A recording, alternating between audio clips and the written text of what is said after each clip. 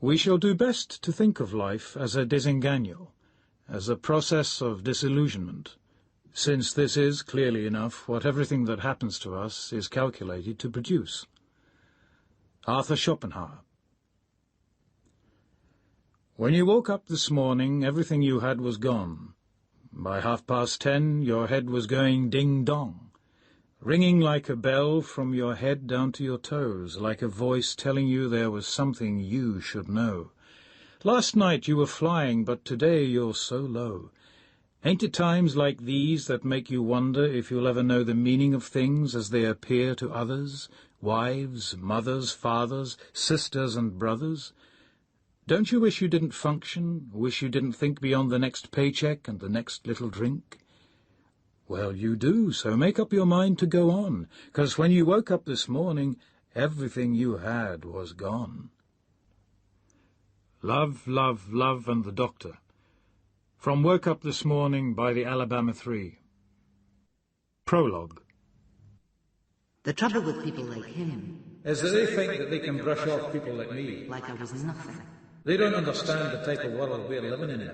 All those menaced souls clamouring for attention and recognition. He was a very arrogant young man, so full of himself. No longer. Now he's groaning, blood spilling thickly from the wounds in his head, and his yellow, unfocused eyes are gandering around, desperately trying to find clarity, some meaning in the bleakness, the darkness around him. It must be lonely. He's trying to speak now. What is it that he's trying to say to me? Help, police, hospital. Or was it? Help, please, hospital. It doesn't really matter. That little point of detail because his life is ebbing away. Human existence distilled to begging for the emergency services. You pushed me away, mister. You rejected me. You tricked me and spoiled things between me and my true love. I've seen you before. Long ago, just lying there as you are now. Black, broken, dying. I was glad then. And I'm glad now. I reach into my bag and I pull out my claw hammer. Part of me is elsewhere as I'm bringing it down on his head. He can't resist my blows. They'd done him any good, the others. After 2 fruitless strikes, I feel a surge of euphoria on my third as his head bursts open. His blood fairly squishes out, covering his face like an oily waterfall and driving me into a frenzy. I'm smashing at his head, and his skull is cracking and opening. And I'm digging the claw hammer into the matter of his brain, and it smells, but that's only him pissing and shitting, and the fumes are sticking fast in the still winter air, and I wrench the hammer out and stagger backwards to watch his twitching death throes. Seeing him coming from terror to that graceless state of someone who knows that he is definitely falling. And I feel myself losing my balance in those awkward shoes, and I correct myself, turning and moving down the old stairway into the street. Out on the pavement, it's very cold and totally deserted. I look at a tinfoil carton with a discarded takeaway left in it. Someone has pished in its remains, and rice floats on a small freezing reservoir of urine. I move away.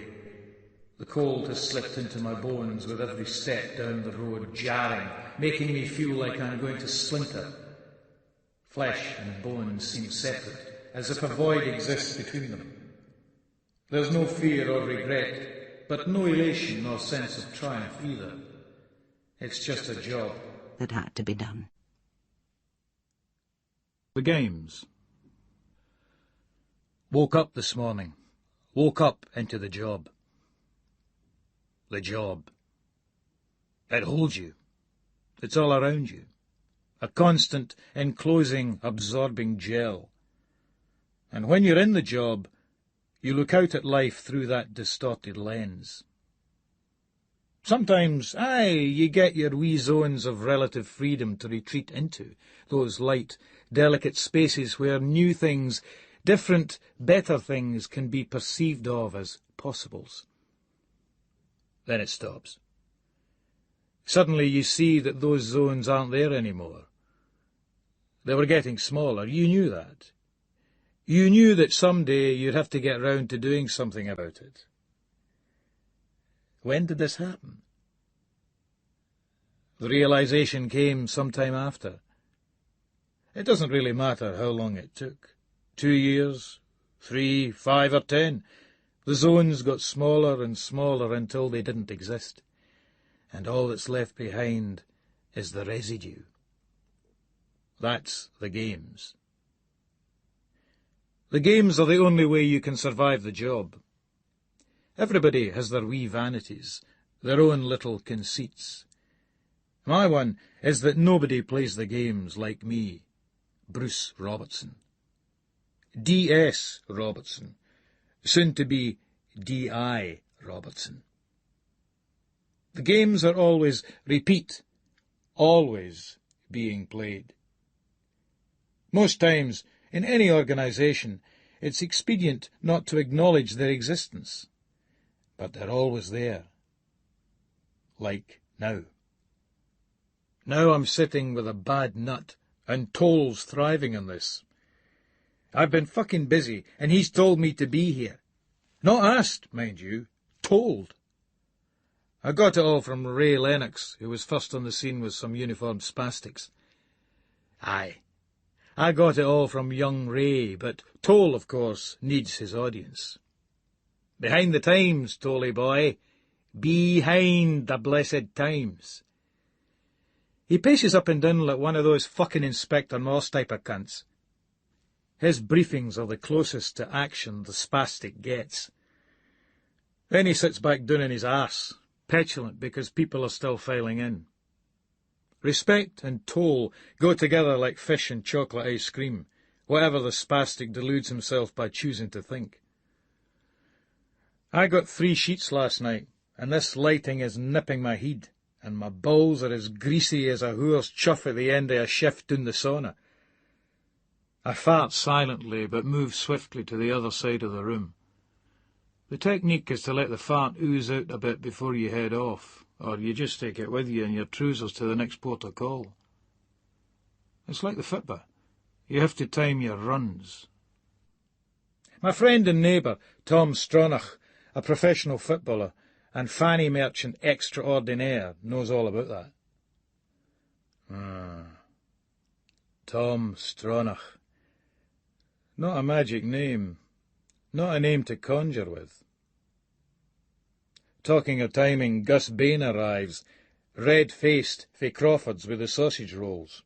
He's passing them around and looking like a spare prick at a whore's convention as Toll starts his brief. Nidri's looking on in the usual disapproving manner of the bastard. My fart gas is wafted over to him. Result. He's waving it away ostentatiously, and he thinks it's fucking Toll. Toll stands up and clears his throat. Our victim is a young black male in his early 30s. He was found on Playfair steps at around 5 o'clock this morning by council refuse workers. We suspect that he lives in the London area, but there is at present no positive identification. D.S. Lennox was down at the morgue last night with me, he says, nodding to young Ray Lennox, who wisely keeps his features set in neutrality, in order not to flag himself up as a target for the hatred and loathing which floats around this room, like a bad fart. My bad fart, most likely. There was a time when we could exempt each other from that hatred and loathing. Surely there was. I feel a bit light. Then it's like my brain starts to burl in my head, sending my thoughts and emotions cascading around. I sense them emptying into something approximating a leaky bucket which is drained before I can examine its contents. And Toll's high, sharp voice reaching into me. This is where he starts to play silly buggers. It seems to have been a fruitless night for our friend. He was in the Jammy Joe's disco until 3 a.m. this morning and went home alone. That was when he was last reported alive. We can perhaps assume that our man felt very much an outsider, alone in a strange city which seemed to have excluded him. Typical Toll. Concerned with the state of mind of the cunt that got murdered. Fancies himself as an intellectual. This is Toll we are talking about here. It would be amusing if it wasn't so fucking tragic. I bite into my sausage roll. The pepper and the ketchup I normally have with it are up the stairs, and it tastes plain and bland without them. That spunk-bag Toll's wrecked my fucking day already. We're only just in the fucking place. As my fart retreats via the air vent, I clock Nidri exiting from the door, improving the room's atmosphere in much the same way. Even Toll's sprightlier now. The man was dressed in blue jeans, a red T-shirt and a black tracksuit top with orange strips on the arms. His hair was cut short. Amanda, Toll gestures to that silly wee lassie, Amanda Drummond, who's doing all that she's good for, a pseudo-clerical job, dishing out copies of the description. Drummond's had her frizzy blonde hair cut short, which makes her look even mary a carpet muncher. She has bulging eyes, which always give you the impression that she's in shock, and she's hardly any chin, just a sour, twisted mouth which comes out of her neck. She's wearing a long brown skirt, which is too thick to see the pant line through, with a checked blouse and a fawn and brown striped cardigan. I've seen mere meat on a butcher's knife. That? Polis? I think not. Thanks, Amanda, Toll smiles, and this crawling wee sow coos back at him. She'd suck his fucking knob right there in front of us if he asked her to. Not that'll do her much good. She'll be away soon. Some cunt'll knock her up the duff, and that'll be her playing at being Polis over. Our murder victim left the nightclub and, Toll continues, but Andy Cleland cuts in on a wind-up. Boss, a wee point of order. Maybe we shouldn't stigmatise the guy by referring to him by such a pejorative term as victim. You have to raise your glass to Clare. He always hits home. Toll looks a bit doubtful, and Amanda Drummond's nodding supportively, completely unaware that he's taken the pish.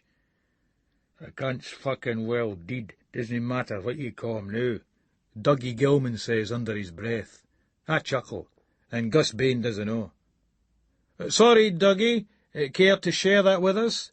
Toll smiles sarcastically. No, Gaff, it's all right, it's nothing. Gilman shrugs.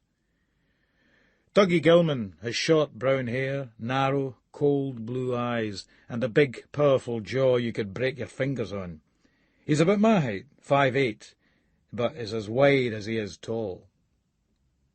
Perhaps craving your indulgence, gentlemen, Toll says coldly, now trying to stamp his authority on the proceedings in Nidri's absence, we might continue.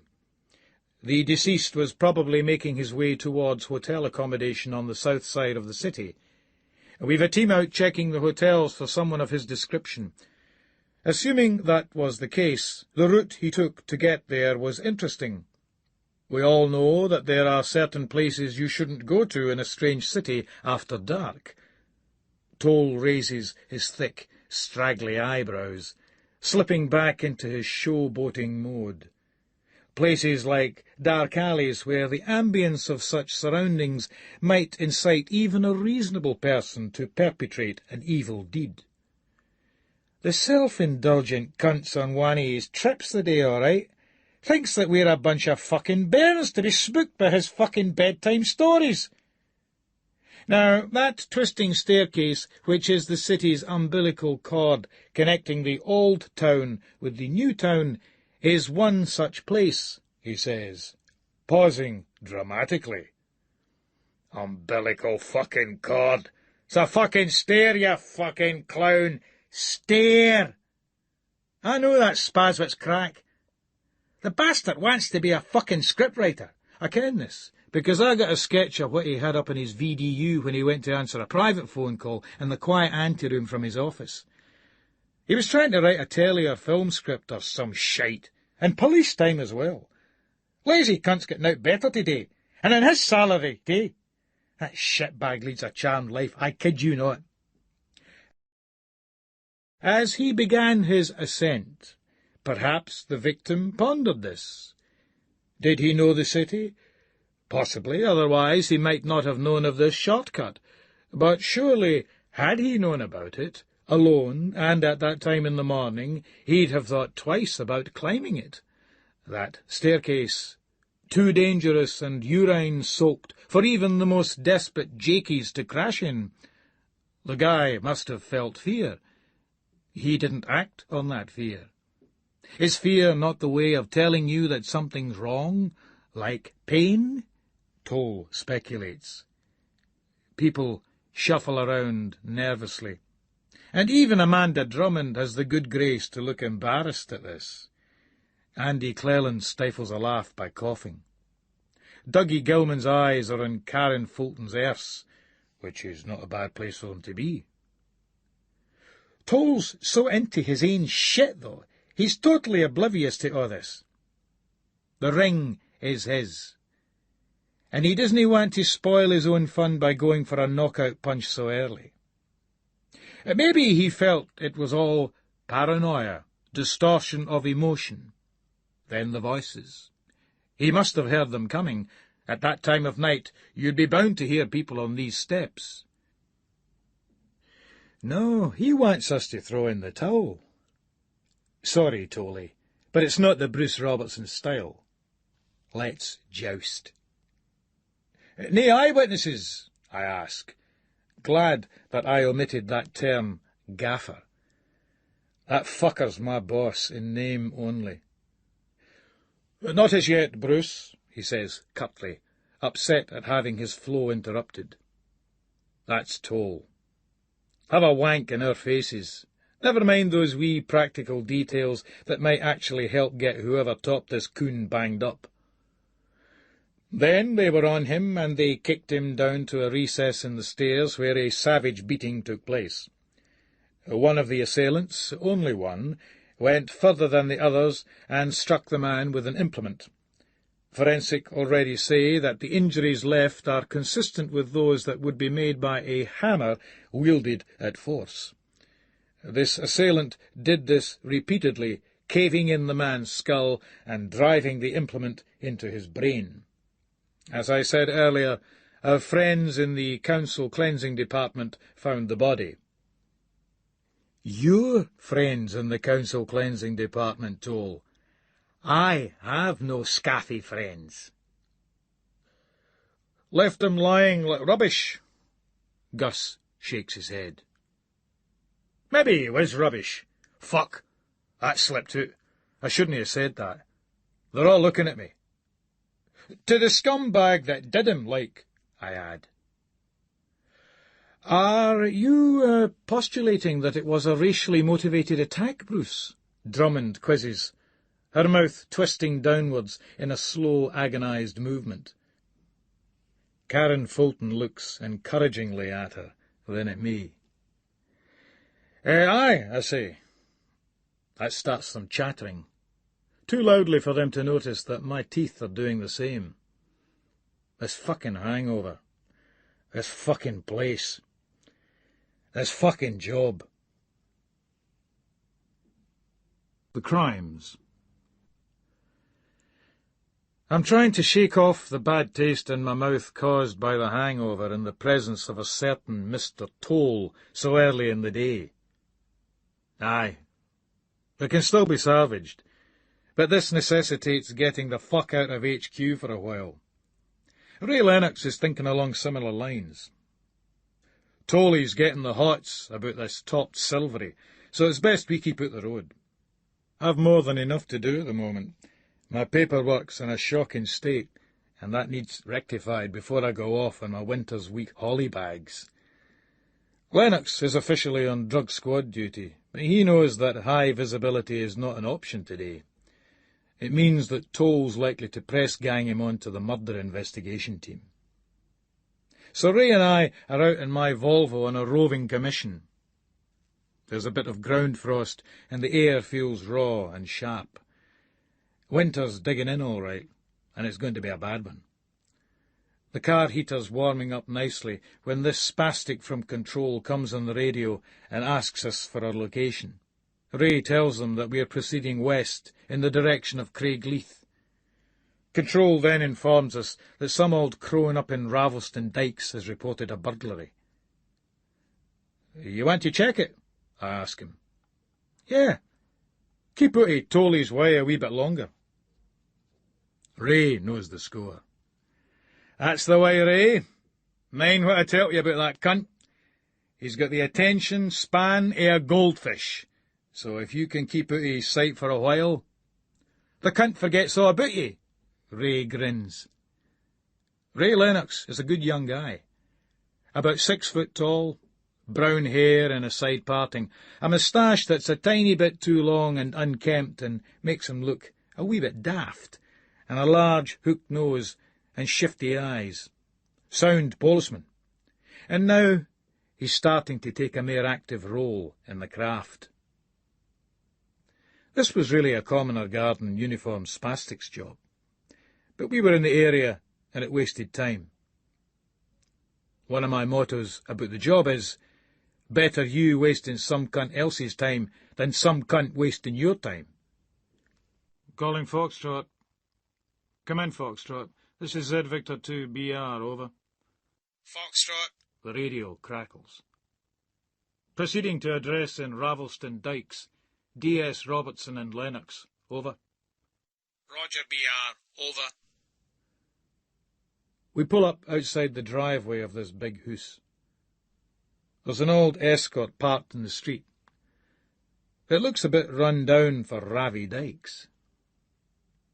An old cow with a faraway look lets us in. I get a bit of a whiff from her. Age makes you smell. Rich fucker or schemy, it makes nae odds. I shudder in the hallway. It's none too warm in here. This is a big house to heat, and I get a scent of old money. The place is crammed full of bric-a-brac, a good lifetime, at least, of memories here. Loads of pictures in silver frames, lined up on the tables, sideboards, and the mantelpiece like an army of tin soldiers. Overkill. This is telling me that loads of little birdies have flown the nest, and they've flown pretty far. All sorts of hooses, cars, and claithes in those pictures. They fairly glint of the new world. The old bat should cash in, sell this asset and coast out her days in a plush, centrally heated and round-the-clock, warden-attended sheltered housing complex. But nah, that twisted pride again. All it equals is a faster and more ragged route to the grave. But there's nae telling that to some fuckers. That old coal fire looks comfortable. The coal is placed in a nice brass bucket. 1 lump or 2, or 20,000 falling around you. The filthy, dirty coal and the minging cunts that dig it. You dig it, baby? You dig that coal, brother? I don't fucking well dig it, or dig the filthy cunts that do. I leave Ray with the old bat in order to have a better nose around. Some nice all-mahogany furniture here. Some wee opportunistic spazwits done the break-in through a French door at the back, which is a total waste. An organised firm with a big van could have cleaned up with some bent antiques dealer. The old dear goes away to make some tea, and when she comes back, she goes all stroppy on us. "It's my paperweight," she says, pointing to a sideboard. "It's gone now. It was here a minute ago." It wasn't as if it was any of my fucking business. We just came here to waste a bit of time. The dopey old cow. Her wizened face glaikit with shock. That bemused look. The great fucking British public. It makes me want to smash the wearer's teeth in with a batten. No much teeth left in this old cunt to smash, mind you. The vandalism time perpetuates on the human body. Fuck me, I'm sounding like that arsehole Toll. "I'm sorry, I don't quite follow you," Ray says. Fucking old spastic works. You've got to give it to Ray Lennox, though. ice cool in such situes, an auld heed on young shoulders. "But it was here. It was here," asserting. Ravelston dikes. Money talks.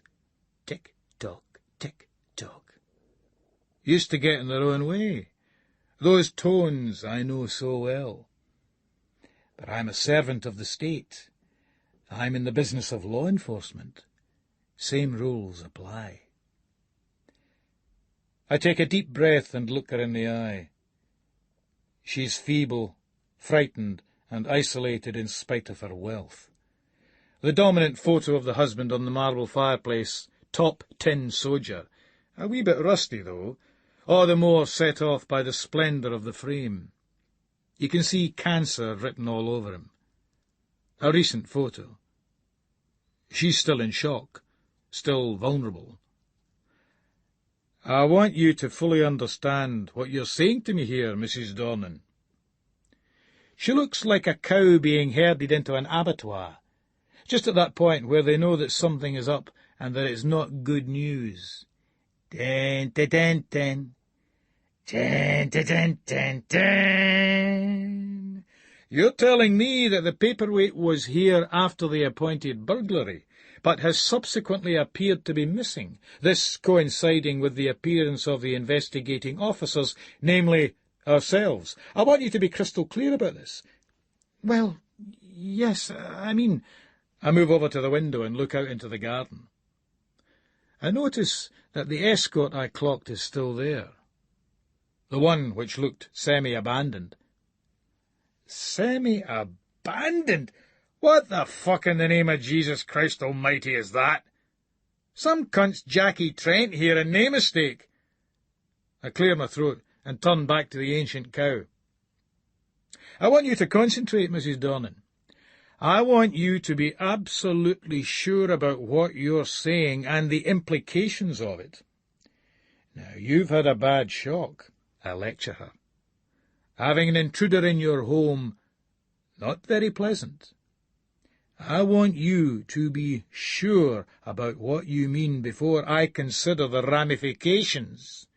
This means initiating a second tier of the investigation, implicating the officers who came here to investigate this burglary. I nod towards Ray, and then glance down at my own chest. The same rules have to apply in each and every case. What I'm saying to you is, are you sure that the paperweight was not taken in the original burglary? Ray comes over at this point for a bit of backup. I think we're jumping the gun a bit here, D.S. Watson. Well, D.S. Lennox, the lady seems to be concerned about this paperweight and perhaps a little confused about what was actually taken during the burglary. Yes, I mean... She stammers. She seems to feel it vanished during our investigation. I give a slightly rueful expression. Ray still plays it deadpan. I didn't say... The old cow whines. I think the best thing would be if we turned out our pockets, D.S. Robertson. Ray laughs in mild impatience. No, I didn't mean... I don't think that you took it. Not for a minute, she bleats, all embarrassed. That was the mistake, you silly old fucker. Ray gives a practised, tired shake of the head. What I'd like to suggest, I cut in. This cow's irritated me. I want sport. I don't think you quite understand what the lady's saying, D.S. Lennox. She's claiming that the paperweight vanished after the investigating officers arrived. I point at myself and then at him. The inference is that the investigating officers have expropriated this property. I curse inwardly. That was a mistake using the term expropriated. Stolen would have been better for obvious reasons. I didn't mean that. The dopey cow apologises. She's buckling inwards, shrinking like a crisp packet flung into a pub fire, diminishing before it combusts. She'll be offering us financial compensation for upsetting us soon. Keep backpedalling, you old spazwit. I'm savouring this. If I could proceed with my suggestion, Ray says, his tone practical. I think that you should go through the inventory again. List the lot, make sure that nothing's left out. My pager goes. It's Control. Fuck me, Toll wants me. Excuse me, I smile. I point to the phone. May I? I dial his direct line. I'm only half listening to him.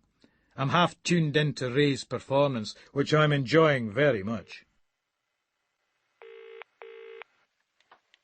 Toll speaking. It's D.S. Robertson. Bruce, good. I'm needing you on this murder case. Busby's put another note in long-term sick. We're stretched to our limit. I see. Are you asking me or telling me? Well, I want to be clear about this, Mrs. Dornan. Are you asking me or telling me? It's just that... Toll's getting uppity. The bastard's always resented my pull with the lads, my status as Federation rep, but also the fact that I'm more prominent in the craft than he'll ever be. That's what cuts the ice with the boys in the canteen, not fucking name, rank or serial number. The basic fact of it is that nobody tells me what to do. I'm listening to Toll rabbiting on about this wog being topped, and I'm thinking, fucking great, another one bites the dust. And then I'm thinking of my forthcoming winter's week's holiday in Amsterdam, and my favourite hors d'oeuvres, and I'm thinking of 2 vibrators, one up her ass and one up her cunt. The technology of love, deployed on a massive scale. I've got a semi, and I'm talking to Toll. The last thing we need now is a stiff. Toll sniffs. Evening News got it yet? Right up her fucking hole. Not so far. So why the hassle? It's just a nigger. Not exactly a shortage of them, is there? I joke. Listen, I don't want any canteen culture bullshit on this investigation. I want you briefed properly by Lennox. He snaps. Toll is known for having no sense of humour. He's taken this equal ops bullshit too far. I understand how terrible this is, Mrs. Dornan, especially with something so valuable to you. I was sure it was there, though. I could have sworn. That's what I always find, Mrs. Dornan. Sometimes when the thing that you want most to be there is away, you can't believe it, so you do actually visualise it there in your mind's eye. A classic shock reaction. Burglary can be very traumatic. It might be an idea to call your GP. Shall I do that now? Oh, no, I'm sorry. I'm making such a fuss. Make out the inventory, Mrs. Dornan. I think that's the best move. What about Lennox doing it? I whisper. He was first on the scene. I can't take Ray off DS. He's close to busting these suppliers at that Sunrise community. Besides, he doesn't have your homicide experience. Yes, I'll do that. I'm so sorry, officer. Lennox, ma'am. DS Lennox. I think you're forgetting something. I'm on my winter's week break in just over 1 week's time. There's a short silence on the other end of the phone. My heart misses a beat. I feel as if I'm listening for the first time. All leave is suspended for serious crimes personnel. There's a memo coming round today. Toll says. All leave is suspended. I can't think straight here. What did he say? Look, Robbo. Toll continues. It's Robbo now. This victim, we don't have a positive ID yet, but it seems he's connected. The chief super's got me by the bollocks. We're stretched and the budget is almost exhausted. We've cut back on the OT as much as we can. You're the first one to complain if there are overtime restrictions. I keep silent. This fucking stupid departmental reorganisation. Anyway, personnel will be sending round a memo. We're out on a limb here. Then this murder happens. It's the wrong time for everyone, Robbo. We've all got to make sacrifices to pull out the stops.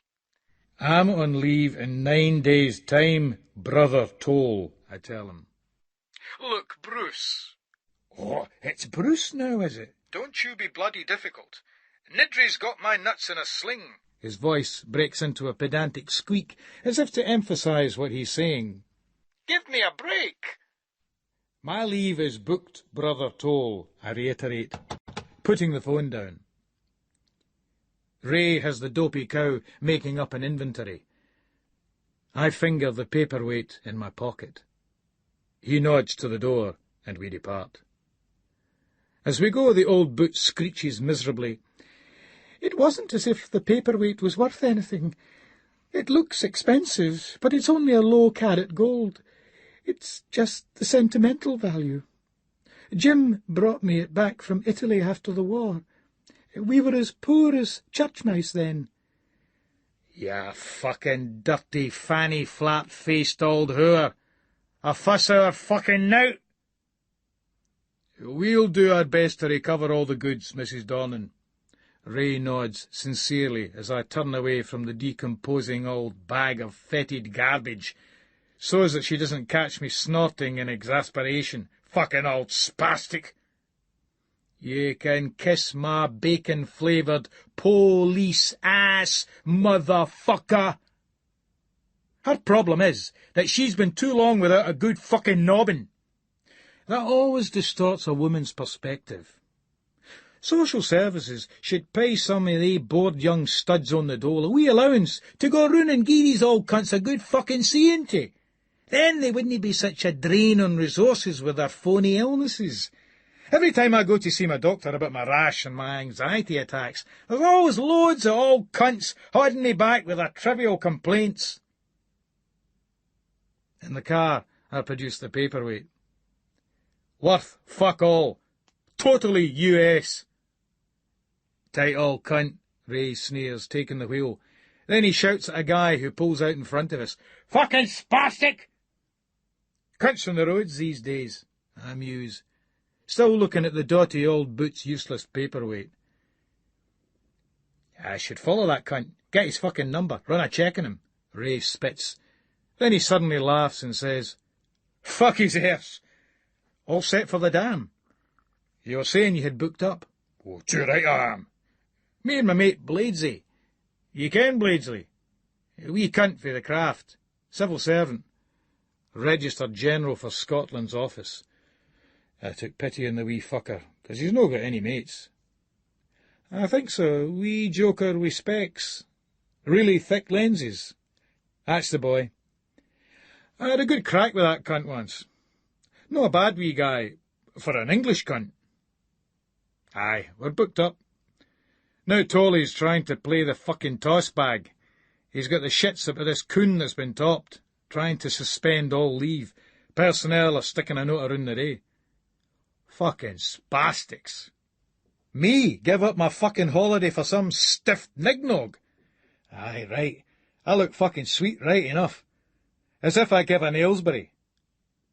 Every fucker kens that I have my 3-week summer in Thailand and my winter's week in the dam. Tradition, custom and fucking practice.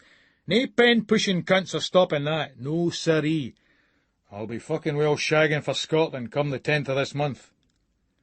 I go to put a tape of Deep Purple in Rock into the cassette player, but decide against it, because this will precipitate an argument with Lennox over whether Coverdale is a better vocalist than Gillan, which, as any spastic knows, is a non-argument. I mean, who could compare Coverdale's Purple or White Snake output to the original Deep Purple lineup Gillan graced alongside Blackmore, Lord, Glover and Pace? Only an idiot would try. Additionally, Gillan produced in Glory Road and Future Shock 2 classic solo hit albums. What did Coverdale ever do as a solo artist? But I'm not getting into this with Lennox.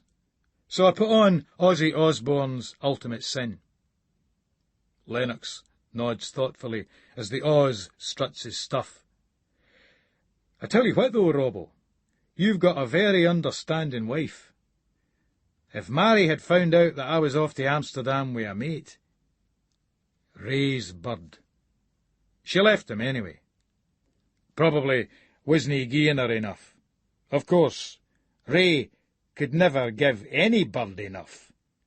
The mouth department and the trouser department are well out of synchronization in the not-so-superstore that is Ray Lennox. I kid you not. It's a question of values, Ray. Give and take. Keeps the spice in a relationship, I tell him. Ray raises his eyebrows. I'd watch Toll, though, Robbo. Just play it gently. He'll let you go. This case will be wrapped up in 10 minutes anyway. You never know, but, eh? Come on, Bruce. Somebody daft enough to top a silvery in a staircase in the centre of the toon shouldn't prove too hard to catch. It'll be some schemy young bloods pished up in the toon and tooled up. Toll's probably seeing it as some big political thing, 'cause the wog probably had a rich daddy who plays golf with some big noise doon in London. If it was an ordinary punter frae Brixton, they wouldn't gie a toss. You know how insecure that spastic is. Exactly, Ray. That spastic's jealous of my status in the craft, and he was trying to butter me up about all my homicide experience. Where did I get most of it, though? Over in fucking Australia, which counts for nothing with these spastics when it comes to promoted posts. Doesn't count for nowt, though, when they want somebody drafted on to one of their fucking teams. Out of order, Ray nods. Here, Ray, I shout, clocking a Crawford's. Pull up at that baker's a minute. I get a couple of bacon rolls, and Ray gets another sausage roll, which we scran back and wash down with hot, slimy, milky coffee. It has the aftertaste of a Jakey's lips after a binge on the old purple tin. I take over at the wheel, and we drive down by the water of Leith, and I chuck the old cow's paperweight into the river. I'm writhing in the seat as I drive. I have a rash developing on my testes and my arse, caused by excess sweat and chaffing, the quack said. The cream he gave me seems to be making it worse, if anything. I suppose it's something that'll have to get worse before it gets better. Fucking spastics. How do they expect me to do my job under these circumstances? I can't. It's getting really fucking itchy, and I shift my weight onto one buttock and claw at my arse through my shiny black flannels. I need a proper fucking laundry service, that's what I need. It's no good. I stick it out until we get to the high street, where I stop the car at Hunter Square and go into the public bogs. This needs a good claw. I whip everything down and remove the dampness from around my arse with toilet paper. Then I scratch like fuck, but it stings as the grease from the bacon roll, I realise, is still under my nails. I claw and claw, feeling a delicious liberation as the wound tears and pulsates. I see the blood on my fingers. I wedge some toilet paper between the cheeks of my arse in order to stop them from rubbing together and creating the friction which causes the tissue to itch. My balls are not too bad. I go back up without bothering to wash my hands. You doing the lodge tonight, Bruce? Ray asks, as I pull down the Royal Mile. We'll cruise down to HQ via Leith. Kills a wee bit time. Nah. Maybe Thursday for the pool round robin. Quiet night in with the missus? Yeah, I say, glowing with pride. Carol's making a special meal tonight. I wish I had somebody to make me a special meal, Ray says, as we motor down Easter Road past Tinelli's restaurant, an old haunt of Carol's and mine. You're no telling me that you've no got something on the go? Nah, since I split up with Mary, I've been doing a bit of sniffing, but they're no biting, Ray says, looking doleful, as well the cunt might. Maybe getting too desperate, Ray, gieing the birds that I want into your drawers at all costs stink. Lennox looks thoughtful and lets his finger rub the side of his nose. Talking of stinks, there's an almighty Judy Dench coming into the car, and I'm about to pull up that scummy bastard for letting one go, when I realise that its source is the sewage filtration plant. Aye, maybe, he concedes. Have to fix you up with my sister-in-law again, eh, Ray? I laugh. Ray looks embarrassed. He hates to be reminded of the time we both rode that cow. Every cunt has their Achilles heel, and I always make a point of remembering my associates' ones. Something that crushes their self-image to a pulp. Yes, it's all stored for future reference. Wheels of Steel. Back down at HQ, everyone in the canteen's gone fucking spare about the holiday memo. I say nothing. Best to play it cool and let their anger ferment for a bit. Of course, they're all looking to me as Fed Rep for a bit of leadership. But I've got to keep my nose clean, as there's the new DI post which is coming up soon in the departmental reorganisation. No way would I put my neck on the line for any spastic in this place, although I obviously keep them thinking otherwise. Toll's shitting it about this departmental reorganisation. I don't know why. He should be well used to it by now. They have one here every 6 months, and every one they undertake fucks things up even worse than before. So they set up a working party, and they go away for ages, and when they come back, they recommend yet another departmental reorganisation. The best thing about this yin is that it puts our good friend Mr. Toll on shaky ground, as when I get this promotion, I'll be on the same grade as him. It's a promotion I should have had long ago, but for the stupid fucking rules and Carol's idiocy. But he's on a wee run right now, is Tolly. He's got us all in for another fucking briefing, and this new civvy blonde piece is handing out the notes. I get a waft of her perfume. I give Clell the eye, and he nods back in shared acknowledgement of the fact that the blonde piece looks some ride. I'd say mid-30s, body still firm, but just starting to get that heavier way that I like. Well worth one. Toll's slavering on about this journalist coon that got topped and his diplomat father, but I can't hear a fucking word of it, 'cause the blonde piece is standing in a light which makes her top look almost see-through, and these jugs are fucking well prominent. Yeah, cunt ye? Oh, gee, a fucking migraine, knowing. Thankfully, Toll's briefing is short, so I get downstairs for a coffee and a sausage roll. I force myself to look through the copies of the file that Toll's opened up on the topped Silvery. They now have a positive identification. A Mr. Effin Woory. His father is the ambassador for Ghana. He was staying at the Kilmuir Hotel on the south side. He only checked in a couple of days ago. A couple of days ago? That means, shouldn't he fucking well be here? He should not. A journalist, a diplomat's son and a journalist. That wasn't he. He shouldn't have been here in the first place.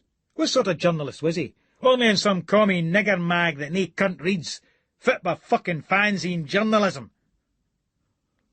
There's little of note in the file otherwise, so I place a call to the Lothian Forum on Coon Rights, or whatever they call them. Maybe he was up here to meet an Edinburgh darkie. It's engaged. I'm absolutely Aylesbury'd, so I decide to knock off early, taking the motor out to my pal Hector the Farners, who's got some good videotapes. I'm tearing out of town in the Volvo, the Michael Schenker band giving it big licks. I'm always indebted to them for saving a crap Reading festival I once went to. Before we know it, there it stands in front of me, Hector's house. Hector crushes my hand in a Masonic grip, his alcohol-flushed face beaming at me. "Got time to come for a dram?" he asks. "Sorry, mate, I'm on a murder investigation. Some daft nigger's only gone and got himself topped. Still, there's big OT possibilities. Got the goods?" "Aye." Hector smiles and produces a Tesco's bag with 2 VHS format videotapes in it. We arrange to meet at the lodge later that week, and I speed off homewards, a strong jab in my shiny flannels every time I pass a piece of quality fanny. That night I'm home alone. Although that's my business, not Ray Lennox's or any cunt else's. I've got a large slice of gala pie for my tea. I put it into the microwave and watched the movie I got from Hector. Two whores are having a good licking and frigging session, and the black studs are just about to come and join them. Now, I'll switch it off. I don't want any black studs. I put on another tape featuring two lesbians and a milkman. I bite into the gala pie and my teeth ache and send a spasm through my body. The fucking thing's still frozen in the middle. I eat it anyway. The video is okay, but I start to feel uneasy as a fluttering rises and intensifies in my chest. The room looks gaudy with too many rough edges. I go to the kitchen and pour out a large measure of reassuring whisky. I take the bottle with me into the front room. Another glass, and the unease passes. I'm not thinking about work. I'm here, at home. I stay up and sleep in the rocking chair after having had a few nippy sweeties. I'm half dozing and half awake, thinking of Carol. She'll be back soon. She knows what side her bread's buttered on. After a while, my guts really begin to ache badly, and I'm sweating. I sit writhing in the chair as it rocks in a sickening rhythm, but I can't go to bed, not until it gets light. I think I'm going to throw up. I keep it down, trying to breathe in slowly. The thick, stagnant alcohol sweat. My fucking guts. It'll be from that gala pie. I've a good mind to report the deli spastics to the environmental health. Not that those fuckers are any use. After a bit, it thankfully eases off as sleep takes me away. Sleep, blessed sleep, what I want.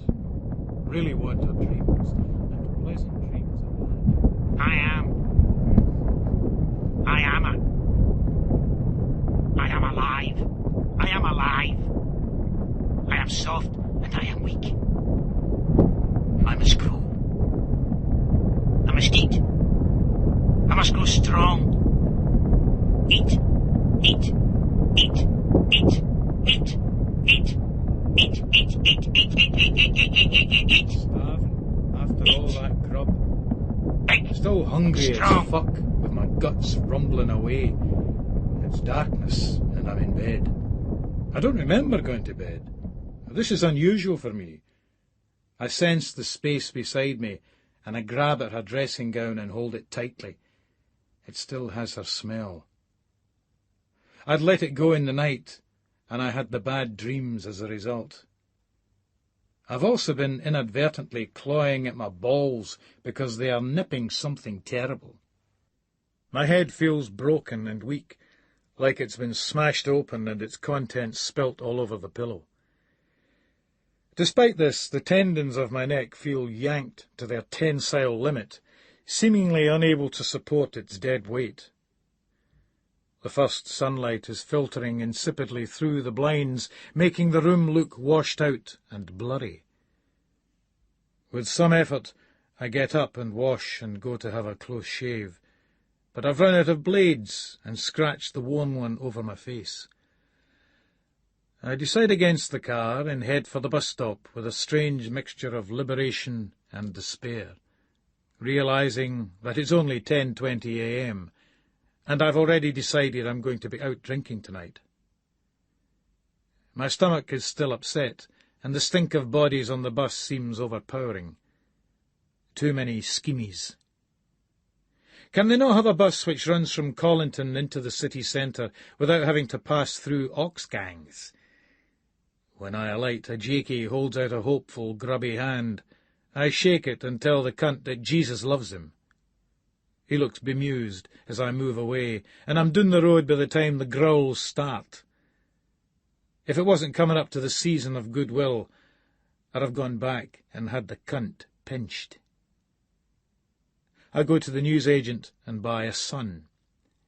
I also look at the pornographic magazines on the top shelf. I make no apologies for this. The job is one in which it's dangerous to think too much, So the best thing is to channel your energy into something that's the easiest to think about, but which does you no harm. For most of us, sex fits the bill nicely. I leave without making another purchase, however, and I'm upset at the cheerfulness of the shopkeeper. "The Sun!" he shouts loudly. "Very good, 30 pence." This disgusts me, as I'm not like the rest of the festering plebs who read the Sun. I'm more like somebody who writes the thing, edits it even. Know the difference, you pleb? Always know the fucking difference. The last thing I need first thing in the morning is yet another briefing from Toll about this Woori murder. As it happens, it's the first thing I get along with Gus Bain, Peter Inglis, and 3 constable spastics, namely Roy, whom I know through the lodge, Muir, whom I worked with on Drug Squad, and who's acceptably Jackie Trent, and Considine, who seems okay. So it looks like Toll's heading up this team himself to work on the Topped Coon case. I'm fucking burning inside, though, when I see that silly wee cow Amanda Drummond here. What the fuck is she doing on a murder team? Wouldn't trust her to pick the fucking curtains for the office. Why doesn't anybody tell that silly wee lassie that she's superfluous now, and that we've got that big blonde civvy piece with the waxed legs and sunbed tan handing out the paperwork? Yes, and she's here now, coming right into my sights. Oh! She passes me a briefing note. "Thank you, my darling." I smile at her, and she gives me the unfazed measuring look of the game whore who kens what she's aboot. Fucking doll. I hear a voice in my ear. It's Ray Lennox. "What the fuck are you doing here?" I ask him. "I thought you were on DS duty." I ken what the cunt's doing here, all right. He's stalking that blonde piece. That's what he's doing here. "I'm on my way. Just popped in to say good morning." He smiles and departs.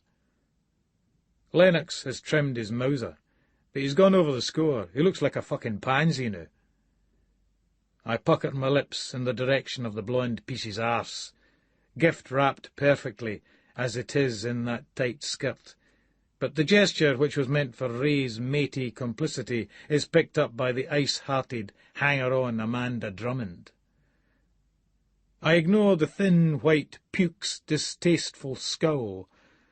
I nudge Dougie Gilman next to me, who clocks the blonde piece's arse with an evaluating, approving nod. Toll's off on one, flapping with only semi-restrained excitement. "As you know, we now have a positive identification of our victim. He is one Efan Woori, and he is a freelance journalist from Ghana who was working in London. We are unaware of his business in Edinburgh, and friends have said that he was here on holiday." Funny time to come up here for a holiday. Up to nae fucking good, I'll bet. "Some holiday, pair boy," Peter Inglis nods. "Yes.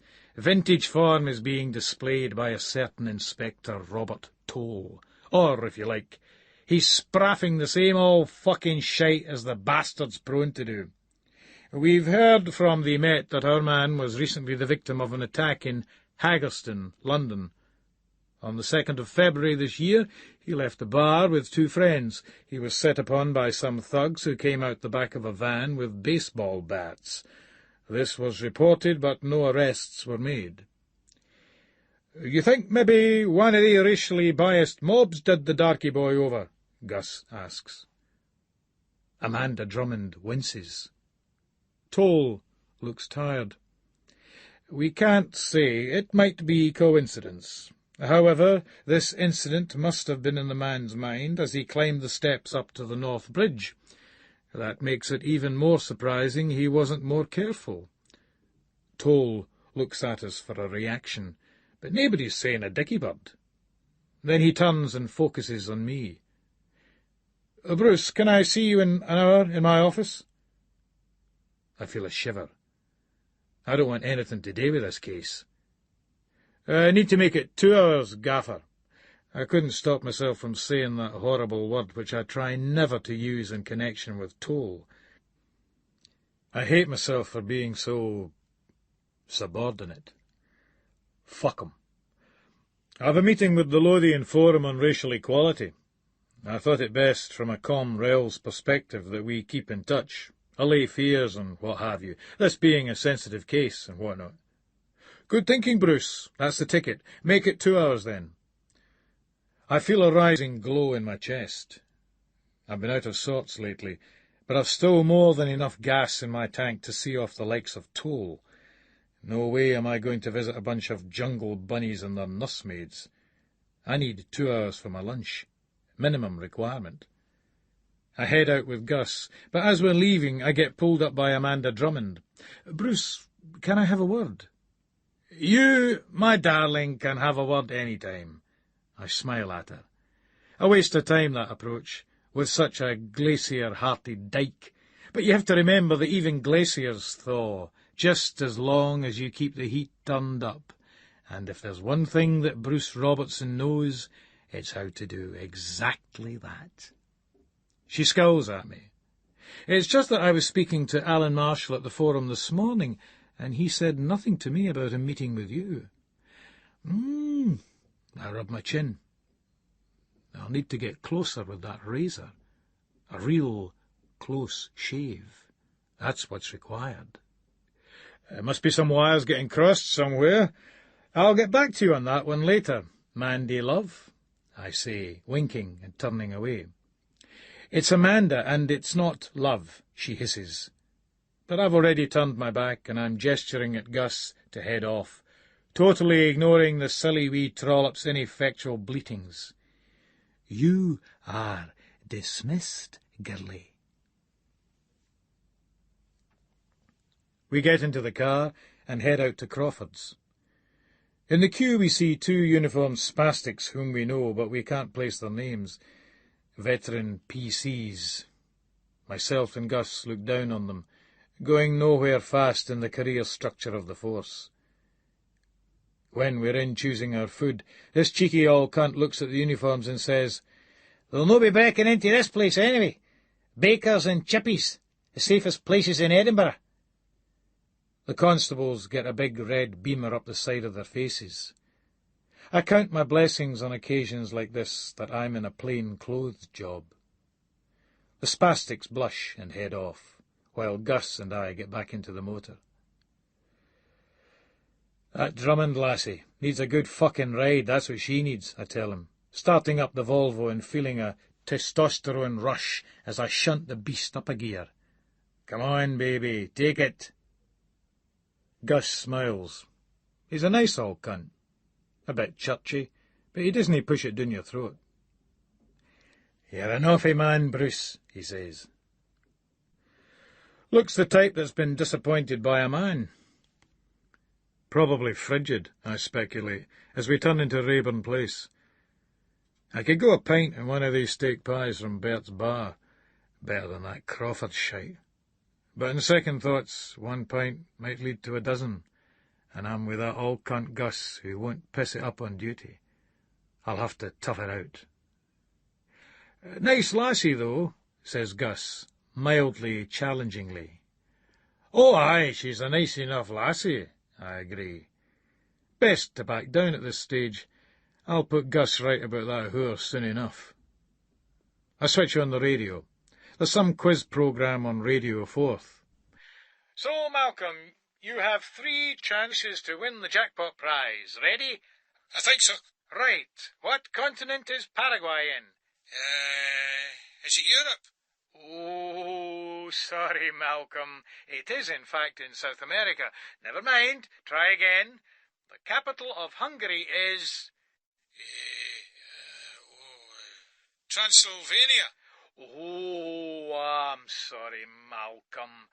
It's in fact Budapest. You're thinking of the vampires and all that sort of thing, aren't you?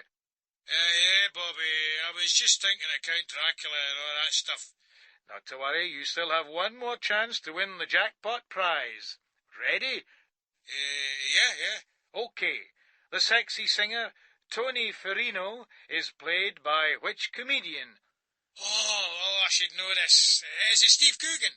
Steve Coogan is correct. Malcolm Winters of Larkhall, you have won a jackpot prize of £500. I switched that shite off and put in a tape. Saxon's debut album, Wheels of Steel, and for many, their best. I'm more into denim and leather, though.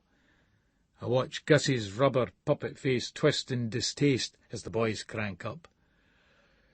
What a din, Bruce. Dinna ken how you can listen to that. It's white man's soul music, Gus. We came, conquered, and enslaved, I explain. We get back about an hour later, when who should come down into the office but Toll. We agreed 2 hours. He's fucking up my crossword time, the helium-filled wank bag. Toll downstairs, Toll here. We are privileged. Normally that spastic never leaves his desk. I never knew the cunt had legs until I saw him one night in the foyer of the King's Theatre when I was taking the wee into the panto. There's that cunt Toll just standing there, and he fucking cold-shouldered me. I mind the bairn asking who he was, and me saying, "That's one of the bad men I put away once, doll." She frowned at the shit bag after that. "Robbo, in here." He points to the interview room and shuts the door behind us. "Listen, keep this under your hat, but as you know, things are pretty stretched around here, particularly until we get the new DI post filled in the reorganisation in the new year." My post. But listen to Toll, making out that he wants one of us on the same grade as him, when he does nothing. Anyway, as things stand, I should be on a much higher grade than that imbecile. I would have as well, if Carol hadn't made us fuck off to go to Australia for 6 bastarding years. What I want you to do, in effect, is to lead up the team on the Woody case. I'll be around to oversee, but I'm pretty much tied up with this reorganisation bollocks. I got a note from Busby. He's going to be off for some time yet. I don't know how they expect me to run this division with an inspector shot. Anyway, mind and keep me posted. I want this cracked sharpish. The toss is trying to butter me up because he thinks that if he makes me responsible for this case, then I won't want to take my break in the dam. Fuck his memo. I'll kick up a stink through the Federation and the craft if I have to. Same rules apply.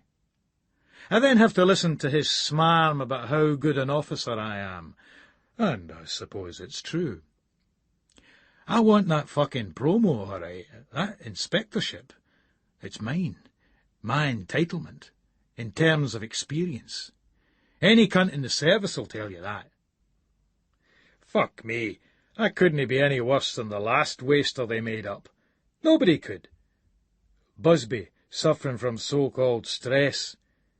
He's never away for the fucking golf course. No bad for some. He's got the welfare spastics twisted round his finger. I'd gie the useless farting cunt his jotters, then we'd have 2 inspectorships up for grabs in the division, and it wouldn't cause as much of an atmosphere with the boys in the canny.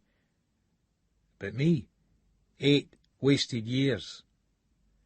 What did they think I was doing in Sydney all the time? Playing fucking tiddlywinks.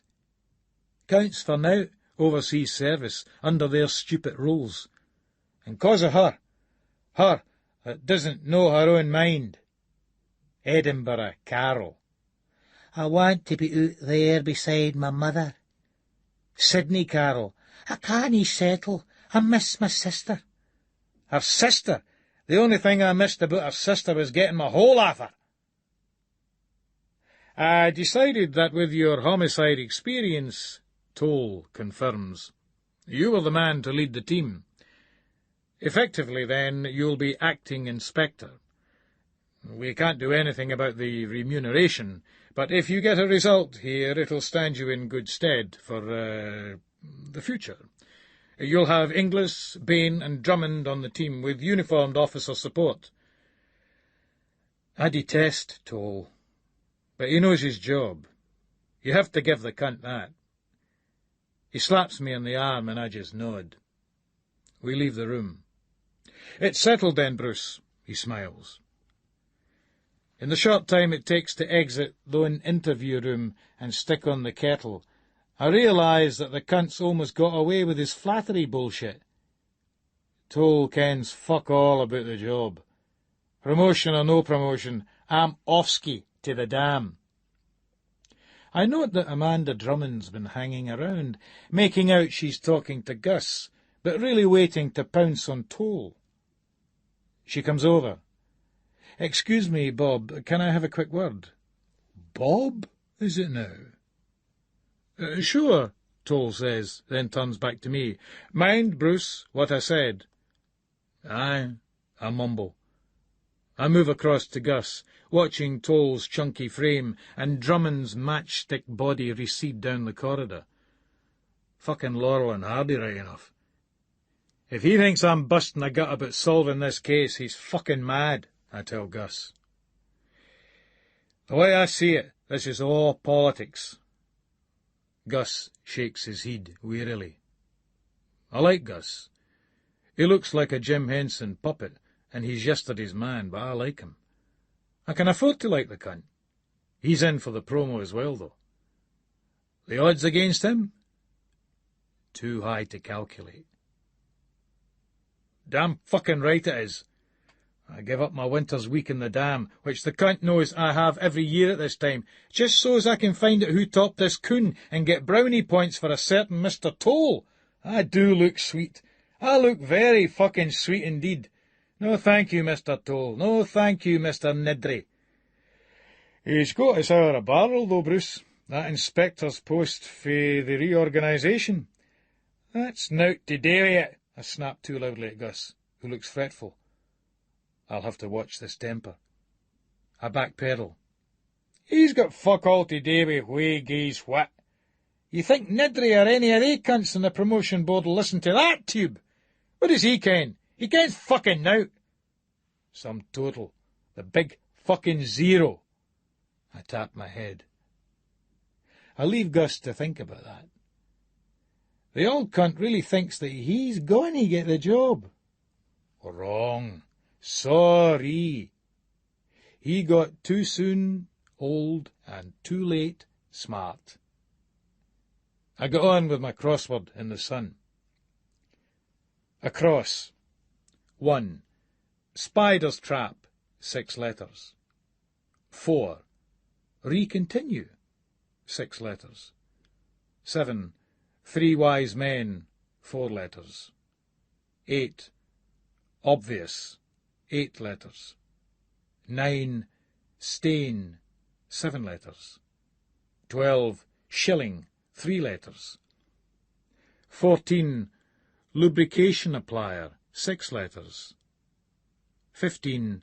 Shut, 6 letters. 16. Definite article, 3 letters. 18. Lottery, 7 letters. 22. Dark-haired girl, 8 letters.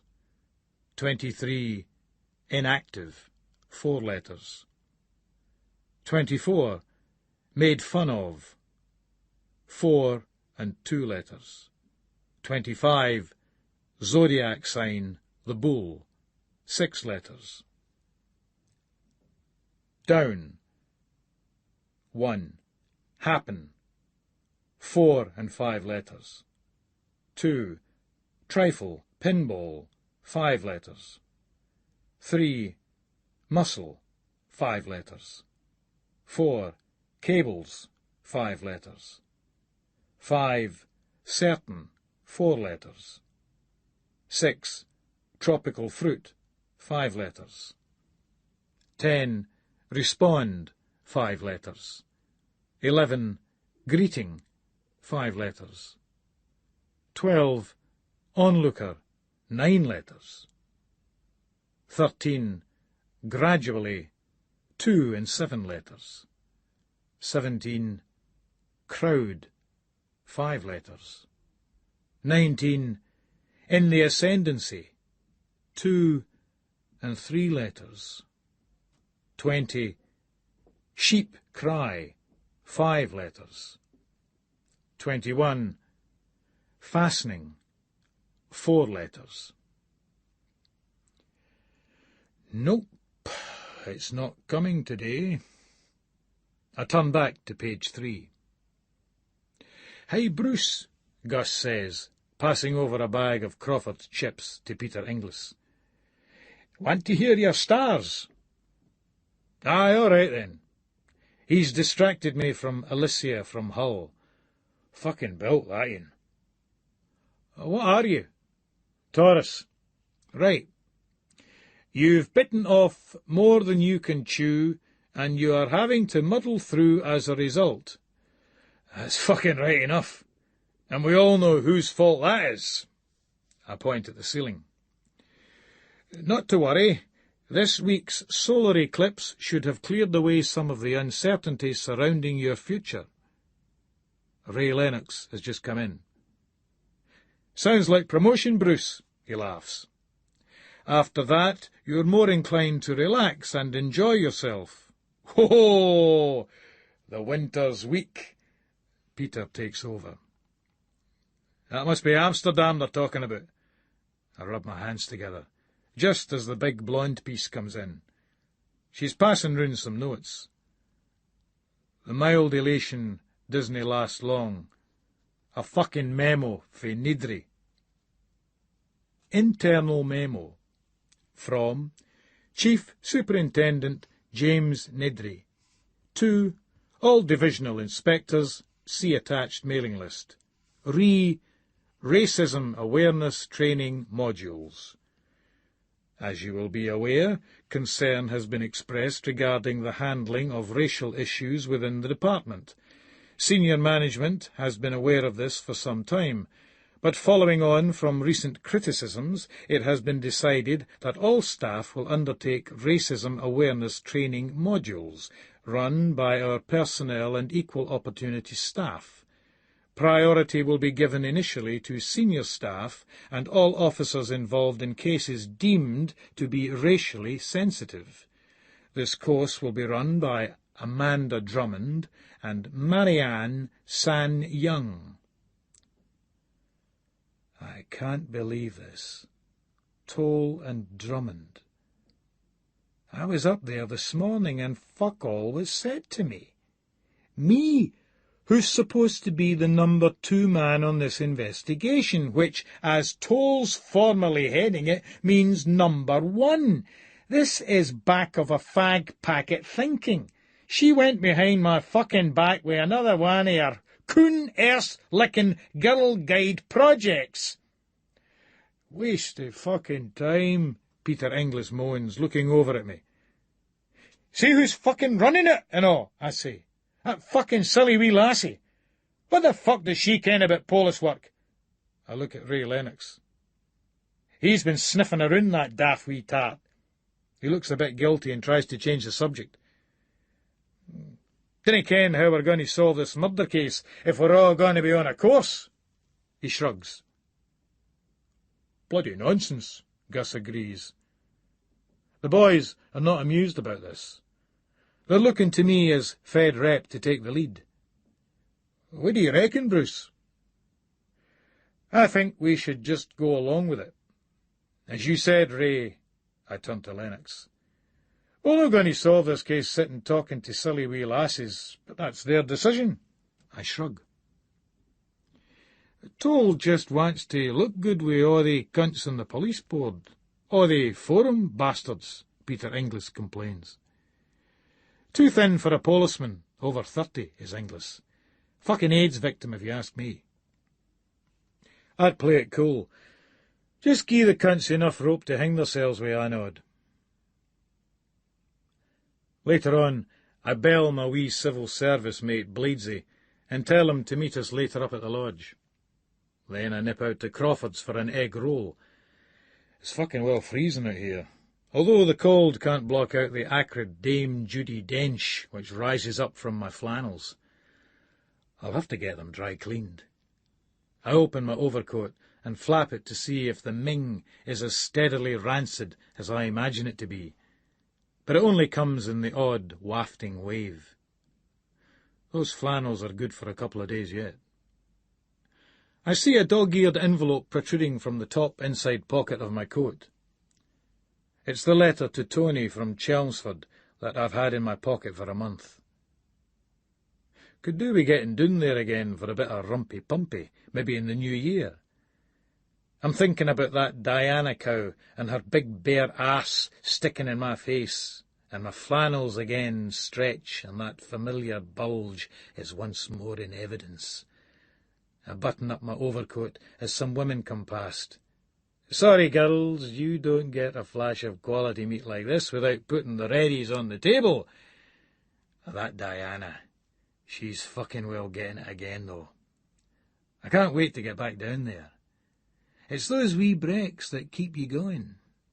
Without them, all you have is the job. And the games. At Crawford's, they've run out of scrambled egg. It's probably been nicked by the hard-hatted schemmies who should be doing their fucking jobs rather than farting about in takeaways all day.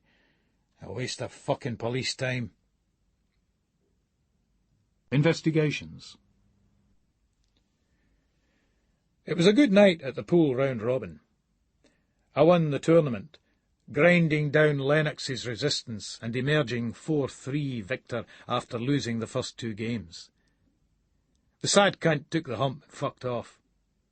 Don't play with the big boys if your cue action isn't up for it, and Lennox's sure ain't. At any sport. So now I'm out in the frosty streets with my mate Bladesy, who's coming to the dam on holiday with me. I fancy carrying on here. Too right I do. It's snowing lightly. I catch a snowflake and marvel at its perfection through a lager haze, before it disintegrates in the heat of my hand. It's starting to fall heavier as I steer a reluctant Bladesy into a scabby drinking den down in the Cowgate, one of those dives with a late licence which is full of students and pishheads. I stomp my feet to shake the snow off my boots and set up 2 more pints. We find a seat, and I hear some cunt at the next table talking about the Fitba. He's saying something like, Stronach's been a good servant, but there isn't a full 90 minutes in him anymore. I'm considering this rather obvious point, when out of the corner of my eye I see a completely wrecked old cunt in faded but clean clays, noising up some students. The young cunts are lapping it up, though, indulging the all-fucking-nobody. Isn't that the Bohemian chap, Arthur Cormac? You know, the old chap who recites the poems. Bladesy's asking me. I look at him and scoff. You call the cunt a Bohemian, but what does that mean? To me, that's a fucking Jakey. Well, actually, he has had a collection of poetry published, and it did win an Arts Council award. That's what a Bohemian is, though. That's the definition.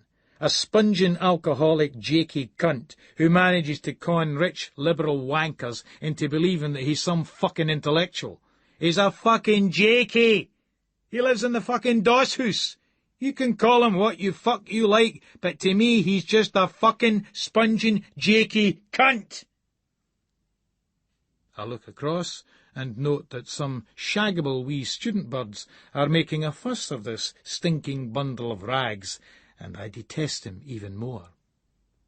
Actually, I don't know. If he lived on the left bank of Paris or somewhere like that, he'd be accepted universally as a Bohemian, Bladesy says, taking off his glasses and rubbing the lenses with a cloth. One of Bladesy's mince pies is in much worse nick than the other, so one lens is far thicker. Fucking froggy cunts. What the fuck do these cunts ken? A Jakey's a fucking Jakey. I point across at the old cunt. You call that art? I've heard them. A Jakey mumbling fucking crap poems at people who dinna want to fucking well hear them. So that's what they call art now, is it? Or some fucking schemie writing about all the fucking drugs him and his video mates have taken. Of course, he's no fucking well with them. Now he's living in the south of fucking France or somewhere like that, conning all these liberal fucking Ponzi twats into thinking that he's some kind of fucking artist. Boys! Fucking boys! I shout over at the Jakey and his student pals. Bladesy looks a bit nervous. Bruce, is there anywhere we could, actually, go? Point taken, Bladesy. It smells like scrubbers close in here, I snort, looking over at the pish-head and a student with that nigger hair and rags these rich white kids like to wear. Come back to my gaff, I tell him. We're both 3 sheets to the wind. Your wife won't mind? Nah, she's at her mother's in Aviemore. The old girl's not so well, heart disease. Oh, dear. Bladesy looks at me sadly, like that fucking Doug. What's it they call the cunt? Droopy, like that Doug Droopy in the cartoons. Brought it on herself, daft old cunt, I explain. You go to that house, and the amount of butter they eat, and they fry everything, sweets, chocolate as well, and fags. I see. Bladesy always says in a tone which tells me that, no, the cunt does not fucking well see. Your best psychologist is the one on the force, pished or no. I'm thinking about her mother, and I'll give the old doll this. She always made a good nosh-up. Plenty meat. Needed road, though. That was her problem. Ever since the old boy kicked it. Not enough rumpy-pumpy to keep the circulation of blood flowing. No wonder her arteries clogged up. The old boot's ain't fault for being so fucking frigid. I warned Carol that she'd go the same way if she didn't lighten up a bit on the shagging front. We down our pints and head outside, and I flag down a taxi, and we're off towards mine. The snow's really starting to lie, which means total chaos for the rest of us, and serious OT for those traffic spastics who are regarded as the lowest of the low by the serious crime boys. The taxi driver's blethering away sociably, thinking, mistakenly, that this is going to earn him a tip. Wrong. Only an imbecile would think of giving an Edinburgh taxi driver a tip. Sorry, my sweet, sweet friend, but the same rules apply. When we stop and get out of the cab, I work off all my smash onto the cunt, counting it into his hands as his mouth becomes a fraught, shivering gash of disapproval. Bladesy, got any 2 pences? 2 2s or 4 1s is all I need. Oh, there's a 5p, Bladesy says. I take it and drop it into the driver's hand, taking back 1 penny. There, I tell the cunt cheerfully. That's a square. £3.60. Thanks very much, he muses. Not at all, thank you very much, I smile. The fuckwit pockets the coins and speeds off as I open the gate. Didn't you give the chap a tip? Bladesy asks. I would not give that spastic the shite off my shoe, I tell him. There's a couple of chaps from the lodge that drive taxis. I ken that good and well, Brother Blades. Just because some fucking cowboy's in the craft, it doesn't make him due a tip in my book. Same rules apply. A tip? These bastards! I wouldn't give them a bad tip on the fucking GGs. Do we care? Do we fuck? In the kitchen, I pour myself a good measure of 12-year-old Chivas Regal, and I fill a glass with Tesco's Scotch whisky out of one of those plastic bottles for Bladesy. I'm thinking that it's our national drink, and with him being an English cunt, he won't notice the difference, and he's 3 sheets anyway. I could have pished in a glass, and he wouldn't have kent any better. After a while, he looks a bit melancholy. You're so lucky with your wife. She seems to understand you, he bleats. It looks like he's ready to open up about his relationship with this big piece he married last year. Bunty, her name is. He worships the big cow. It's Bunty this, Bunty that, with the wee cunt. Of course, She seems to treat brother Clifford Blades like shite. In my experience, this means that the woman needs a good fucking, or a better one than Blades is capable of giving her. Same rules apply. It's all a question of values, I tell him. I mean, it's like what you want out of life. Mind you, I'll need to give this place a good tidy before she comes back. It's like a midden. You certainly will, Bladesy says, sipping at his whisky. I'm sure the cunt's face screwed up a wee bit. Fuck him, cheeky wee bastard. What about your daughter, Bruce? What school's she at? Mary Erskine's, still at the primary likes. Actually, having a bit of a difficult time with Craig. Bunty's so protective of him. He's never really accepted me. Well, it's not as if I've set myself up as a father substitute. I mean, I thought, play it all by ear. Your daughter, you never have any problems with her, do you? There was a wee incident. She was caught telling lies, silly wee lies. It was nothing major. It's all behind us now. I tense up. I should not be telling that bastard any of my business. The best form of defence is attack. Listen, Bladesy, my old mucker, do you mind if I ask you a personal question? Well, You and Bunty, are you shagging her? Bladesy looks at me, then averts his gaze. That cunt's no doing any shagging, no fucking way. When he starts to speak, he seems embarrassed, but not offended. Not that I give a fuck. Well, actually, that side of things haven't been too great lately. I nod sternly as Bladesy coughs out his humiliation to me. This wanker actually thinks I care. Wrong. I suppose I've actually always been a bit of a loner. Always had difficulty in making friends. That's why the craft's actually been so good for me. Everybody's accepted. Getting this job up here and meeting Bunty, well, I thought I'd landed on my feet. I mean, Bruce, I don't know what she wants. I never so much as raised my voice at her, even when she's being rather unreasonable to me, and I always provide. I mean, I had better straighten the laddie out once and for all.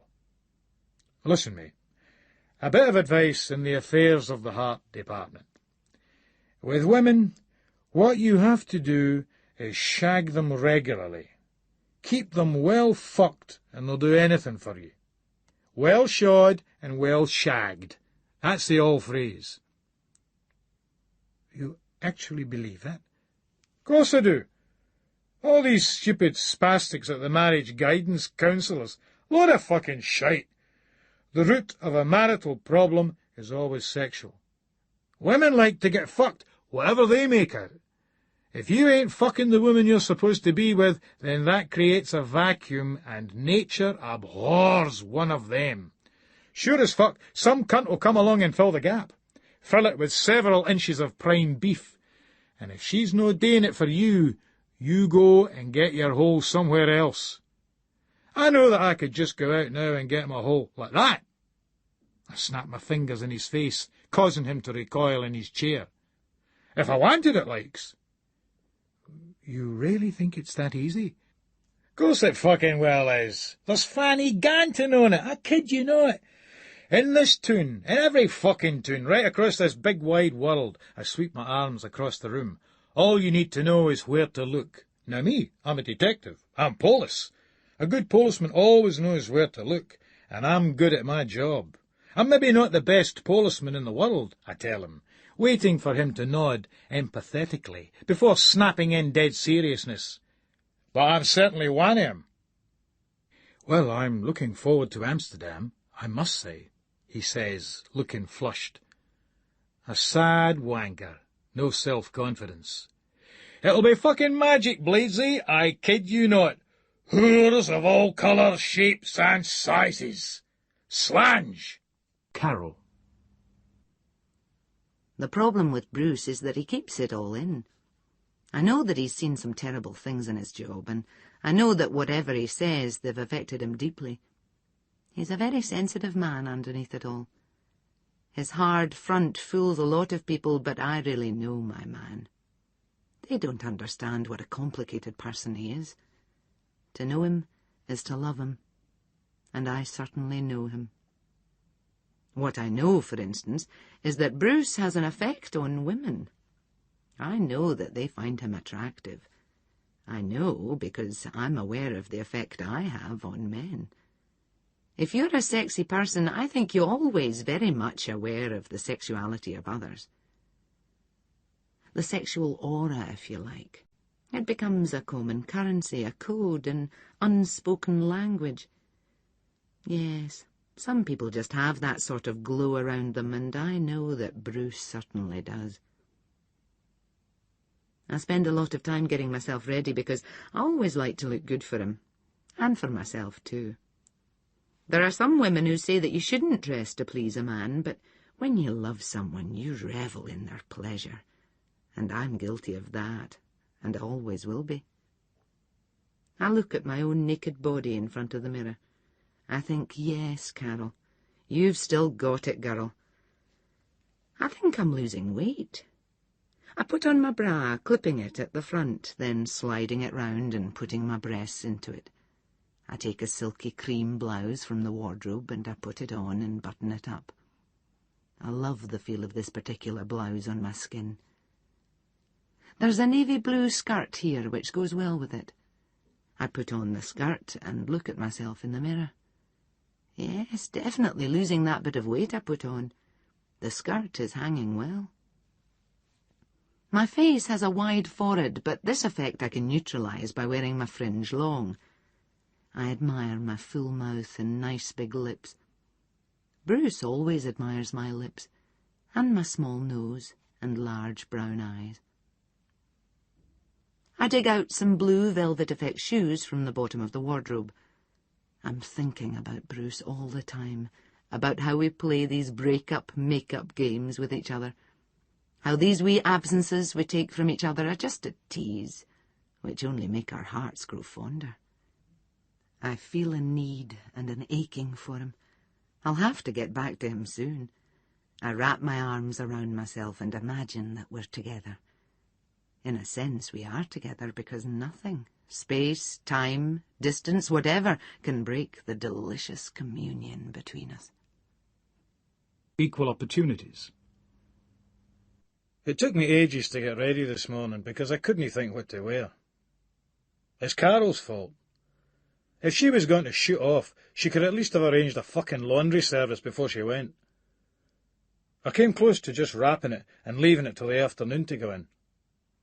However, I discover a black pair of flannels, which aren't too bad once I've shaken out some of the dead skin cells. I'm glad I made the effort, though, because my wee girlfriends are in for questioning. I could fucking well love this wee and right down to her pores. There's nothing better than a bird with these wee lips that curl outwards, highlighted by plenty lip gloss. The classiest young Fanny realised this. You can never overdo it on the lipstick and the mascara. There's a twitching in my flannel trousers, and I take a deep breath in order to compose myself. Thank fuck I'm a professional and can rise above any other agenda. So you didn't see anyone behaving what might be termed suspiciously at the nightclub? I ask her. She's a fucking wee shag, this lassie. Estelle, her name is.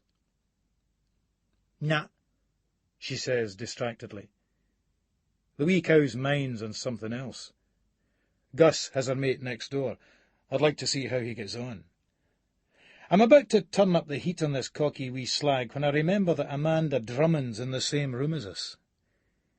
She's looking at me, and her nose is twitching. I ignore her. Then she says, D.S. Robertson, can I have a word? I leave the room, followed by Drummond. This fucking case. We're making no fucking headway. I've spent most of the morning interviewing some of the punters who were in the club, but very few people will admit to remember seeing Worry leave. The doorman, that Mark Wilson fucker. I recognised that cunt straight away. And he must have minded of the boy, but he's no letting on. As wide as Leith Walk, that cunt. Those two lasses, Sylvia Freeman and Estelle Davidson, I got a vibe off. But that was probably just because they were shags rather than because of any information they had. I'll haul them in again later on. That wee Estelle, oof. Mind you, that's Sylvia and all. They can come back. They will come back. When Drummond's out the fucking road. We're out in the corridor, and there's a couple of painters splashing cheap institution emotion on the walls. One of them, I note, is eyeing Drummond's shapeless bony arse. We should finish up here now, Bruce. There's this afternoon's course, she reminds me. I avert my gaze from the painter to her. One thing I do like about her, though, those protruding front teeth, which could provide serious fun if they got under your foreskin. Know that Drummond would have ever learnt how to make best use of them. I was trying to forget about that, I tell her. Drummond turns her head away and focuses at some crack on the tiled floor. She's developing a certain expertise in editing out bad news from the airwaves. Well, there will be fucking plenty to edit, I kid you not. This fucking daft course, as if I give a look in Mac Goss. But I have to comply, and we dismiss the slags and head down the canny with Gus for a shorter-than-usual lunch. The blonde piece is at the table opposite with another couple of civvy shags. I think about going over to say hello, but I see Drummond flapping around like a pelican, and Gus and I decide that we won't get any peace until we go up to her fucking course. I don't see the point of them modules. Waste of fucking time if you ask me. Somebody's probably murdering some poor cunt down in Pilton, and we're pouncing around here with some silly wee lasses, I say, during the coffee and enrolment. Give a chance, Robbo. We'll not even start it yet, Cleland says. Clell's a wind-up merchant of the first degree. He's a leathery, alcoholic guy with short grey hair and a red face. Jowls like piss flaps. There's the desperate incubating stink of stale aftershave off him. It covers a multitude of sins. I know. Listen, Clell, think of the years we've seen in service.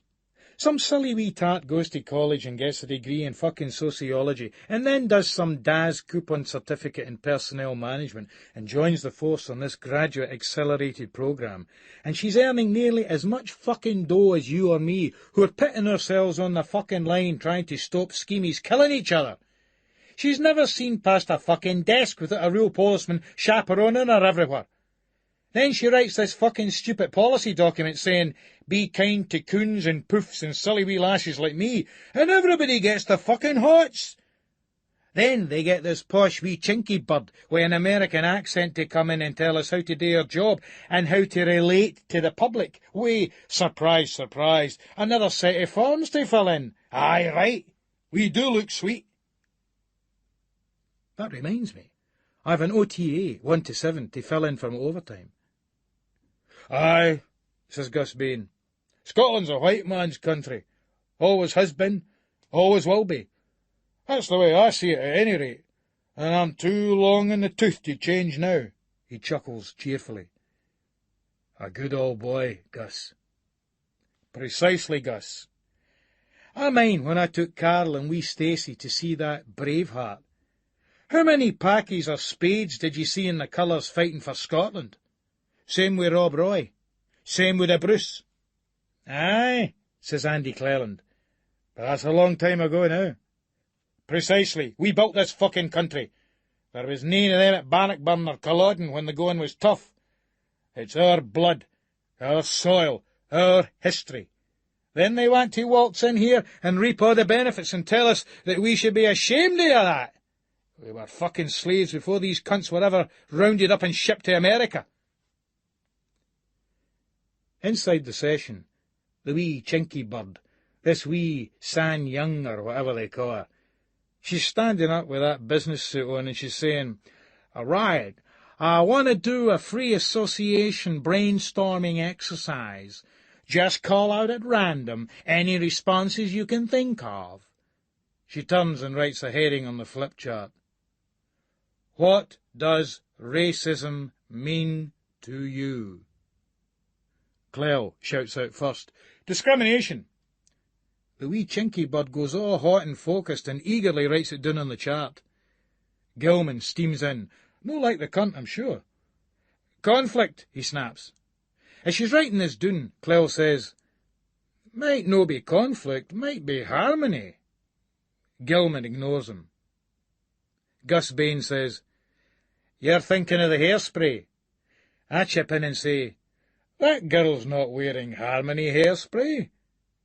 Everybody has a wee laugh at that.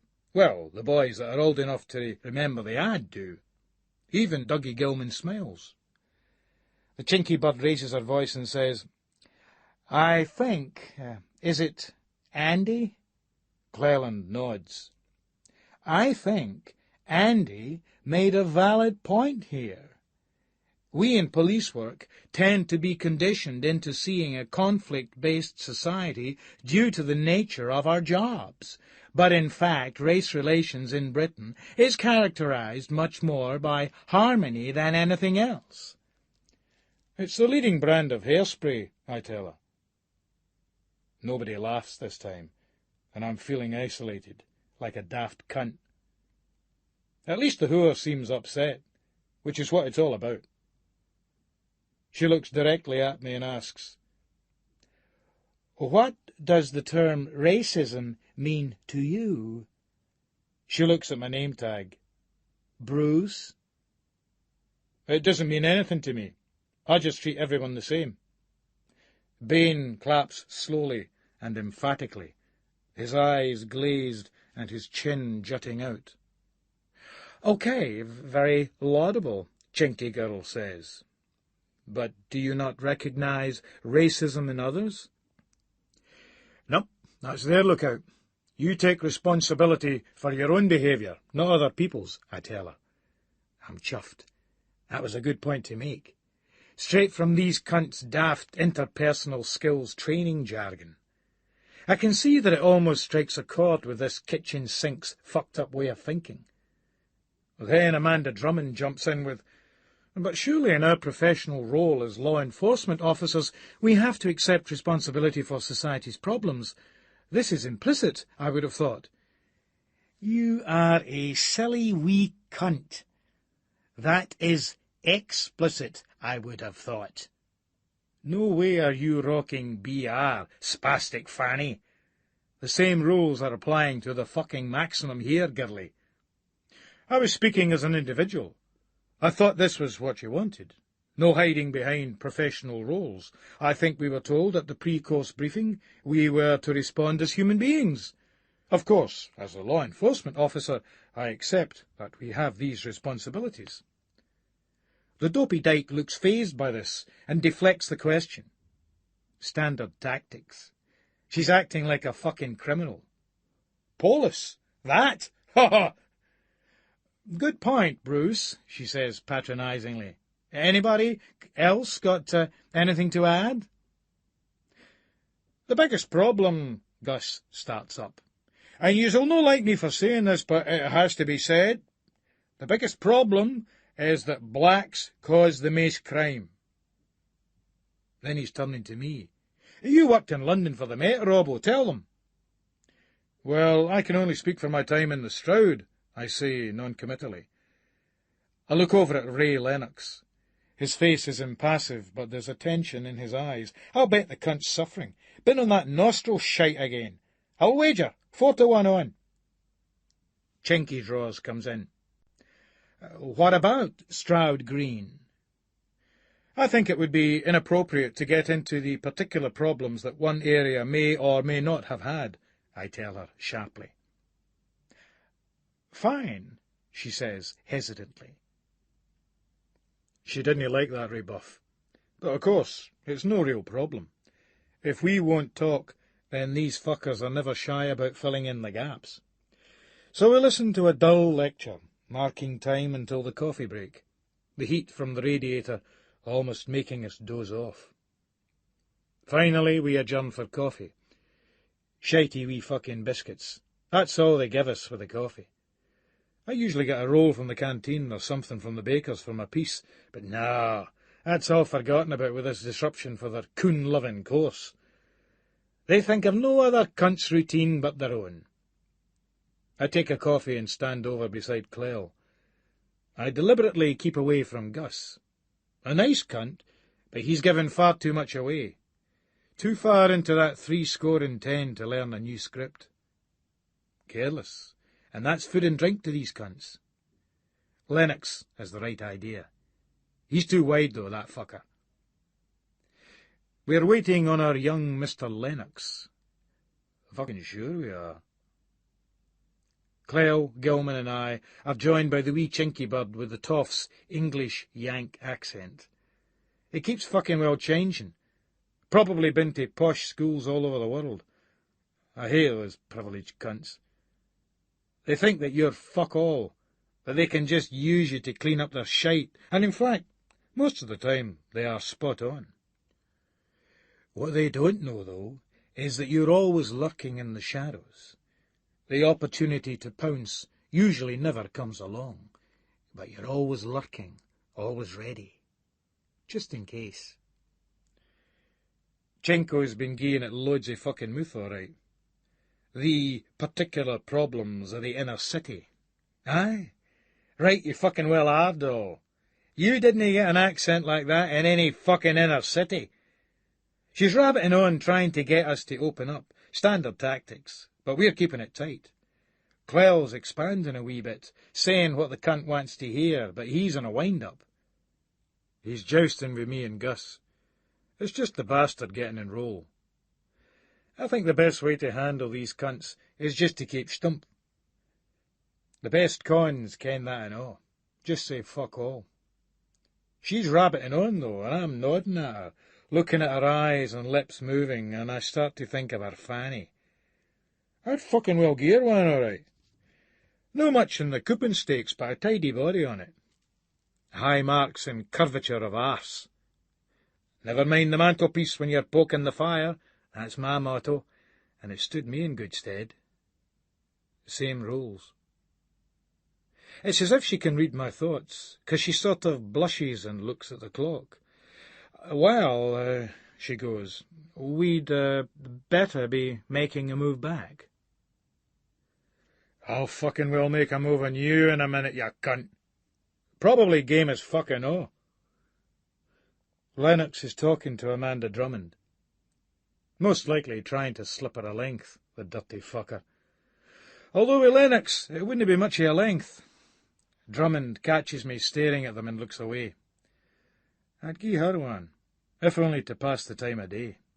Maybe a knee trembler in the bogs, if I had a bit of time between finishing the crossword and peace break. Lennox's index finger rubs the side of his beak. Ice cool cunt Ray Lennox's giveaway that he's telling Porky Pies that underneath it all he's a suffering bag of nerves. Aye, Lennox, you cunt, you ken. So we get back into it. Clell's playing the nice cunt, Gus is winding them up, and I'm keeping stump. It's hot, and I'm starting to feel a bit nauseous and shaky. My guts feel sick and heavy. It's like there's something in me. I can almost feel it growing, getting stronger. A tumour, perhaps, like the one that did in the old girl. Prone to it, our family. But she was... I'm starting to sweat heavily. A panic attack's coming on. I'm losing it.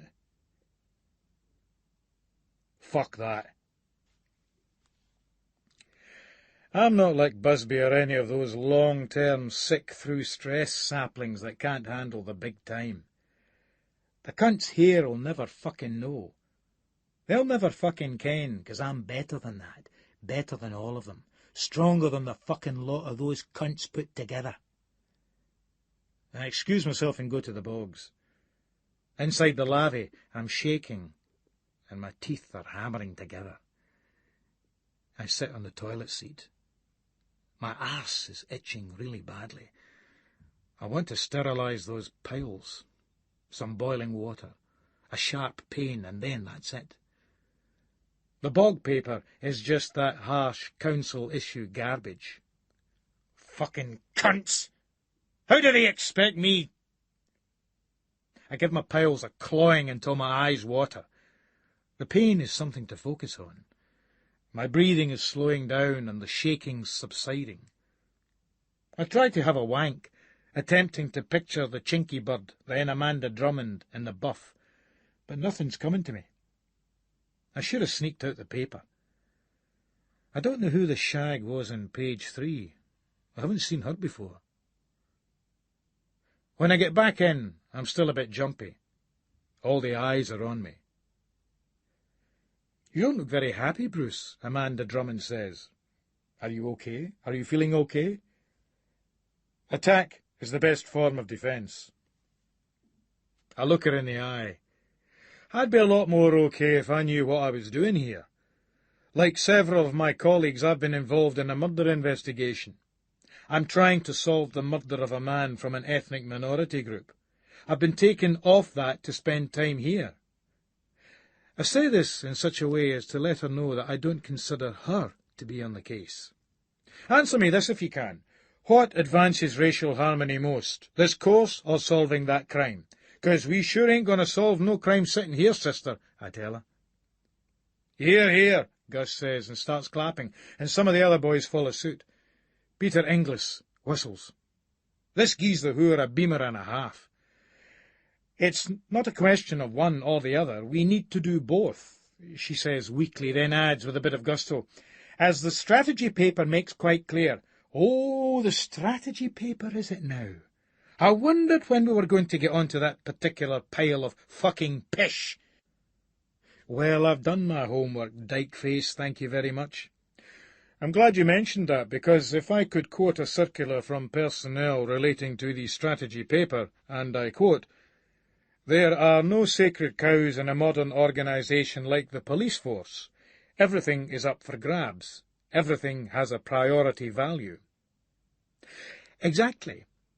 The fact that you're here shows it has priority, she snootily retorts. Precisely. Conversely, the fact that we are not out there investigating the murder of a young man shows that that does not have priority. Hear, hear, shouts Dougie Gilman. Nasty piece of work, Dougie, but a brilliant interrogator. One of the few cunts on the force who would make a formidable opponent. Just as well he's not throwing his hat into the ring for the inspector's post. He respects the craft hierarchy. And so see all of us, Gus barks. These spastics are not fucking well getting it their own way today. That's as sure as the shite on your shoe. By the end of the day, they look as bedraggled as a couple of whores off the back shift, I kid you not. At the end of the course, I note that Ray Lennox is enjoying a bit of banter with Gus. These cunts seem as tight as fuck. But that'll be sorted out, though. I'm thinking again about the promo stakes on my way downstairs. It's not a fucking particularly strong field. Gus Bain. Too old and stupid. Ken Arnott. From B Division. A straight, down-the-line, dull, nae mates outside the force and craft policeman. A serious threat, if he had half a brain. Peter Inglis. No wonder he's crawling up my arse when he's had the audacity to put in for this post. A loser. Something fucking queer about that sad loner. I get to my desk, and there's a message saying that a woman was trying to get me. She didn't leave her name.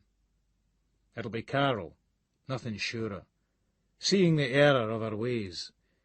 Getting a bit weepy on her own with Christmas approaching. That is her problem. I have to head off and see the quack. Have an appointment. I drive out across the city. These cunts have changed the one-way system to confuse you even further. Trying to drive from one side of the toon to the other with all this Dennis Law lying is a fucking joke. If it was up to me, I'd ban all these buses and chop off most of these silly gardens and get a few fucking new lanes down Princess Street. At Dr. Ross's surgery, I'm kept waiting for 12 minutes.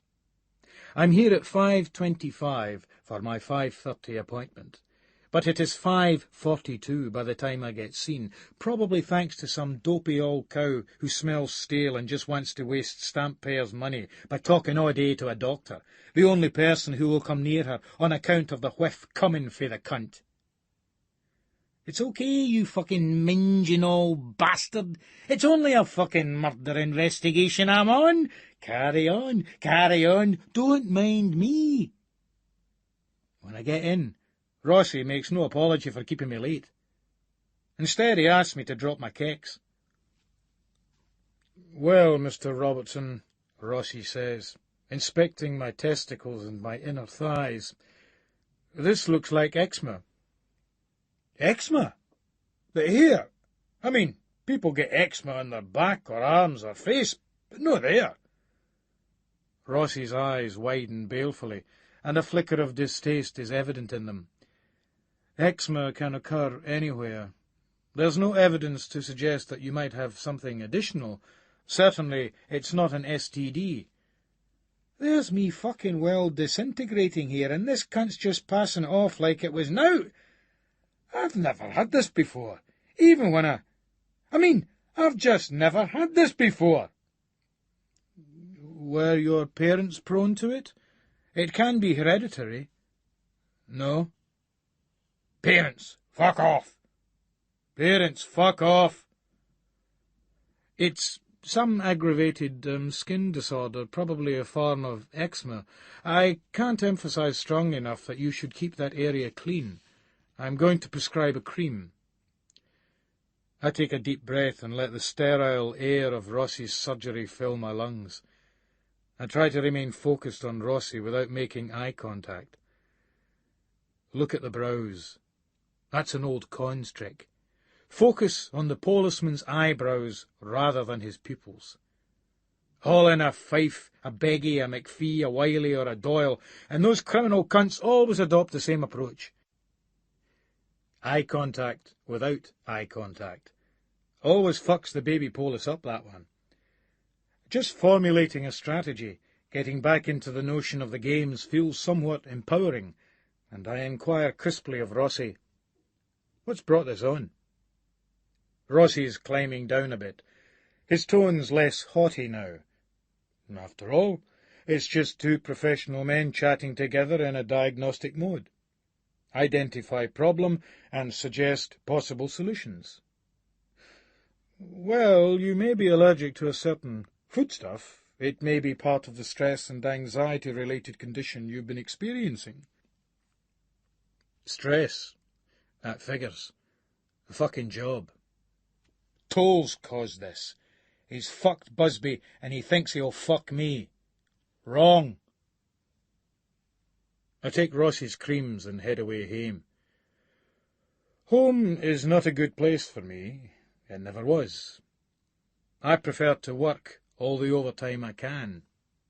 People like Gus, they lap up the OT. They get in the habit during the summer so that they can accrue as much time to get on the golf during the day when the links are clear. Me, I can only sleep during the day. I like to keep busy at night. I head home and have a quiet evening in wanking to some of Hector the Farmer's videos. I take a glance at the evening news. There's an article by a spastic who's their so-called chief crime reporter, which seems to just offer a sounding board for any bitter coon lover to criticise the service. Then I head out to Jammy Joe's disco, a chance to combine business with pleasure. It's a bugger to get parked in the town, and I shouldn't have taken the motor. Still, I'm going to stay quite sober. I just want to fire into some game tart and take her home and fuck her until I feel tired enough to get some Zeds in. That Mark Wilson boy is on the door, and the smart cunt's nervously checking me out.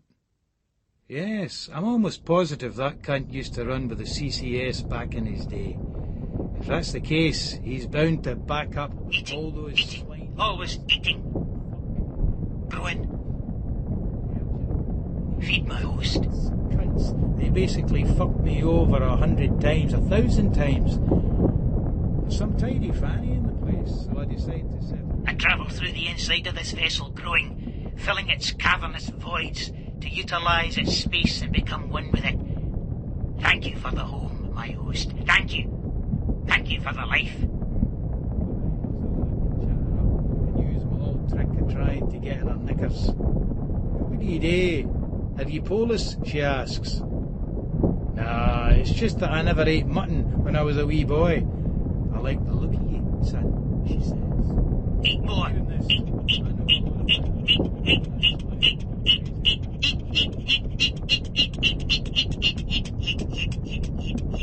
eat, eat, I can see she's no oil paint. You got anything to eat, she asks. She smiles and I'm bursting to fuck her. I move her into the bedroom, rip off her skirt. She must have a fanny that's accommodated every country's army.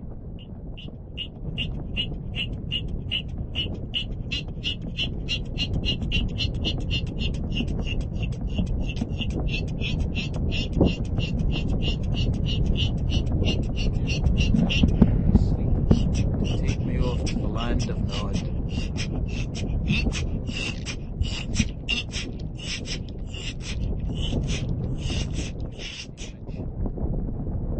And it was as well when I fucked her that I was wearing a Johnny, as she's probably carrying the clap, as well as the big S with the fucking plague. It sickens you.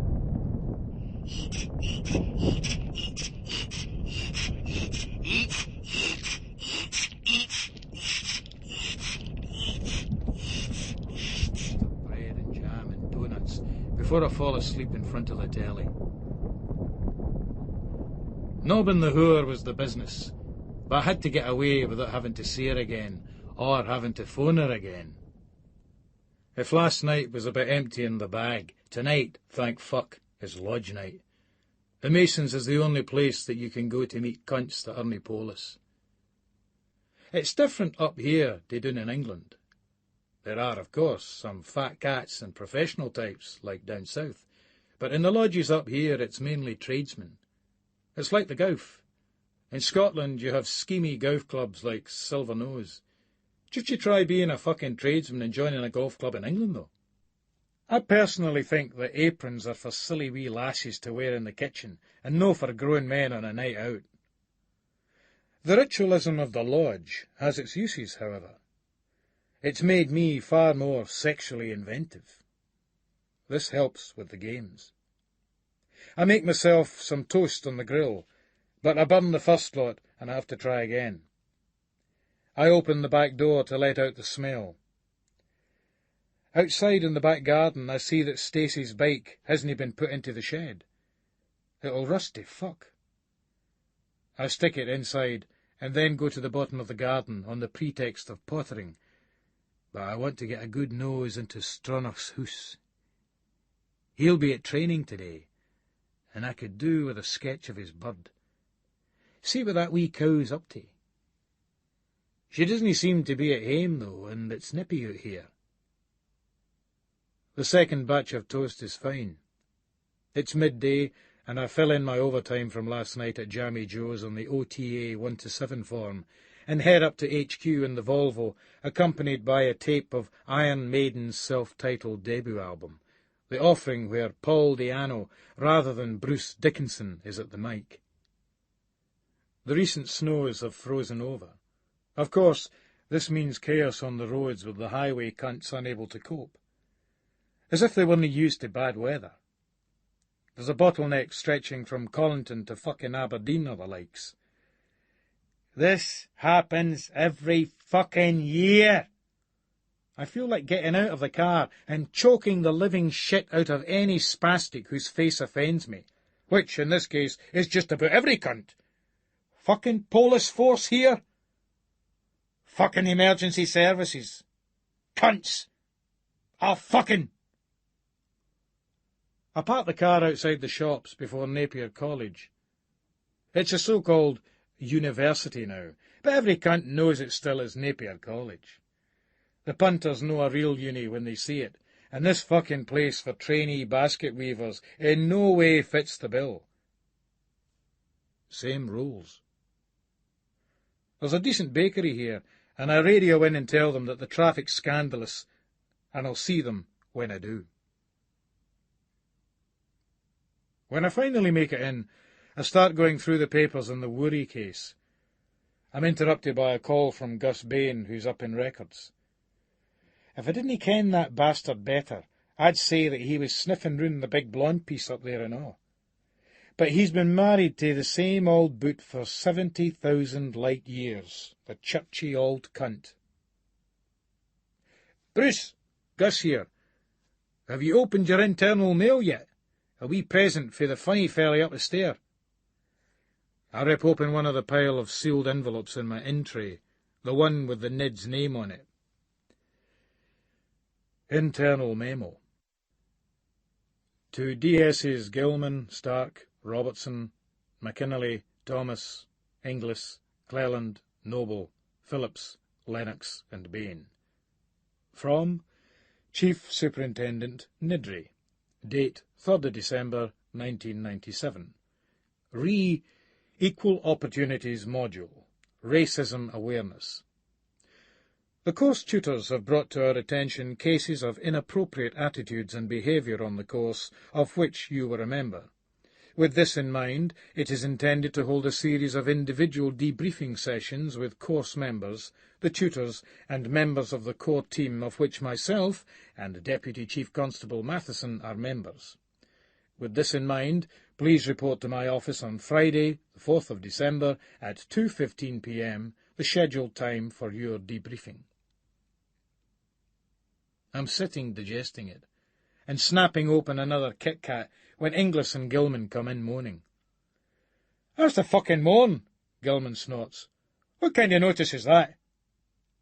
Nidri must be getting his heed nipped by the top brass. This case isn't going to go away, more's the pity. The boys are gurning away about it, and old Gus has arrived. The old boy's fairly up for stirring it as well. "Well, I'll tell you something," he's saying. "I'm no going up there without a Fed rep." "That's you," he smiles, looking at me. It's patently obvious that the sorry old goat is trying to get me to wind up Nidri in tow and bomb myself right out of the promo race. He's such a predictable old fuck. It makes sense to humour him. "Too fucking right, Gus. What the fuck is this shite? I'm straight on to the blower to Nidri. You get round the rest of the guys. Tell them. Say fuck all without a Fed rep. This is a fucking disciplinary fit-up. These cunts are looking to make one of us an example just because the papers and they mealy-mouthed cunts are kicking up shite about this deed silvery moon." "Right," Gus says. I sit down and compose myself. I then phone this Marshall guy from the Multicultural Forum on Coon Rights, or whatever they call it, the cunt that's been hassling me. "Hello, Mr. Marshall? D.S. Robertson here. I've been trying to get you for ages to arrange a meeting. Yes, it seems we've been a bit like ships in the night. 2 o'clock tomorrow okay for you?" "Yes, that's fine. Shall I come to your office?" No, not at all. I've kept you waiting. I'll come down to you," I tell him. I put the phone down, a satisfying glow coming over me. I then bell Nidri as I catch Gus's attention. I gesture at him to put the kettle on. "D.S. Robertson here, your memo. That date you're giving me, it's not convenient," I tell Nidri. "I've made an appointment for that time and I can't get out of it." "Cancel it. This takes precedence," Nidri sharply informs me. Nidri hates me calling him direct. Everything should go through Toll.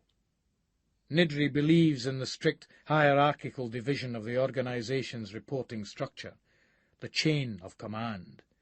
He gives newcomers to our division the old "my door is always open" bullshit, but woe betide the cunts if they ever get daft enough to try walking through it. It would be pleasurable to fuck Nidri about without needing to play the craft card.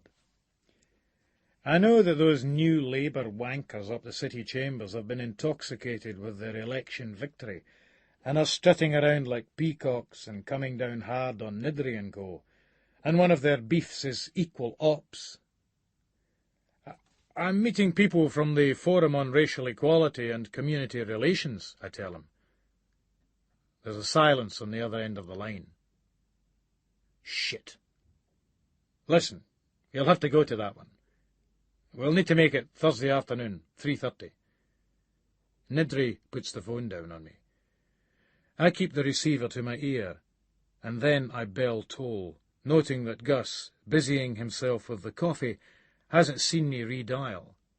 He still thinks I'm talking to the Nid. It's Bruce Robertson, I whisper. Nidri's gied me a new time for the briefing. I have a forum meeting to go to. I'm informing you as my direct supervisor.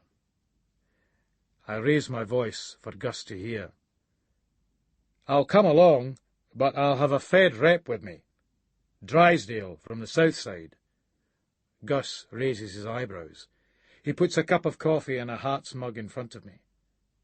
This isn't my Hearts mug. It's English's.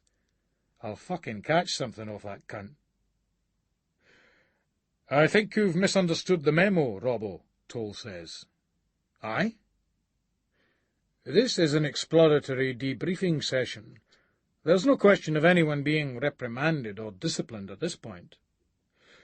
So what you're saying is that this may be a precursor to disciplinary action? No, not necessarily. It's an open-ended discussion.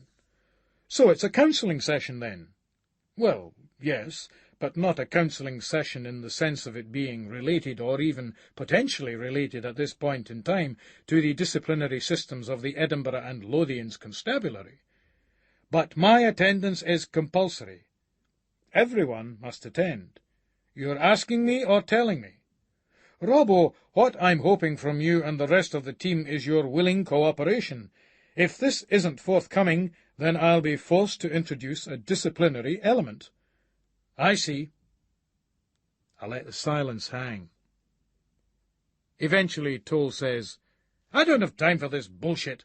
I'll see you in Jim Nidri's office at the appropriate time. Cancel everything else. The line clicks dead. Now Toll's hung up on me. Who the fuck does he think he is?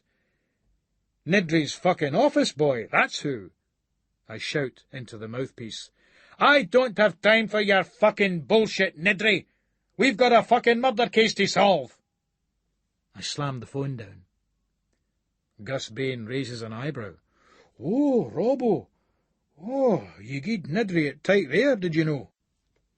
The only way with these cunts, Gus, I say. That's all they understand. I turn round and notice that Sonia, one of the civvy clerks, had come into the room. Sorry about that, Sonia Hen. Industrial language, they call it. It's all right, she says. It's Hazel. Of course, Hazel. Bet she takes it always. Bit young for me, but... Mind you, if they're old enough to bleed... I'm sure Hazel's heard worse. Gus gives that wheezing, creepy laugh of his, and she grins nervously.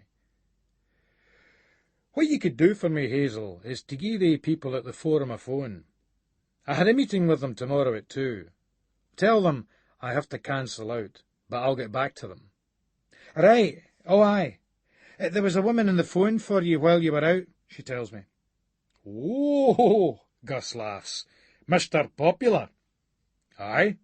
Why? She wouldn't leave a name or number. She says you'd know who it was. Right. That's a bastard. Shit. Probably Carol crawling back. I'll leave a message on the answer machine tonight. Those cunts Toll and Nidri have upset me big time. Making me miss important fucking calls with their shite. I should have fucking well stayed in Australia. Then where would the fuckers be now? If I hadn't gone out there, but stayed in London with a mate, I'd have probably been chief constable in a fair to middling-sized force by now. I feel a bad itch in my arse. These boxer shorts ride up and brush against the scar tissue. My arse shouldn't be fucking sweating as much.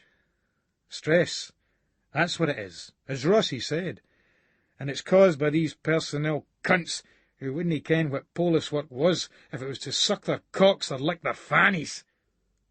I decide to hit the canteen for lunch. Well, pre-lunch, as it's a bit early for dinner. Too late for a break, and too early for lunch. Bruce Robertson time, I call this. Ina sorts me out with some bacon rolls, and I hear smarmy voices behind me which belong to some cunts in suits, and one of them is that lippy fucker Conrad Donaldson, QC, who spends his time coining it in from the taxpayer by defending the kind of fucking scum that we risk our lives to try and put away. Rapists, murderers, child molesters, and what have ye.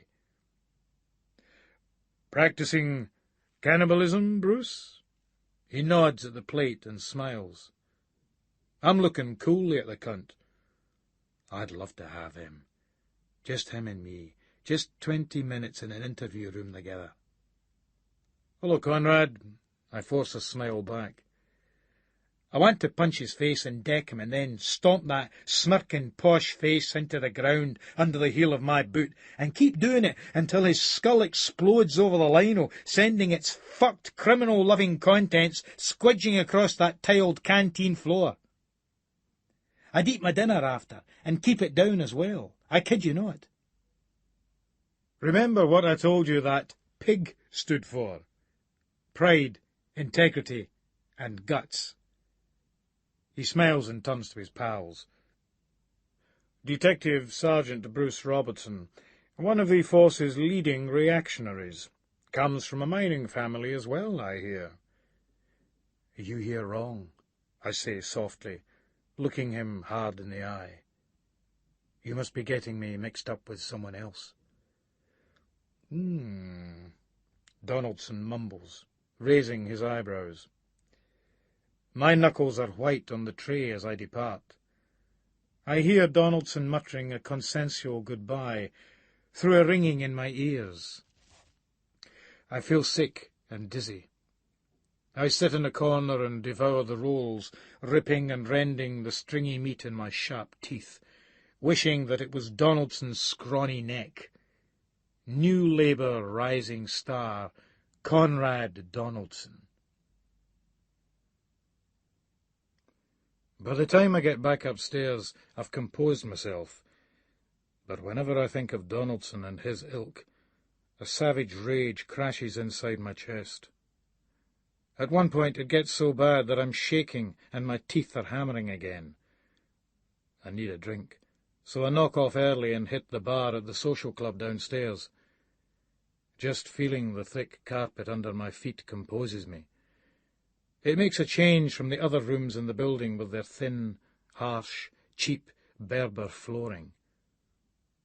The bar itself is a lot more basic than it used to be. When it opened, it was full of good bric-a-brac, antique vases and the like. But these kept going missing, so they changed to a more functional decor.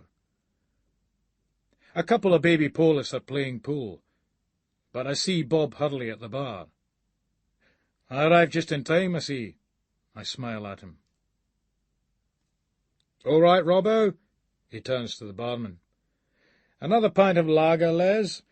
And you'd better set up a wee grouse as well. Make that a large grouse, Les, seeing as this English cunt's on the bill. I wink at the barman. Hurley's face briefly whitens a wee bit. The race card is just one of the cards in the pack, and if you're serious about this game, you utilise that full pack as and when you need to.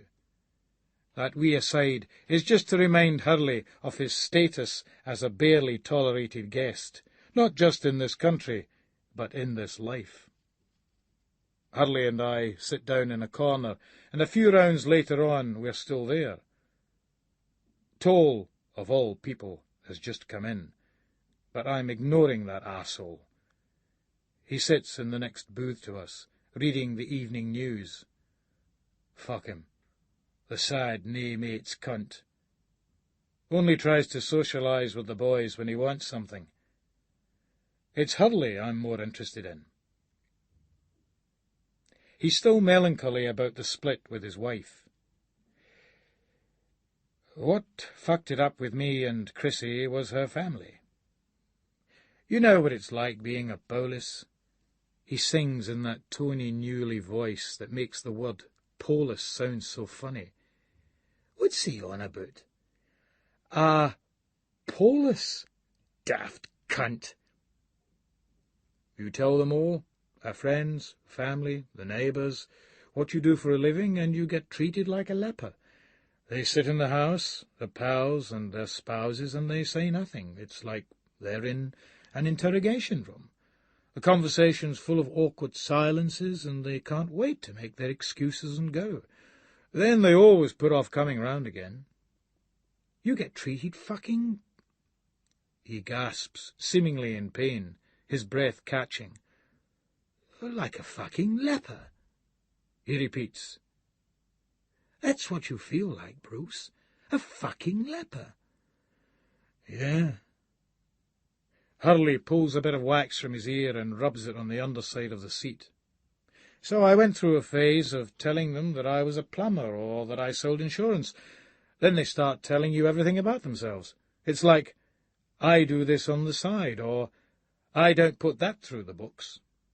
They're all at it, every one of them, he says, raising his voice in rage. Fucking Jackie Trent, the lot of them, they're all fucking Jackie Trent. A clock toll getting up and leaving. The nosy, eavesdropping cunt. Exactly. And you are a law enforcement officer, I tell him. Right. And that's what she can't bleeding well understand. When you do what you have to do as a law enforcement officer, when you blow the whistle on these bastards, she turns round and says, It's my family, I'm leaving. That's women for you, I tell him, swigging back my whisky. If you drink whisky, you'll never get worms. She isn't much of a fuck, that Chrissy. Quite into the video camera, but went a bit funny on me when I brought out the vibrator. Had to go all lovey-dovey on the daft cow to stop her becoming hysterical.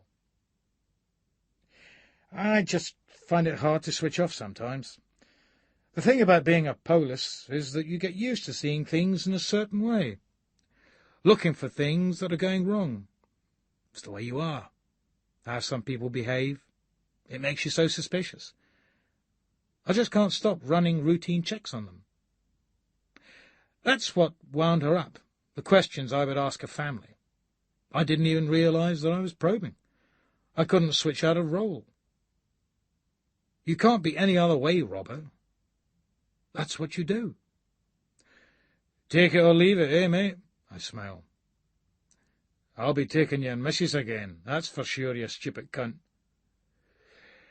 Aye, he says, Tony Newley style. So she left it. It's over. For good this time. Forced marriage, though, pal.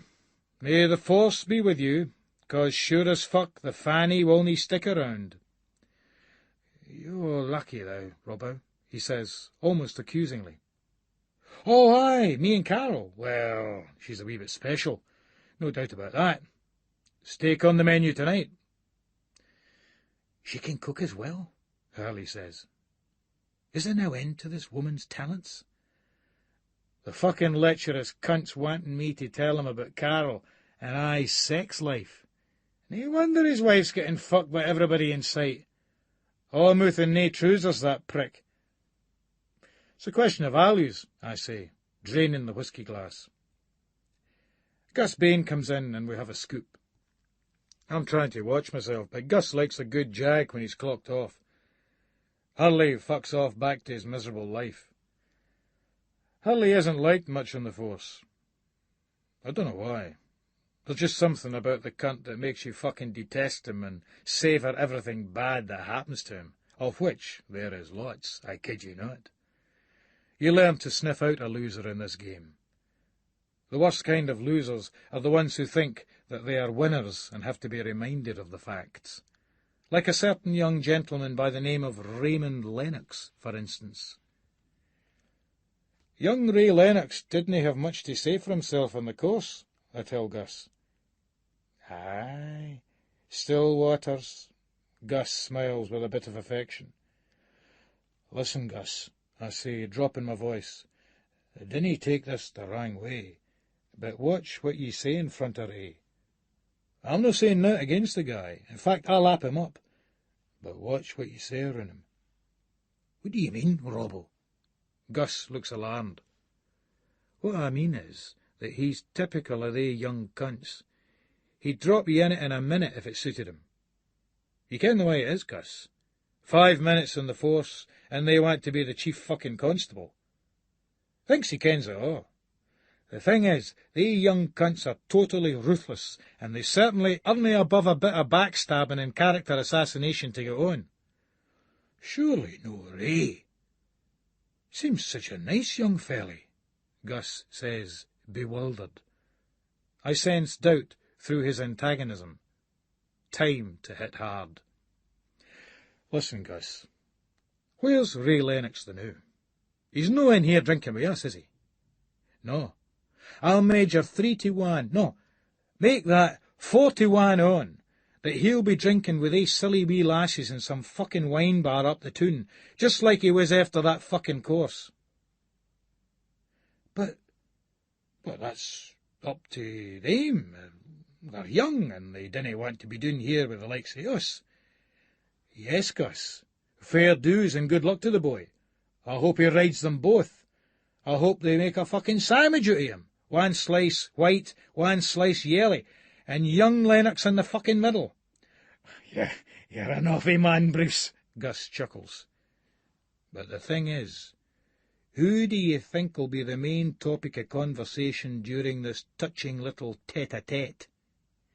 You and I, the silly cunts who make the snowballs and also fling them. Ah, Gus says thoughtfully. I ken what you're getting at. You think our young Mr. Lennox is running with the hounds and hunting with the hares? He's hunting the fucking hounds, as far as I can see, as long as he's no fucking well running off at the mouth as he tends today. I'll keep a beady on that wee cunt, Gus nods, touching his eyeball. Thank fuck it's lodge night tonight. We down our drinks and head out to Stockbridge. The roads are slippy as the surface is frozen over. We see a lumbering taxi trying to turn slowly down a side street, but sliding on the ice and scraping its bodywork against a lamp-post. As it comes to rest, the irate spastic of a driver springs out and inspects the damage. Jesus fuck, he snaps, then truculently yanks open the door of his taxi. I nod to Gus. The cunts inside are getting out. This one'll do us up to Shrub Hill. A lassie's getting out of the taxi. Quite a young lassie. Or she's trying to get out of the taxi. The torn-faced cunt of a taxi driver is not helping her. He's just holding the door and impatiently asking her if she's all right. The lassie has one of her legs in a plaster, and she's attempting to get up, and at the same time position the crutches on that treacherous, icy surface. It's just like... fucking hell. I move over swiftly, and I've got a hold of her. Can you manage? Here, let me. Thanks. I'm helping her to her feet, and Gus has got the crutches positioned, and we get her onto the pavement. The scent of her perfume is filling my nostrils. I'm up against her, and I can feel her soft warmth. I could just hold her like this, forever. God, I remember. It was so long ago. Then it happens, a stiffening inside my flannels and wise, and I have to adopt the old bent double last dance at the disco posture to conceal it. Are you going far? The pavement's very slippy. No, I'm just in that stair there. She points over to the stair door. I'll give you a hand over, I smile, taking her arm. Thanks very much, that's very kind of you, she says as we reach her door. No problem. Can you manage up the stairs? I want her to say no. Come up with me. Come up and have some coffee. Leave old muppet-faced Gus to his silly Masonic shout. Come up with me and hold me in your arms like you used to. But it's not. Those were different times. I'm fine now, honest. Thanks again, she smiles. All right, then. It isn't her. It could never be.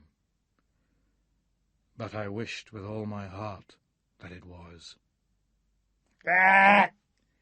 Bullshit! I wished with all my heart I could get another pint. Come on, Gus. Time for the lodge. I'm fed up with helping spastics on duty without doing it in social hours and all. I pile into the taxi. Are you all right, Bruce? You seem upset, Gus says, looking straight at me as he gets in. I'll be all right once I get to where we're meant to be going, I shout at the driver. The Edinburgh Masonic Club at Shrub Hill, driver, next to the bus depot. We cruise through the frozen streets in silence. Course briefings. Up the club, lads are all raring to go as it's a big induction night. The would-be new recruits look nervous, as they well might. There's a couple of baby polis to be done, as well as some other young cunts. I don't know where they come from. I'm already feeling a wee bit pished as I've eaten nothing, so I decide to hold back a bit until all the boring stuff is over. Then I'll get myself charged up for our little specialist club's activities. I have to keep it going. Keep going for the tedious ritual of putting Alfeor's son through it. Eat! I eat through my skin, and I hold on with my jaws. Slowly, so slowly, I'm consuming the matter that surrounds me, ingesting and excreting through my body, through my skin. I have to eat to move on, to consume to live, to consume to grow. I can feel myself growing. Eat. This consumption, all this chomping and chewing, it provides me with more evidence of my existence than thought does. This is the only real way I can interact with the environment I am in. My problem is that I seem to have quite a simple biological structure, with no mechanism for the transference of all my grand and noble thoughts into fine deeds. Oh yes, I can conceive of my body as that simple structure. Input, process, output, eat, digest, and then shite to your heart's content. Right through my skin as well, yes, that's me, this simple thing. But I know for sure that the complexity of my soul doesn't even start to approximate the basic organism that is my body. I just know this because I feel it. I feel it in my essence, which I must trust as much as any limited sense data I acquire from my environment. So what can I call myself then? Well, I can call myself the Self. To be quite strict about it. But there has got to be more to this whole puzzle than just my beautiful self. I somehow conceive the wee fancy that I'm living inside another organism. The environment is another creature, a host, no less. We can refer to it as host. So just entertaining that wee notion makes me wonder as to whether mine host can perceive me, and if so, how this big creature feels about me. Because here I am, thinking that this host, due to his greater complexity, is probably an empiricist, believing that intelligence can only be inferred from behaviour, which I know to be false. I know this as what I feel in my soul does not correspond with the constraints my physical form puts on me, but then I think that if my host knows of my presence and deems it to be unwelcome, what will he do about this? It's terribly worrying. As a simple organism, I believe I should not be burdened by such concerns. It was one fucking mad session up the Masonic last night, especially with Bladesy, that daft wee cunt. Yet, I suppose we must all be concerned with the question of survival. You'll be as embarrassed as fuck this morning. My guts are greasy, and the spice content of my bups and my heartburn is telling me that a strong curry got into the mix some way along the line. I shuffle some papers on my desk, examining the witness statements again. They all saw fuck all, of course. Sylvia Freeman and Estelle Davidson, the two rides we've interviewed in connection with the top nigger. They were in the club that night, all right. Must be game if they were there on a midweek evening. It's fucking annoying, but I can't think what they looked like in detail, other than that they were rides. That's the problem. When you think of a bird you fancy, it's the clays that come first, usually. A dress or a top or something like that.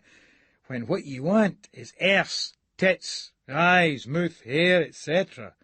I mean, you're only going to go into Chelsea Girl or Next or River Island and have a wank out of loady tops or pairs of trousers or skirts hanging in a rack, are you?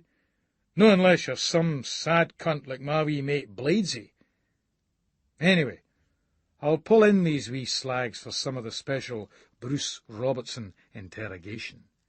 If a nightingale could sing like a ye... Oh, bored shitless here. I shuffle the papers for a bit longer, but the images of Sylvia and Estelle don't form in my head, so I bell Bladesy at his work.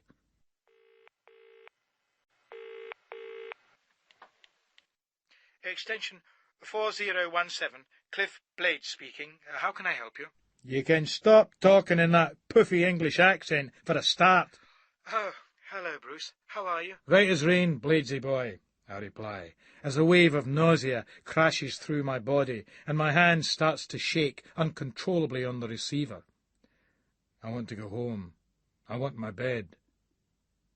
It takes a wee bitty mair than a few wee nippy sweeties to knock old Bruce Robertson out of his stride. I kid you not, my sweet, sweet friend. I must confess, I'm actually feeling rather rough. I came within an ace of phoning in sick. Actually, I would have done as well if Bunty hadn't been at home today. I think I'd rather be at work than face her in this condition. What about the night? You and me. Straight back in the pish. No surrender to the IRA. I don't know about that, Robbo. I've actually... Come on, Bladesy. The blazer, the night. Well, you see, it's Bunty. She's a little... I tell you what, Bladesy, she's walking all over you. That's why she's treating you like shite, 'cause she can. The blazer, then. Well, all right. But I can only come for a couple. That's my boy. You've got bottle, brother Blades. 9 bells at the blazer. Right. You were in some state last night, I tell him. Yes, I'm afraid I can't really remember much about it. Very convenient, Mr. Blades. Very convenient. Did I do anything, Italian blazer Bladesy. Mustache. Yes. Draw, Bladesy. I slammed the phone down. Hurley's right. The big problem with being Polish is that you can't help but see people as either potential criminals or potential victims. That way you feel either a loathing or a contempt for anyone who isn't like you, i.e. Polish. All my mates are Polish. All except Bladesy and Tom Stronach, the football guy next door, who I suppose is a mate of sorts. But it's mainly Bladesy. And I have to work hard not to let my contempt for Bladesy show. I look at page 3. Kathleen Myers today. A ride and a half. Great tits and a fantastic arse, which the photographer Spastic hasn't given us a sight of with that shot. Still, she's got those come-to-bed Bruce Robertson eyes on. I dial Bladesy's home number. Thank fuck that 1471 callback facility hasn't been installed here yet. It'll soon mean that you'll have to be Polish just to be able to play simple games like this one. Hello. 3362946.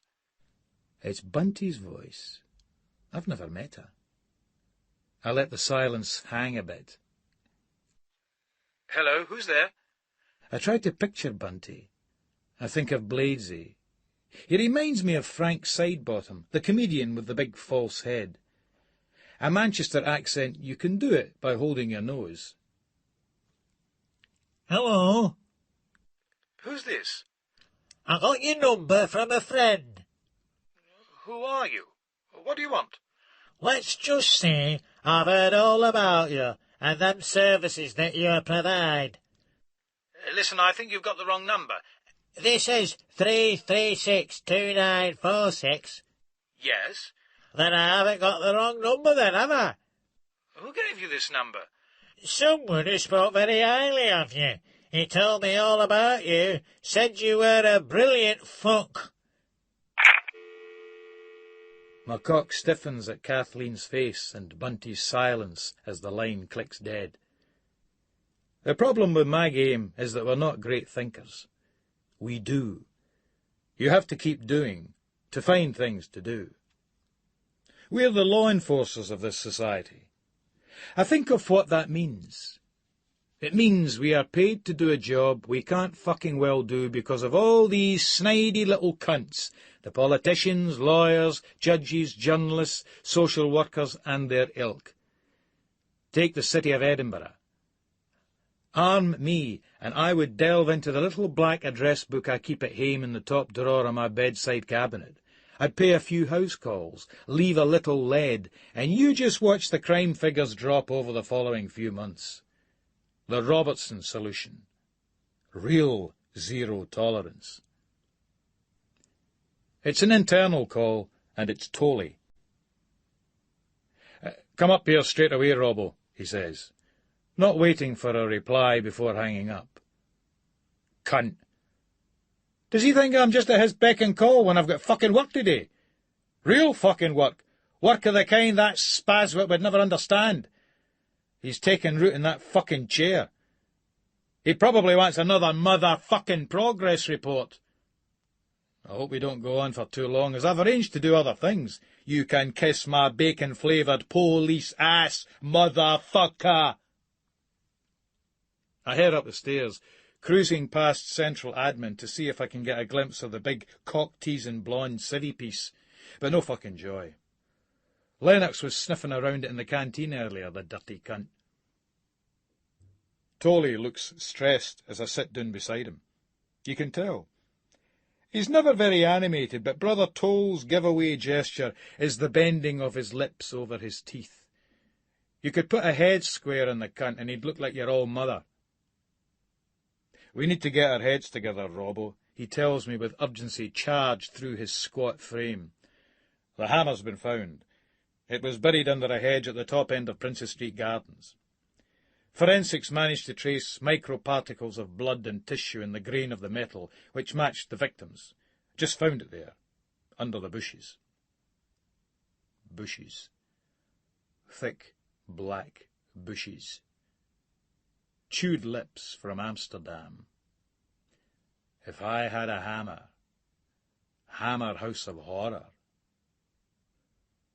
I don't suppose there's any prints, I ask mechanically. No, it's been wiped clean. That's if the killer wasn't using gloves in the first place. As you know, this man's a diplomat's son, he says, dropping his voice and raising his eyes, as if I'm supposed to go, "Wow, Barry! I couldn't give an Aylesbury duck." I see. What kind of a hammer was it? Oh, it's a steel-headed claw hammer with tempered shaft and rubber handle. Standard issue. You can get them at any B&Q or Texas hardware store. The serial number of the hammer was filed off. This boy meant business. Right. I'll get some lucky bastard checking all the sales of hammers from hardware stores over the last few months. It fucking well wouldn't be my job anyway. Some uniformed spastics and a clerical can go through that one. I'm thinking to myself that a couple of Neds in this city have topped this coon who's no business, as far as I can see, being here in the first place. So, fuck it. Who gives a toss? The answer is me. This reorganisation post comes up soon. I want that job.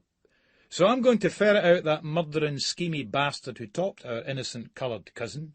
It's called, in a word, professionalism. And I'm a total fucking pro. Something that the spastics around here wouldn't understand. Same rules apply in each and every case. But Toll, though, he's slavering in me. This is a bloody strange one, Robbo. Nothing's turning up. We've been through all the revellers. That wee Sylvia and Estelle. I'd go through them in a minute. Probably some young racist thugs out in the town, I tell him. FITBA guys or BNP members or something. Might need to get in about them. I'd like to lean a bit heavier on some of these young lasses that were there. They shield these guys. It's their boyfriends and what have you. I'm not so sure, Robbo. I'm a wee bit fed up of having some silly wee laddies used as a dustbin for every crime in this city. It's lazy police work, that's what it is. Him? Accusing me of lazy police work? Him that's never been out from behind that fucking desk in yonks? Aye, all right, but I know these guys. Some of them aren't that wee now, and they're moving into other areas besides fighting at the FITBA. When these guys start to believe their own propaganda, then you have to watch out. It becomes a self-fulfilling prophecy. I'm not convinced that those spastics are blameless. Toll raises his eyebrows. Just keep me informed, he says. Toll either kens fuck all about police work, or he's holding something back. Something about this Kuhn case. Which is it? Fucking both, that's obvious. Whatever he says, these cunts are a good starting point. It's time some of these fuckers went down. Whether or not they did this one is immaterial. They are bad bastards, and banging some of them up will make the streets safer. It's time to lean on some cunt. I'm bored sitting here shuffling papers.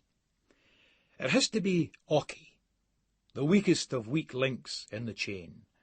An e-riddled fanny merchant who hangs out with some of the top boys because they like the cunt's devastating wit. He's been feeding us stuff in them for years.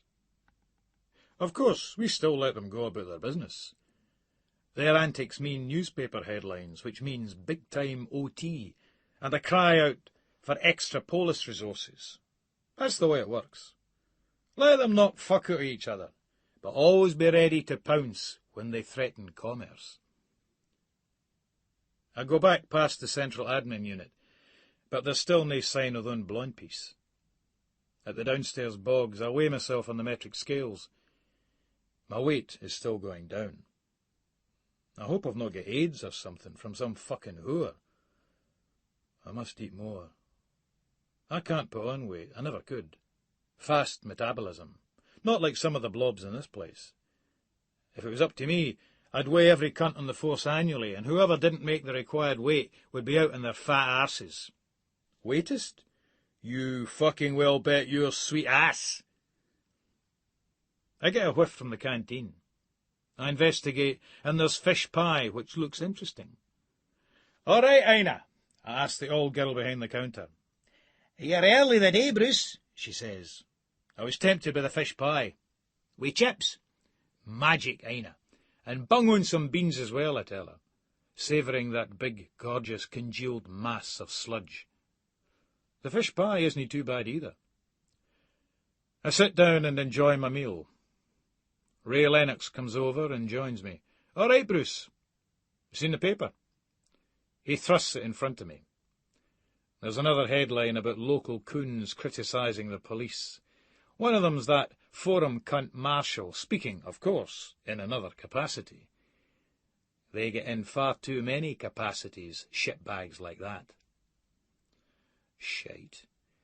These Silveries are about 0.1% of the population.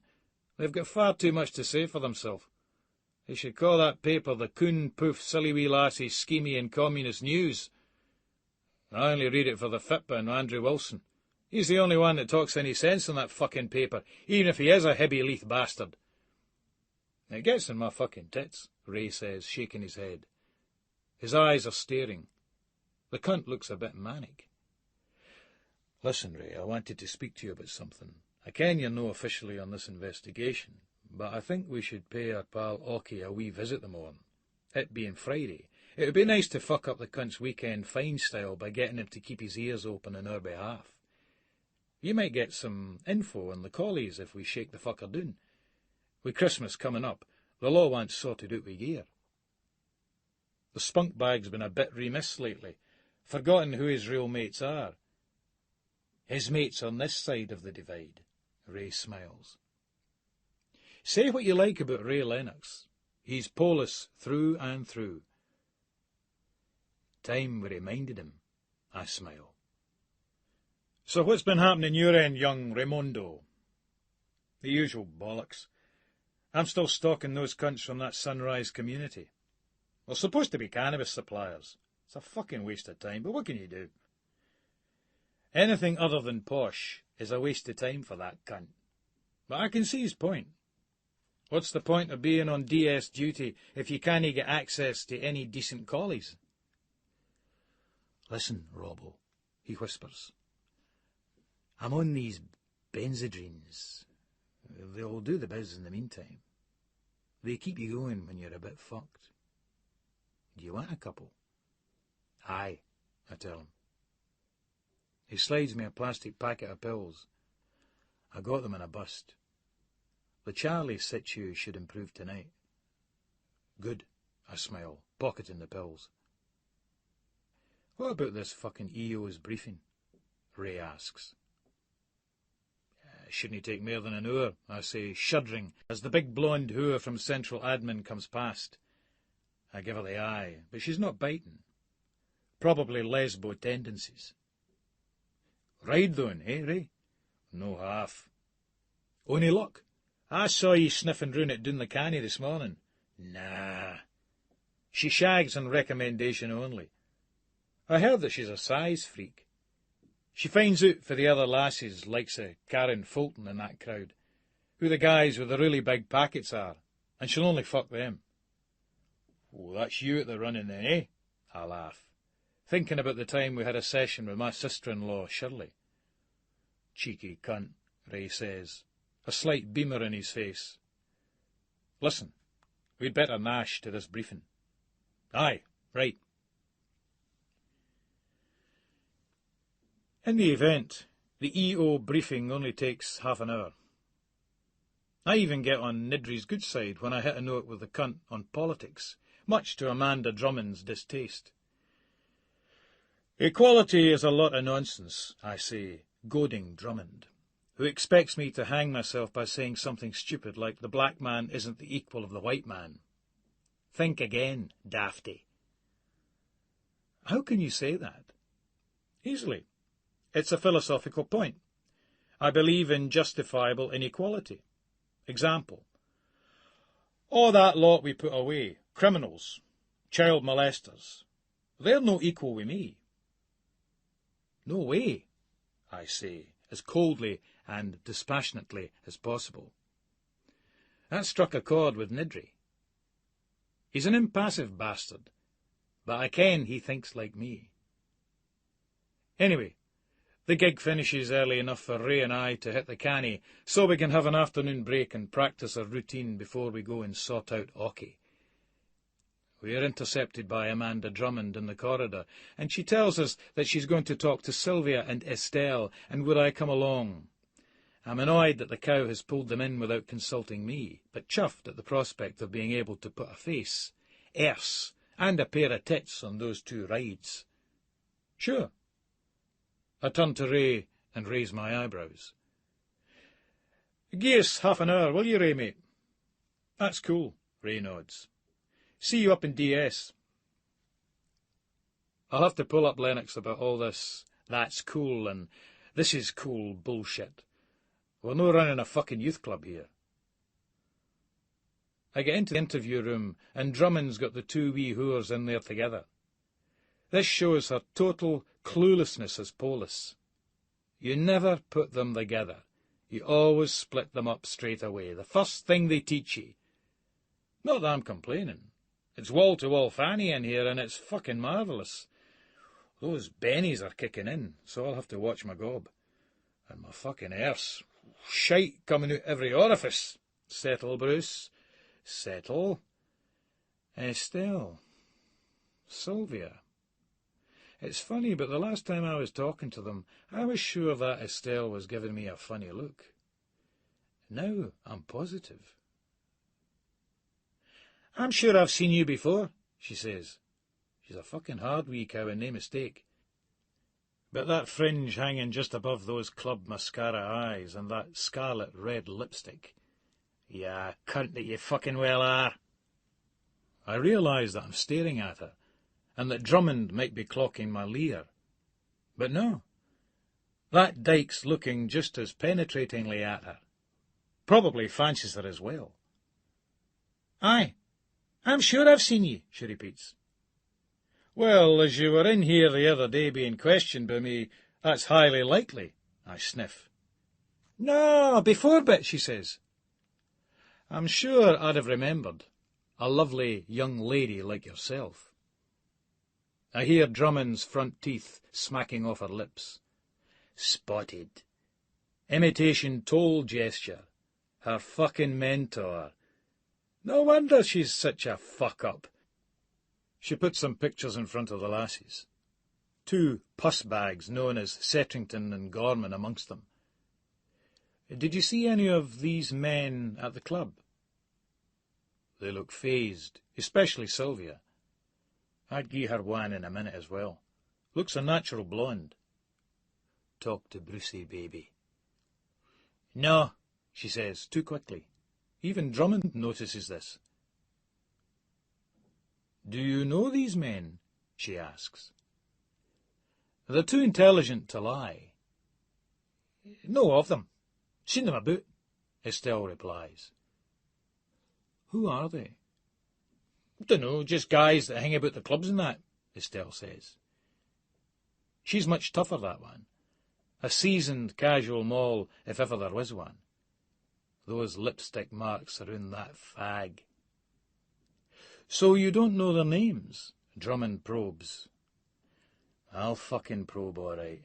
Probe with some prime Scottish beef. Nah. Is there anything else you'd like to tell us about that night? Drummond's asking. Estelle looks at Sylvia, then at Drummond. I'm being ignored here, ignored by slags, and I do not like it one little bit. I drum at the desk, but I still might as well be invisible. Estelle starts mouthing. There was a funny woman in the club. It's probably now. But she just looked a bit weird. She was talking to the club boy for a bit, but he pulled away for her, like they were having an argument. I mind because I saw her earlier in the toilets. She was putting on her makeup next to me. What was strange about her? Drummond's asking.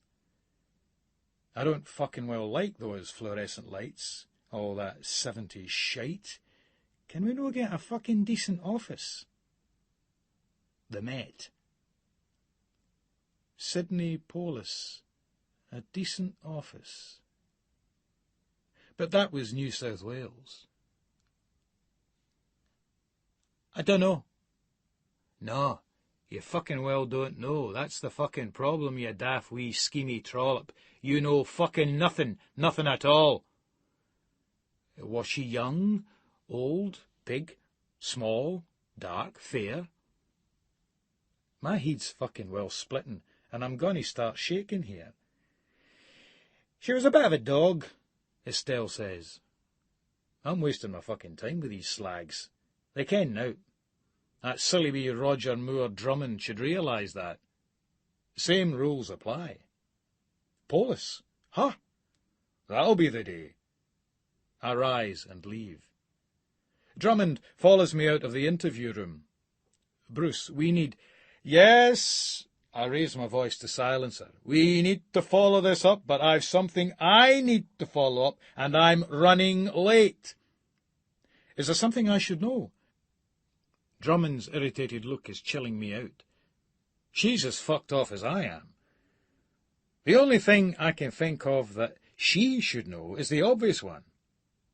She's never fucking Polis.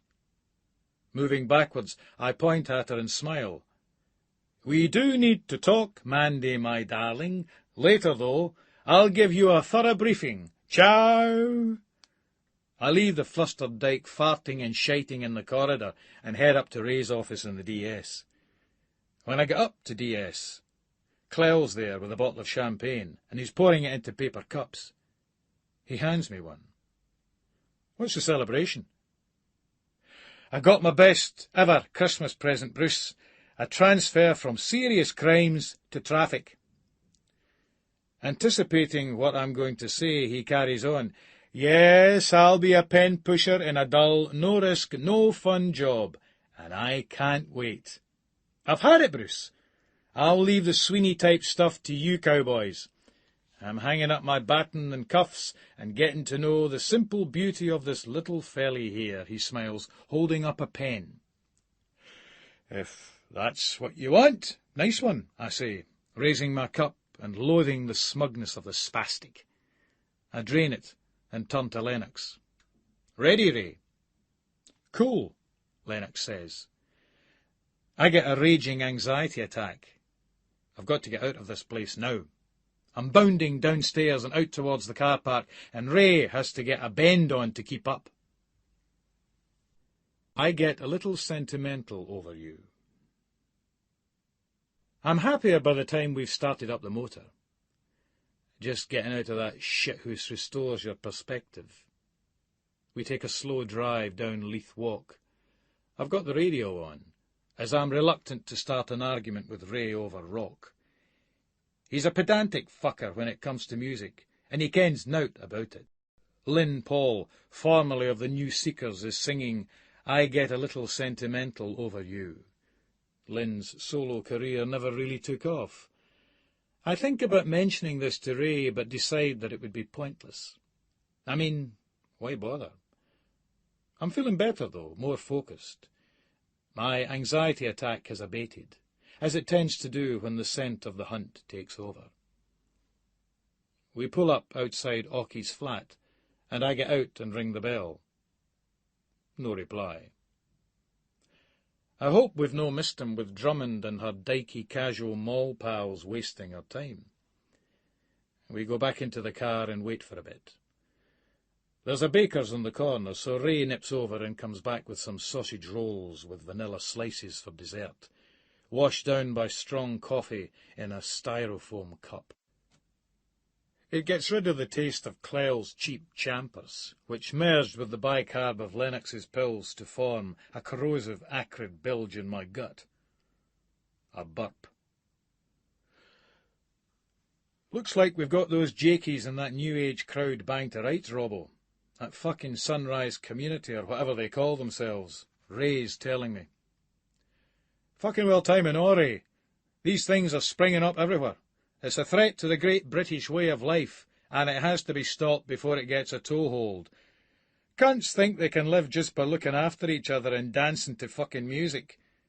They just want to hypnotise the young cunts with these free parties and get them on drugs. They haven't even got a fucking telly in that farmhouse. They can afford a huge fucking sound system, but they can't afford a telly. Scumbags. Lennox shakes his head.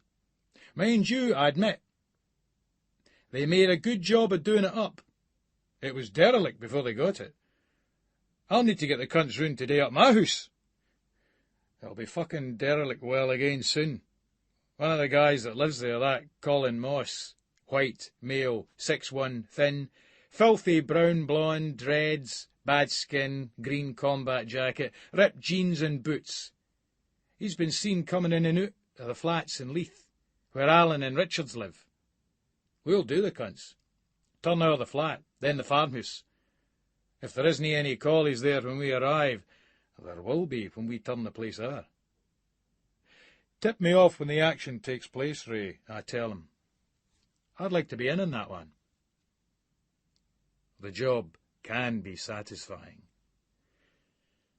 I've just downed the last of my coffee when I clock Auchie in the rear mirror. He's coming towards the flat with a wee bird. They're wrapped up in each other. Dirty wee cunt. Mr. Ockenden is sporting a fur-lined dark blue corduroy jacket and a pair of blue jeans. He's about 5'10", 5'11", with striking blonde hair and slightly girlish features. His girlfriend is a cracker, slim, 5'6"-ish, and exactly the same sort of blonde as him. You could take them for brother and sister. In fact, I wouldn't put it past that dirty wee cunt to be shagging his sister. Tidy wee piece, Ray says, noting the scene. All that posh he does still hasn't strung him out or blunted his edge. Yet. We being the operative word. This is a stoat the baw, situ, you reckon? Ray looks at her, narrowing his eyes and curling his lip outwards. Always hard to tell. Curvy wee ears, he observes as they passes. Never mind the fucking ears, did ye clock a coupon? A wee fucking bairn.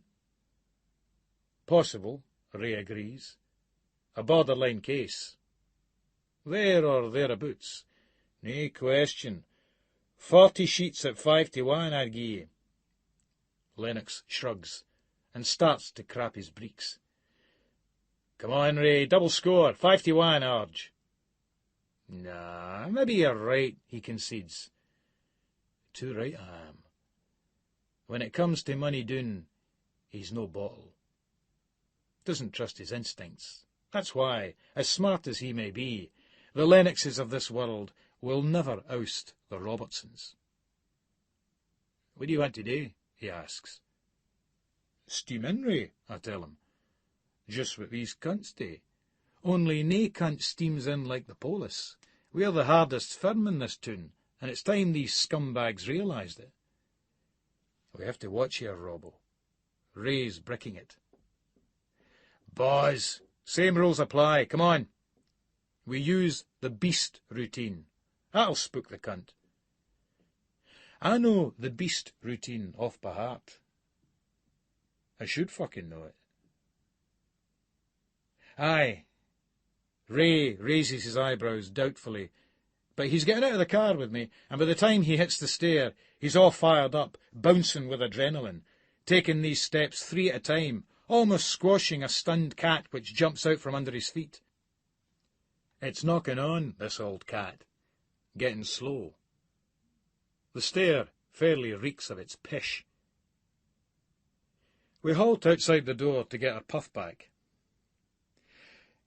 Reckon he'll be giving it one by now? I ask. I would think so. They were practically gone for it, gone into the fucking stair. Lennox looks at me and then hesitates. Want a line? Right, I nod, looking around as Ray puts some posh on the corner of his credit card and takes a rough hit up that hooter. I look a bit doubtful, not wanting my nose cavities fucked by roughage. It's okay, this is good. It's as fine as fuck, Ray says, his eyes watering as he sniffs and sniffs. I take a whack, and it is good stuff. That sweet smell in my head, my face numbing, a surge of power flowing through me. Time for action. I rap heavily on the door. Once, twice, 3 times. I hear a whingy voice. All right, I'm coming. Ockie, also known as Brian Ockenden, also known as soft little twat with a gob who got in too deep, opens the door in his T-shirt and boxer shorts. His mouth and eyes widen in shock. Mr. Ockenden. Hello, I smile, pushing past him into the hallway. You can't come in. Shut the fuck up, Ray screams in his face, causing him to recoil. Lennox has puffed himself up, and he's standing right over Ockie, who's all cowed and bent. You fucking well speak when you are spoken to, or I'll fucking well have you right now. Get it? This wretched wee cunt looks at him, trying to summon up a bit of defiance. I asked, do you fucking get it? Ray roars, and Ockie buckles a little bit more. Aye, call it, man. I've not done now, he whimpers. You're in serious bother, mate, Ray says, closing the door and shaking his head in disgust. Cool it, Ray, I say, putting a protective arm around Ockie's shoulder. Stay here a minute. Where's the bedroom? I whisper. He looks sideways. But there's somebody in there.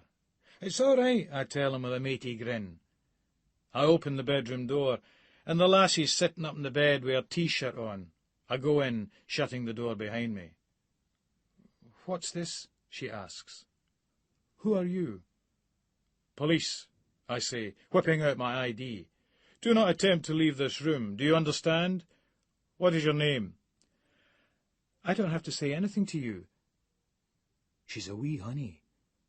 Still got those fetching freckles. "Oh, make it easy on yourself, hen," I advise. Then with urgency ask, "How old are you?" 16, she says, lying.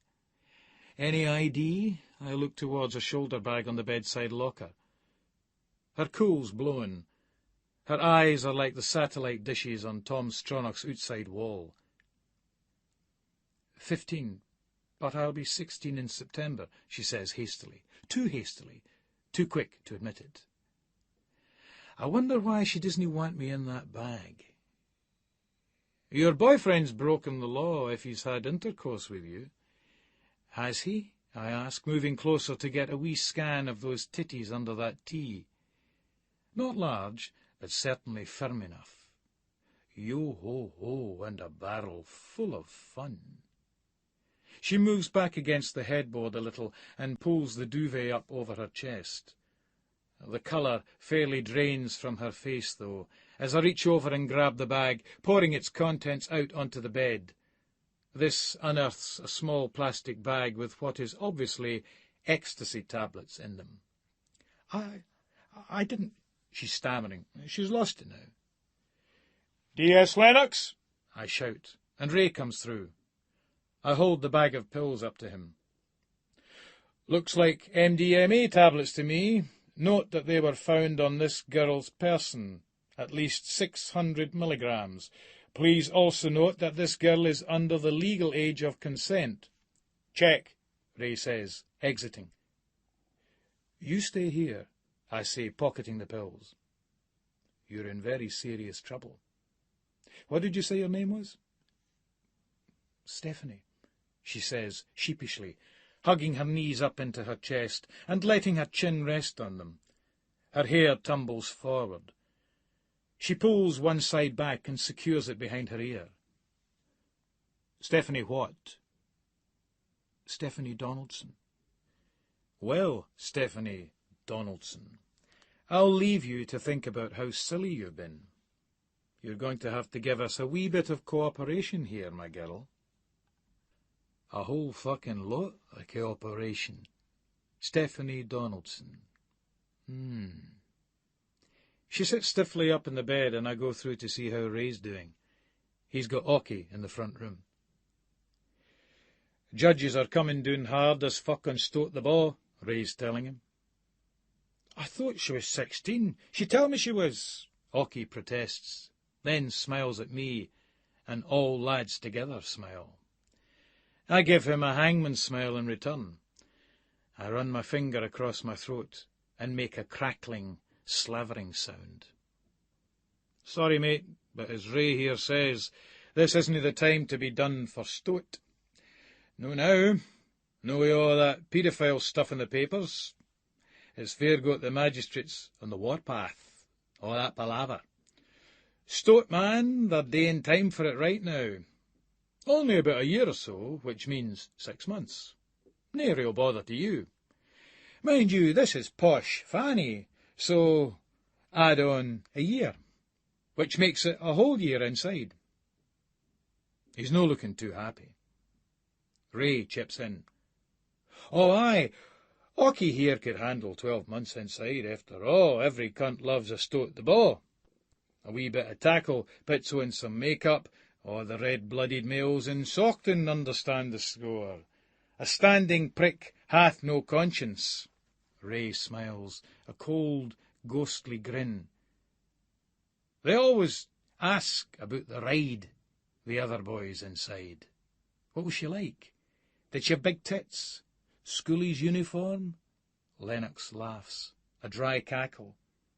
He pulls a bogey down from his beak and examines it to see if any posh has got caught up in the mucus. Satisfied that it's clean, he rolls it between the forefinger and the thumb, wringing out the moisture, and flicks it onto Ocky's carpet. He stares at Ocky for a bit and shakes his head. 6 months for a ride, though, Disney really bear thinking about, eh, no? Hope it was a good one, mate.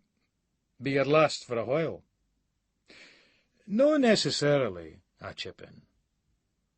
'Cause they all love a stow at the ball. Problem is that there's a thin dividing line between a stow at the ball and a nonce. You tend to get a lot of fishermen's tails on the inside, only we stoat. The size goes down the way instead of up the way, I spraff, in a pally trade secret sharing way as I push my palms together. The thing is, Ray says, see if somebody for the polis was to tell a screw like Ronnie MacArthur, a strict Freemason and staunch family man, that the lassie was 11 or 10 or even 8. I know what you're going to say, Ray. The poor cunt's life wouldn't be worth living. He'd be taken to the beast's wing in Saughton. But I don't know any policeman, any professional in police work who would stoop that low, I tell him, widening my eyes and extending my palms and looking around. For the greater good, though, Bruce, Ray agrees, advancing his proposition, suppose that this stoat at the ball had access to certain information and had the potential to help the police with a major investigation, but refused to do so. You and Ronnie MacArthur are pretty tight, aren't you, Robbo? In the craft, aye, I nod, switching my glance to Walkie. This cunt is shiting it. I let the fucker stew and have a wee scan for a potential knock-off. This cunt, though, fuck all worth charring. Come on, boys, he pleads. You see, Ocky, there's this guy inside, on the beast's wing. There's loads of beasts on the wing, but only one in the whole of the Scottish prison system that they call the beast. Follow? Ray explains. The cunt looks shut up. It's like he's watching an action replay of his life with only the shite bits left in. A bit like watching the Tom Stronach story on video, should anyone be daft enough to commit the commercial and aesthetic suicide which producing such a film would involve. He's no the felly you want to share a cell wi', man. But Ronnie would be forced to make that happen if it was put aroon that the lassie there was 8 years old or something. For your ain protection, likes, Ray says. Some protection, I laugh. The beast is fucking mental. No way that cunt should be in the jail, but that's the fucking prison system for you, eh?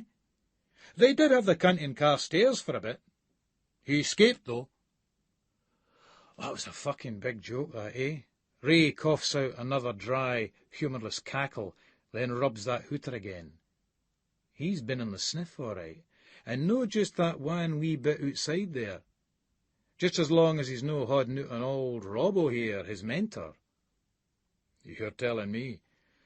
The good thing, though, there was a few fields between him and the toon, so the local livestock took the brunt of the beast's frustration.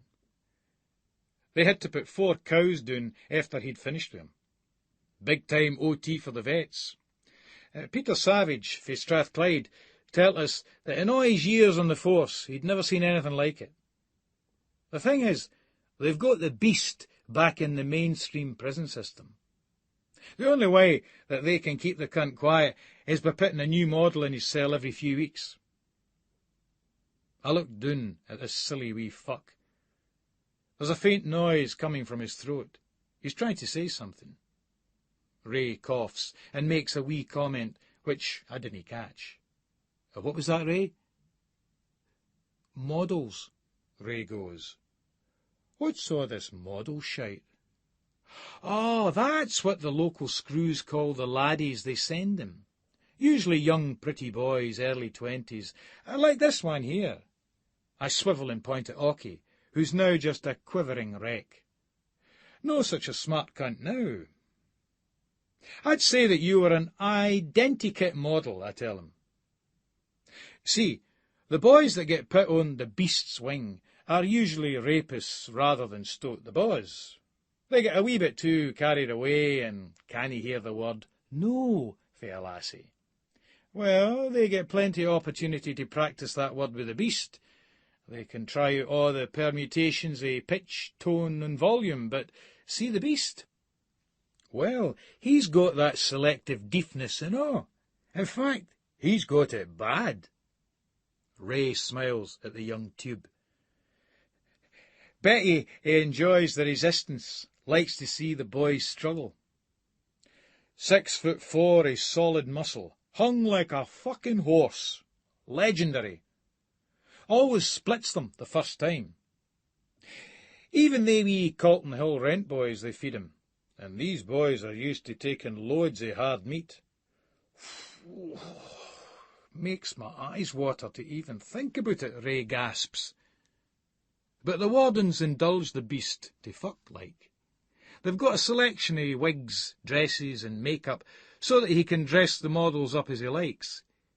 He gives them their names, usually French-sounding ones. Juliette, Justine, Celestine, Monique, and all that. They reckon he gets them for the go-go's at the Bermuda Triangle and Toll Cross.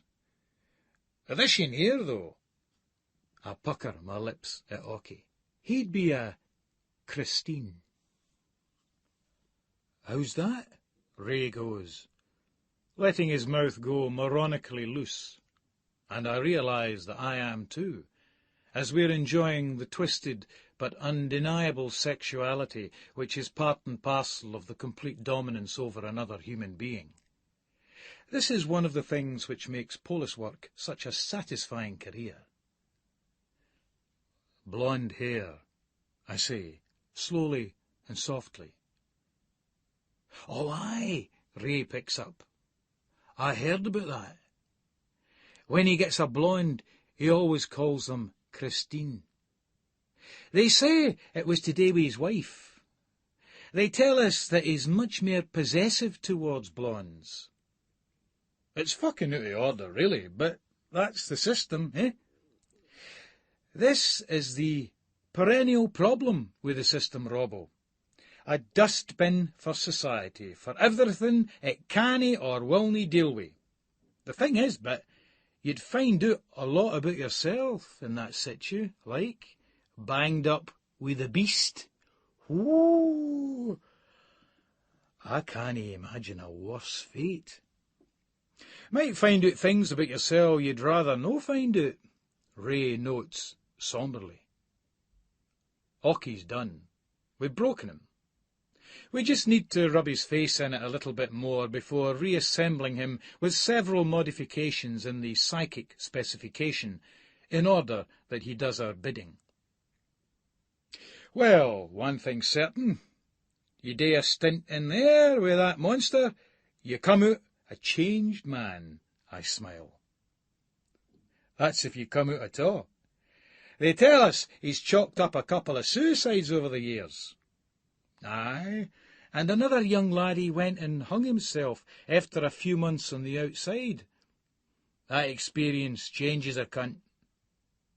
Defo, I snap at the terrified tube, who springs back from future hell to present hell. Maybe the guy would have done it anyway. A spastic, a fucking common criminal. What's to say? The beast, though, man. Day and time with that would tip the fucking scales. No think so, Ocky? Help! Help! They shout at the wardens, those poor models. Know that it does any good. So I've heard, Robbo. Ray grins. The wee cunt sits there, shivering. He's ours. He always has been. They tell me that he's HIV now. Do they isolate the cunt, though? I ask, rhetorically. Do they fuck? Ray replies. Effectively, then, it's a death sentence for any cunt in that cell with him. Effectively, aye. That's what it boils down to, Ray shrugs. I know that it sounds grim, but that's only the one choice, but, eh, Oggy? There's ways and means. I kid you not, my sweet, sweet friend, I say softly, cupping the terrorised cunt's face in my hands. I know your whole life's been flashing in front of ye, but, that's just the worst-case scenario. Anyway, I twist the spastic's head so that he's facing Ray Lennox, who's smiling like a department store Santa Claus. Uncle Ray here'll tell you what you have to do to stay out of the beast's vile clutches. Think of him as your knight in shining armour. Ray winks at him, then snaps his fingers and starts singing. I feel a song coming on. I feel the horn coming on. Stephanie Donaldson. Stephanie Donaldson. Aye, in the meantime, shall go and check on that wee drug-dealing slut, a girlfriend of yours, OK? Honestly, the company you keep. Mind you, it'll no be the first time that posh Fanny's dragged a good man down. Have to watch where you put that dick. There's always strings. I wink, departing to the bedroom. When I'm back through, she's up and dressed and sitting in the bed. Well, well, little miss, have we had time to think about our position? I ask. I'll show the wee fuck a few positions, all right. Starting off with fucking doggy style. Please don't tell anyone. I don't want my father to know. He mustn't know, she's begging. I'll have to charge you with possession and intent to supply, of course. As a minor, it's likely that you won't receive a custodial sentence, but you will have to appear in court. What school do you go to? John Gilzean's, she bleats pissly. Well, I'm sure that such a reputable school will take disciplinary action. Of course, I will be forced to inform them, and also your parents. Ecstasy is a very dangerous drug. Please, don't tell my father. Please, he's a barrister. It would be terrible for us. Donaldson. Of course. Your father isn't Conrad Donaldson, is he? I can feel my spirits lifting, and I'm sure that my cock has never been as big in my pants before. Yes, she says, her eyes lighting up hopefully. Oh, ya fucker! Mr. fucking smug cunt himself! Bingo! His offspring right here on Bruce Robertson's plate. A small world, a small city. God bless Edina, Scotia's darling seat. I clear my throat. Lust and the prospect of revenge had furred it over. Listen, doll, I'm going to tell him. As of now, I'm going to tell him. Whether or not I actually end up doing so is entirely up to you, but as of now I am. Please, I'll do anything. Don't tell him, she squeaks. Well, I'll tell you how it's going to be. You listening to me? Because I'll say this once, OK? She looks up and nods slowly at me. I can't see much of Donaldson in her. I'm not sure whether that's good or bad. You suck my cock and we're square. And you suck it good. OK? She's looking at the floor. Her shoulders are shaking. OK, nae deal. Stephanie Donaldson, you are charged with possession of a controlled substance with intent to supply. You have the right to... No, please! I'm smiling down at the posh wee fucker. Come on, baby. End this nightmare. End it all with a wee suck, I say softly. Your wee scumbag boyfriend didn't he tell me you haven't done the biz with him? One cock's much the same as another. A few minutes of your sweet wee heed, and the nightmare is over. You walk out of here. We're square. See, if ye dinna fucking play ball, the school and Daddy hear all about it. A mining family. I come from a lot dirtier, filthier places than doon a fucking pit, as this wee tart's about to find out. All right, she says, making the contract. A verbal agreement will do nicely. It might not be worth the paper it's written on, but you can't very well take a blowjob back once it's been given. Good girl. Fair exchange is no robbery. Why involve the state, doll? Why cause all the nasty paperwork? I smile as I unzip. It flies out like a fucking jack-in-the-box. Suck me, baby, I whisper. Suck Robbo here real good. She's looking at it, then looking at me with large, pleading eyes, but I'm holding the bag of ease in my other hand. I'll be round that posh school. Suck.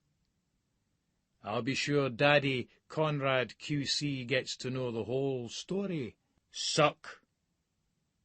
My balls feel scaly and rusty. The skin is flaking off them.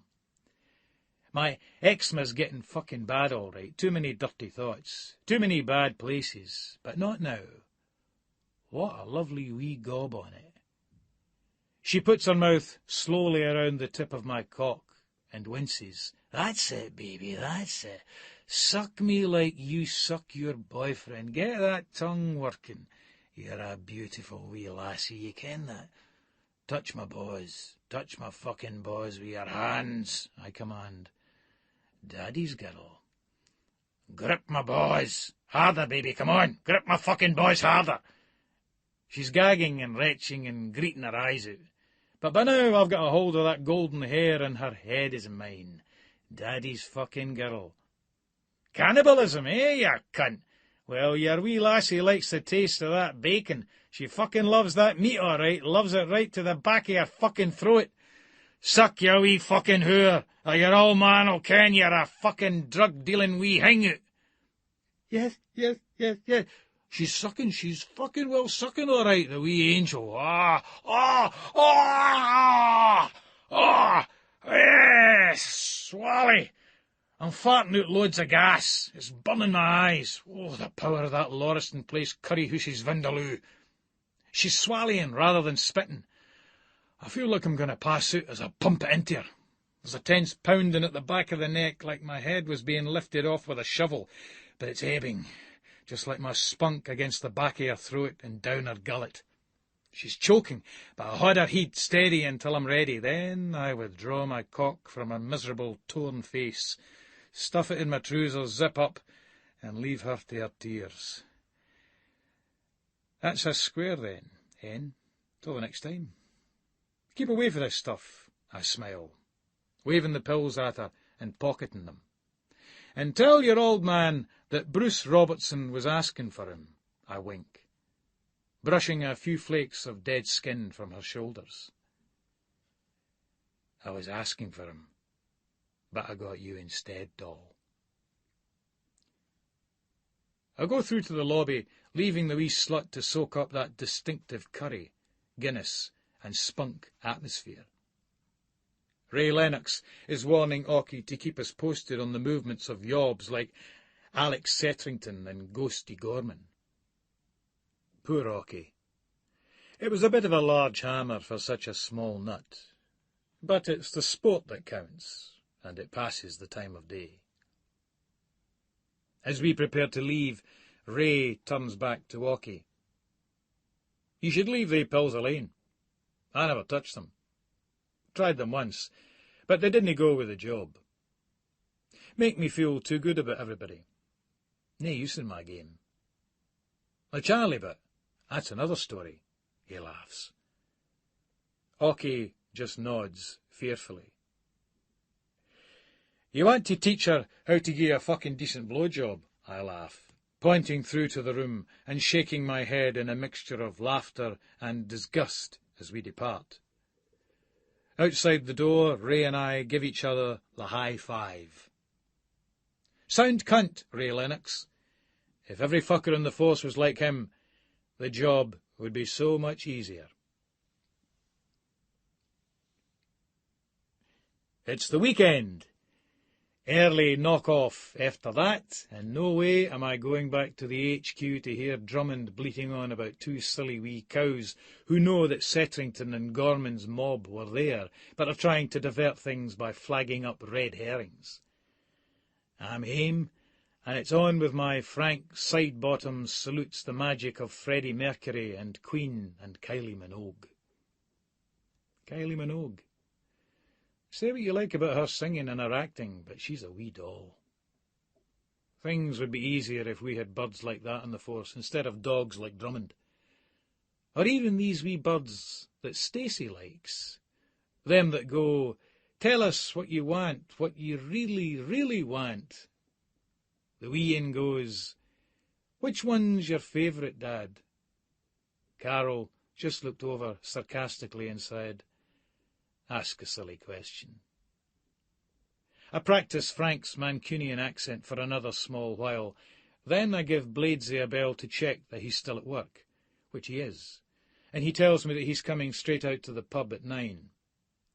Working very late is our brother Blades. That's a sure sign that you're either shagging someone you shouldn't be, or in Bladesy's case, not shagging who you should be. Then I place another call to Bunty. Cunty, Cunty Bunty, how does your minge grow? Hello, Bunty. That's your name, ain't it? Yes, who are you? Bet you've got hairs on your fanny like the branches of a tree. When was the last time you made love, Bunty? I don't see that that's any of your business. You must lead a very pathetic life if you have to take such an interest in other people's. I feel sorry for you. My, oh my. I do feel patronised all to hell. How can I recover from this shattering blow to the very core of my self-image? Easy peasy pudding and pie. Well, thank you. But what about your life, Bunty? Is that boring? That's my business. Who are you? What do you want? What's your name? Questions and answers. Honesty. Lies. My name's Frank, actually. Well, Frank, I think you're a very sorry excuse for a human being. Do you know, darling, how fascinating that you noticed. It was Daddy. I blame him. He was a bad man. But what about you, sweetheart? What about you, who married one Clifford Blades? They told us you take it up the bum, Bunty. Is that right? God, you're pathetic. Who told you then? Who told you that nonsense? It were little Frank. Who's he then? He's I'm not talking to you anymore. I squeak. This whore is an A1 ballbuster, cool as you like. No wonder poor old Blades' on personal handjobs with the old newsprint. The bigger they are, the harder they come, though. This is going to be a challenge. We decide to beat a temporary retreat. Tell me, who's this little Frank? She insists. Whoops. Sorry, Bunty. My mum's just calling for me. I have to go. You'll get me into trouble, you will. Come in, Mum. No, I'm not making dirty phone calls to prostitutes. I slam the phone down. That big whore can take the stick. Good. She'll fucking well need to. The funny feeling in my trousers tells me that a chugging session with Hector the farmer's material is well due. A good wank to some big-titted whore, then try to dispatch the remains of last night's Ruby Murray into the next life. My bollocks are still a bit raw and flaky, and I get further aroused at the thought of wee Stephanie's lips around my cock.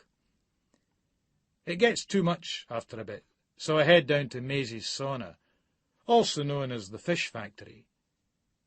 Maisie isn't in for a blether and some advice as to how my specialist needs can be met, but I find a young whore and take her over to Link's B&B run by a guy from Kraft who owes me one. I try to ride her, but my cock and balls are tender as fuck with that eczema, so I finger fuck her roughly and get her to suck me off. She's not into it at all, but I tell her I'll shut the fucking place down if I get any bullshit off her, and she complies. When the smell of her gets unbearable, I tell her to fuck off before I'm tempted to break her jaw. I fall asleep for about an hour, and I wake up with a bad anxiety attack, and I don't know where I am. I have to open the window and look out onto the darkened links to get my bearings. It's 9:15, and I'm going to be late for Bladesy. I fire uptown in a taxi, which is driven by a guy I know vaguely from the Craft. My guts are rumbling like fuck, and I'm starving again, and I've just been to the fucking shite house, but I meet Bladesy in the pub and get a pie and mash at the Blazer, where Bladesy is also a bit poorly. I decide to have a steak pie and fairly tear into the bastard. Bladesy's looking at me. I turn on him. Mine host, eat for your friend. The me, eat. I don't believe it. I'm just so full of fear and tension. Believe it, I say curtly. Let's drink before the fucking bell, and mine's a pint and a half of Lafrague. Brother Clifford Blades, cunt he is, has already got that worried face on the night. Eat, yes. Bladesy is drunk, and the drink is giving him a different perspective, making him think it's one big joke. But terror will be restored in time, as well as vengeance, especially with Bunty nipping his head off, a stupid daft wee cunt. The question of survival. Pink shirt, blue tie with a Masonic gold tie pin on top. I've seen some of his workmates, and they are every bit the spastic misfit that he is. I set up another round of drinks, then light up a silk cut. Eat. Mine host, eat for the self. Your face is screwed tight like a walnut, I tell the cunt. Is that all right? Eat.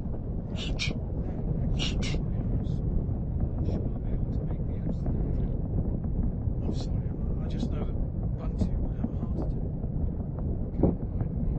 You're joking. You don't know her, Bruce. He takes a sip from his beer. There's another problem. It appears some pervert's been giving her filthy phone calls. I feel like toasting the cunt. It's not like in England where they have that 1471 service where they can catch hold of the perverts. Eat. Aye, but the net effect has been that stalking has gone through the roof. See, these shite cunts are dead sure. Eat. And legal developments. Stalking.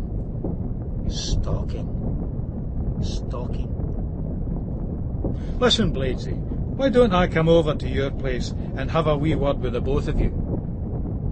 I try and help you. Eat. Oh, Bruce, would you do that? Anything for you and Bunty, Bladesy. I'd really appreciate it. 2 more scoops and a Ruby Murray. After a few more drinks and a stiff Ruby Murray, we stand. Thank you. Makes out like he doesn't mind. I'm spending a bomb on taking out Bladesy.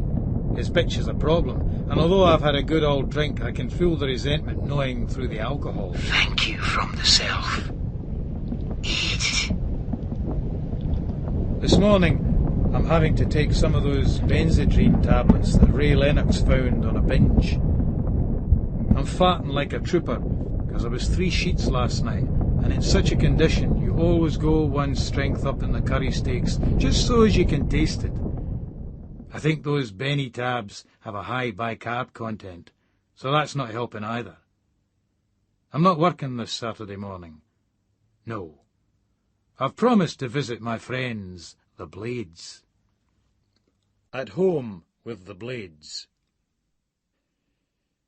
Bunty might be a tough nut to crack on the blower, but Bladesy's told me that it's all been getting to her.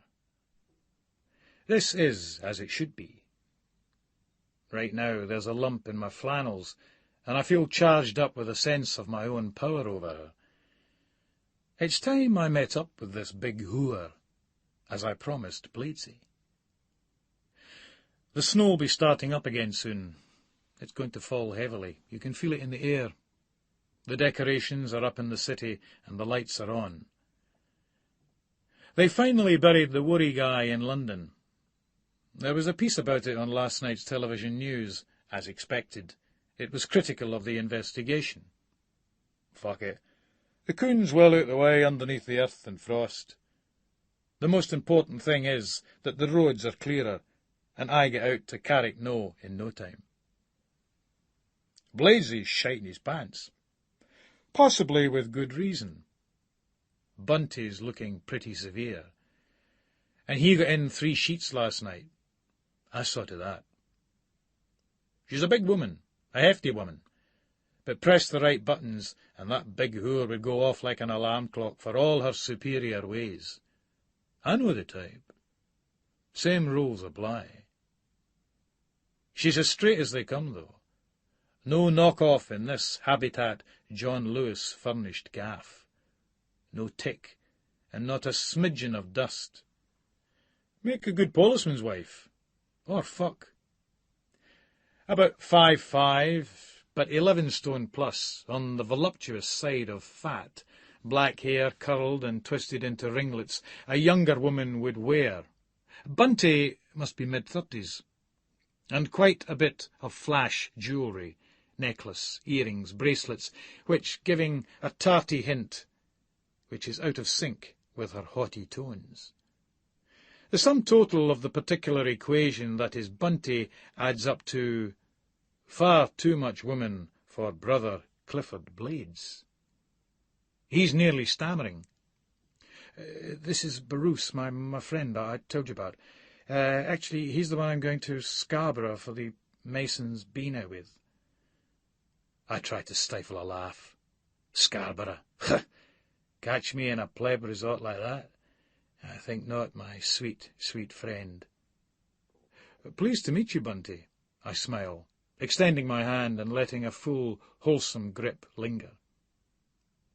She returns my smile. Bruce, isn't it? Yes, it is, you meaty-thighed, big-tittied whore. Yes, I begin. Cliff's told me all about you, she says, a fraction teasingly. Oh, nothing defamatory, I hope. I turn to Bladesy.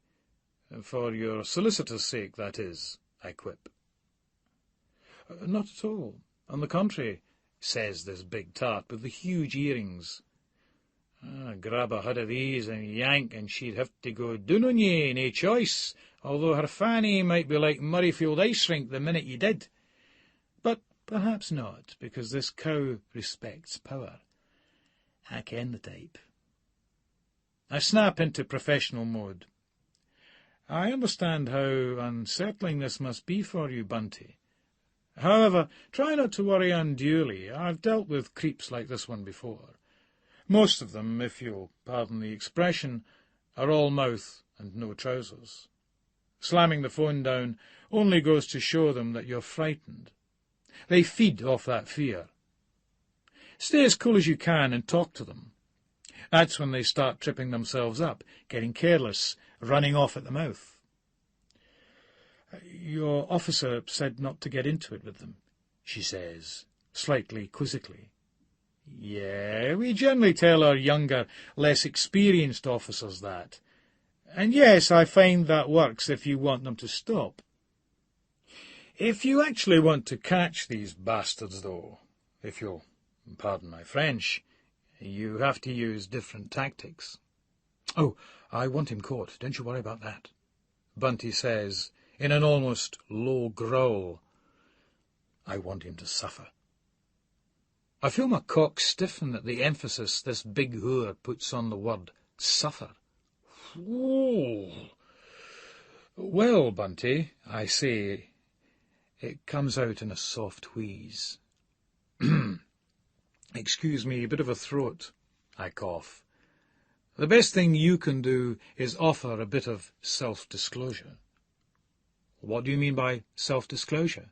She asks, challengingly, sitting forward in her seat, pushing her long, dark fringe out of her eyes. Yes, this big whore would take some satisfying right enough, and I'd fucking relish the challenge. Fucking relish it, I kid you not. Tell him something about yourself. Play along, turn up the heat, up the stakes. That's the way to do it. Don't make up any nonsense. He'd probably be able to work it out. Just draw him in. That way you have control. He becomes the victim. Force him to confront his own need. Let the hunter become the hunted, so to speak. Bunty's nodding with grim enthusiasm, and our gaze is locked upon each other. I can feel the electricity flashing between us. I hold it for a second, just until she starts to look slightly concerned. Then I turn to Bladesy. "We'll nail this creepy bastard, Cliff. No danger." Then I swivel back to her. "We'll get him, Bunty." "Cliff," I say, not looking at him, "I want you to take special care of this lady, this very, very brave lady." Our eyes lock again, and there's a connecting laser beam of sexual energy shooting out from both our pupils. "Oh, I will," he says dutifully, and as I turn to face him, I can sense Bunty's look of contempt at his assurance. But I don't want to collude with it. Not yet.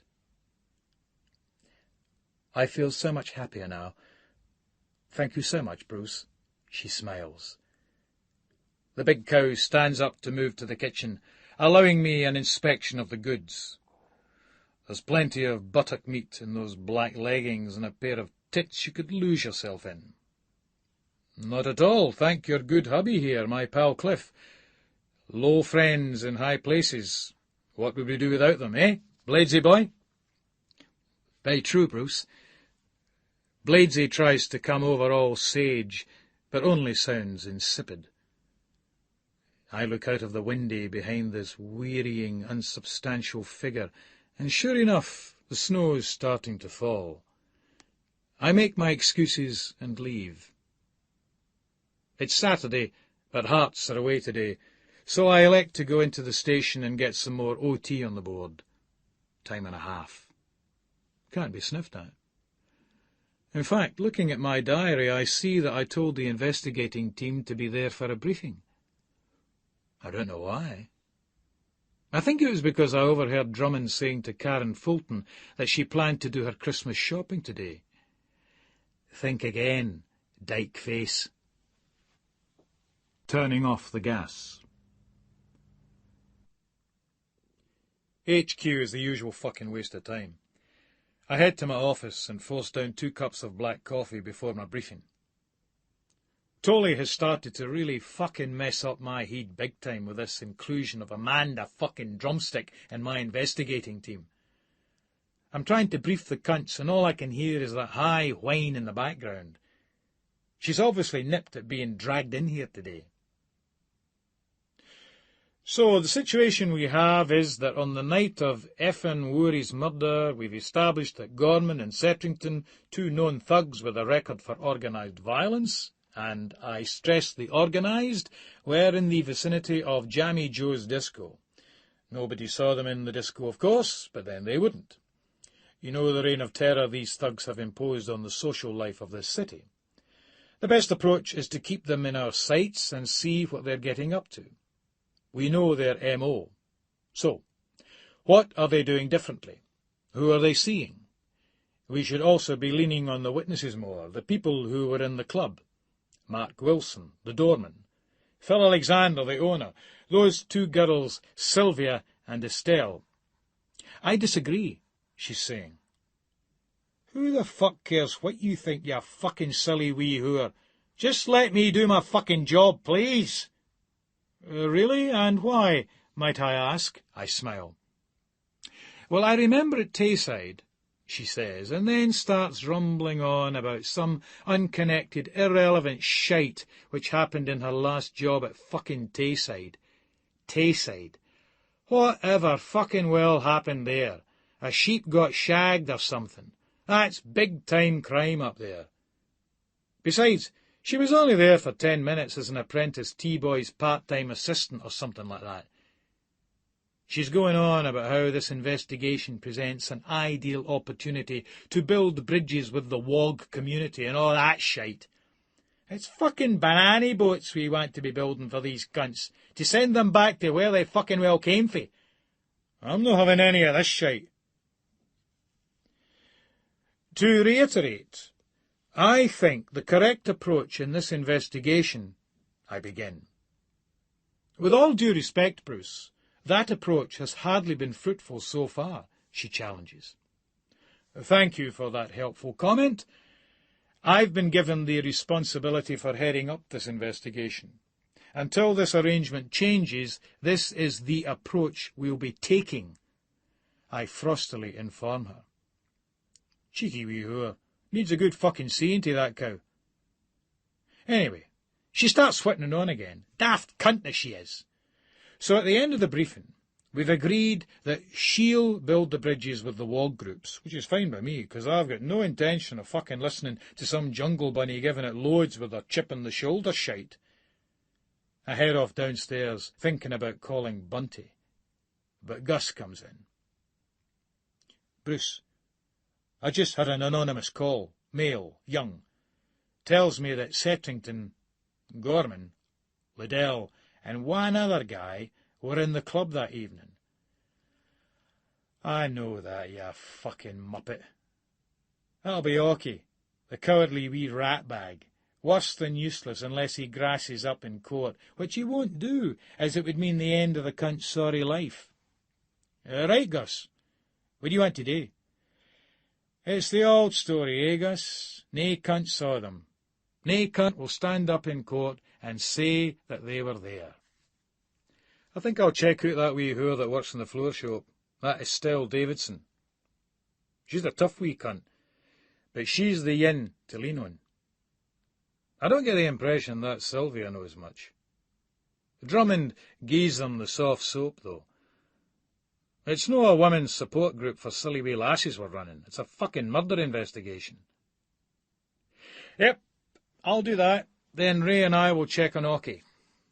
That's after I've been to the bogs with my copy of The Sun. It's a page 3 stun of the day, and she's no unlike that wee Stephanie Donaldson bird that gied us the gam. April from Newcastle. I've heard about coals to Newcastle, but you certainly dinna have to take any hole to Newcastle if it's all like that. The graffiti today. Karen Fulton takes it up the arse. I don't recognise the writing. Come on, baby. Bruce is here. It's your big night. That's it. Come on. I pull out my stiff, flaky cock. There's a bit of a pong as the helmet pops up, throbbing red raw, pushing past that discoloured foreskin. My fucking nuts are so itchy. Oof, come on, baby. That wanker of a doctor and his fucking creams. Don't think about that. Oh, baby, this is good. Oh. April from Newcastle. Oh, you're a ree bonny lassie, you know. Oh, you fucker that you are. Oh, you're a cum. Oh, fucking bingo. Oh, you cunt. Oh, I'll let the spunk drip onto my thighs. Its alkaline properties might do the rash good. It won't do it as bad as that cunt Ross's stupid creams anyway. They should sack incompetent doctors. If we couldn't cut it on the force, that would be us in deep shit, but these cunts get away with murder 'cause they've never had to put themselves on the line. The same rules apply, or fucking well should at any rate. I sniff the crotch and thighs of the black flannels. There is a low, thick hum of stale sweat, punctuated by the occasional sharp whiff of pish. Oh, for a decent laundry service. Right now, I need a bird who can cook and clean more than I need one who can suck and fuck. Of course, the dream ticket would come with all those attributes. A Carol substitute, until she starts to see sense, which won't be long. It never is. Karen Fulton takes it up the arse. I've never fucked her up the arse. Fucked her up the cunt, right enough, but that's hardly an exclusive club. The last time I had her was after Princess Diana's funeral. I got her 3 sheets and did the business with her. Fultz has been known to put it about all right, at Christmas and leaving parties and all that. But the graffiti seems like wishful thinking to me, probably written by some inadequate like Toll. I cross out Karen Fulton and write Bob Toll in its place. I stare at my handiwork for a bit and get a breathless fit of the giggles, which immobilises me as the tears stream down my face. I go outside and wash my hands, but I can't get my nails properly clean. I look at my jaw in the mirror and rub the bristle. I need a good shave. Eat. Eat, mine host. Eat. Eat. Eat. Eat. Eat. Eat. Eat. Eat. Eat. The self needs nourished. Eat. Eat. Eat. Simple pleasures. The fan heater under my desk is blowing out hot air against my leg as I recover from that Sherman tank with a strong cup of coffee and a Kit Kat and a donut from Crawford's. The phone interrupts me. It's an outside line as well. It's not her. Not Carol. It's her. I told her never to phone here. Never. I told you never to phone here, I say to her. I'm in the middle of a serious investigation. I'm sorry, I had to talk to you about what you said a couple of weeks ago.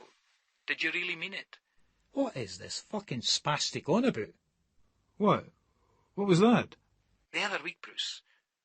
You told me you loved me. Remember? Her voice drops an octave. Or was that just something you made up because you thought I wanted to hear it? It was made up because I had a stiffer and a standing prick hath no conscience. And if that standing prick is attached to Bruce Robertson, then it hath less than no conscience. You can't afford a conscience in this life. That has become a luxury for the rich, and a social ball and chain for the rest of us. Even if I wanted one, which I certainly do not, I wouldn't have the faintest idea as how to go about getting one. Can you buy one from the record bar at Woolies? This is a dodgy one, though. This cow's showing dangerous signs of intelligence. The thing is, I could handle another shot at that stupid spasticated hooer. I don't think that was what I said. What I said, if you remember, was that I could fall in love with you easily. But I also said that if I gave you love, spiritual love, you would have to be strong enough to take it. Remember? There's a long silence, and she finally squawks. I remember. She remembers fuck all. Full of fucking valleys or Prozac or whatever some Rossi-style anything for a quiet life quack has given her for her nerves. I told you to go away and come back when you're strong enough. Because I'll give you love, all right. I'll give you all the love in the world. More love than you can ever imagine. What the fuck is her name again? Hurley's Mrs. Bridget? Sarah? Chrissy? Oh, Chrissy. Look, you have to be strong enough to take it. I let my voice quaver a bit. Because if I give it and don't get it back, it's going to tear me apart. Gus comes in and moves to the end of my desk, picking up my almost empty Hearts mug and pointing over to the kettle. I give him the thumbs up. At least he's picked up the right cup this time. There's a funny, gasping sound down the receiver which ignites into Chrissy's bleat. Bruce, I'm so sorry. I just need to know where I stand. It's just with Bob and you. And, I mean, what about Carol? This is not about Carol. Fortunately, she's at her mother's at the moment. This is about me, Bruce, and you, Chrissy. If there is a you and me, if there is a you and me, then we talk about Carol. Until there is a you and me in a real sense, then Carol is my business and my business alone. There's a pause. That fluorescent strip light's flickering again.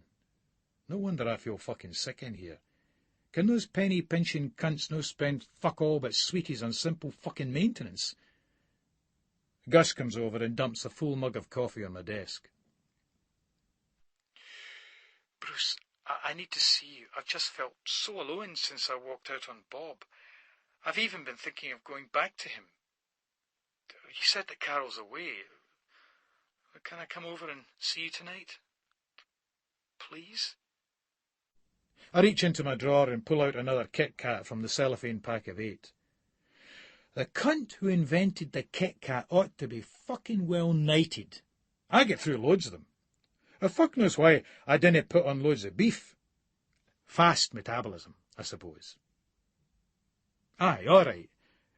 But I'll tell you one thing, Chrissy. I am not, repeat, not, in the mood for mind games. I'm not going to be exploited by you because I've made my feelings for you plain. I'll keep a tight rein on those feelings until I get some spiritual commitment back. The spiritual cared. It had to be played. They always fall for that one. They just can't help themselves. I hear her voice thin down to a gasp. I need to see you to talk face to face. I'll be round tonight. When's good for you? Make it 8, I tell her, before signing off and putting the blower down. Getting road, getting road, getting road, I sing softly to myself, to the tune of Here We Go. I wave semi-euphorically over at Gilman and Inglis, who've just come into the office. Gilman gives a curt nod. That cunt never displays emotion, but Inglis gives me a big flouncy wave, which sets off a feeling of nausea in my stomach. Chrissy tonight? Oh well, at least I've sorted out a ride. Hardly a hassle-free one, though. I'm hoping it's going to be better than it was the last time. She was a funny cow. The camera seemed to excite her, but when I got out the vibrator, she started greeting and going on about Bob and how her life was in a mess. You can never fathom some fanny. I look at my Scottish Police Federation calendar. December the 5th. Not that long to Christmas. But fuck that crap. The winter's break and the dam comes first. That fucking dull calendar. I had a top one last year, but then that memo came round from personnel, doubtlessly initiated by arid, twatted dykes like Drummond, stating that pin-ups were to be banned. Some fucking twaddle about negative images of women. If a shaggable bird in the buff is a negative image, then what the fuck counts as a positive one? A fucking boot like Drummond in a police uniform? I think not. Same rules apply. The nausea won't go away and I have to get out of here early. Ray Lennox is out stalking the hippie community sunrise fuckers at Pennycook, so there's nobody I can skive off with. I don't trust Gilman, and Clell's lost the plot with all this traffic bollocks. I decide to head uptown and go for a little stroll. The town is mobbed out with Saturday shoppers looking for Christmas bargains. You can almost breathe in the raw greed which hangs in the air like vapour. As the late afternoon darkness falls, the lights look tacky and sinister. The scene of the crime. Here I am, walking up the Playfair steps. A young Jakey in filthy, threadbare clothes, holey trainers, and sucking on an old purple tin, hopefully holds a styrofoam cup out at me. "Job centre's yon way, mate." I point towards the West End. "Merry Christmas," he says. "You and all, mate," I smile. "Could be a cauldron, but I'd check in there for a few weeks if I was you." I point at smug grandeur of the Balmoral Hotel. "Let room service take the strain. You know it makes sense." The Jakey shoots me a look of anger which can't conceal an underlay of sheer terror as he contemplates a cold season on the streets, and quite possibly the end of his miserable life. Still, if he gets enough of the old purple tin in him, he won't feel the cold taking him slowly. I head up to the south side and think about calling in at Alan Anderson's old boozer in Infirmary Street. I wonder what Alan's doing now. One of our spectacularly average players of the 70s. There was a factory turning them out. It's really busy up the bridges with schemies purchasing shoddy goods from the WOG discount stores and students between classes sniffing around the second-hand record shops. I try to get a look at the scores in the window of a TV shop. In England, Manchester United, Arsenal, Newcastle, Chelsea and Liverpool all won. So it's as you were. I'm waiting on the Scottish results coming through when a raucous shriek fills the cold air, stripping the flesh from my back. I turn and see a crowd forming across the road. I go over to investigate, pushing past the stupefied ghouls, and see a man about mid-40s, well-dressed, twitching away on the ground in an ugly paroxysm, one arm stiff and clutching his side. The boy is turning blue, and a woman is screaming, Colin, please help us, please!" I'm down on my knees at the prostrate figure's side. "What's wrong?" I shout at her. He seems not to be breathing. He's pissed himself. A black, wet patch is forming on his groin. "It's his heart. It must be his heart. He's got a bad heart. Oh, Colin, no. Oh, God, Colin, no." I've got the boy's head back, and I'm giving him mouth-to-mouth. "Come on, you bastard." I can feel the life draining from him, the heat leaving the body, and I'm trying to force it back into him, but there's no response. His face is white now. He looks like a mannequin. I turn to the woman. There's a wheezing burr coming from her own bleached-out face. What can... "Do something, please." The words seem to aspirate from a hole in her throat. I shout at the guy. "Come on, mate, you can't just go." I turn to the gaping crowd. "Get an ambulance! Just fuck off at the road!" I'm trying external heart compression, applying the pressure, thudding at the guy's chest, respect and expectation giving way to malevolence, as he refuses to respond. I feel his wrist. There's no pulse. Live. Live. Live. "You have to live," I say softly to him. His eyes have rolled into his head. The woman is screaming in my ear, "Colin, oh no, God, no!" I don't know how long passes as I sit alongside this formless thing lying in the stench of its secretions, and I've got the woman's hand in mine. I can hear the sirens, and I feel the hand on my shoulder. "It's all right, mate. You did more than anybody could do. He's gone." I look up and see a guy with red hair coming out of his nostrils. He's wearing a luminous green waistcoat. The ambulance guys are taking him away. In a sudden, strident motion, the woman grabs me round the waist, her sweet scent merging with his malodorous reek. Why? He was a good man. He was a good man. Why?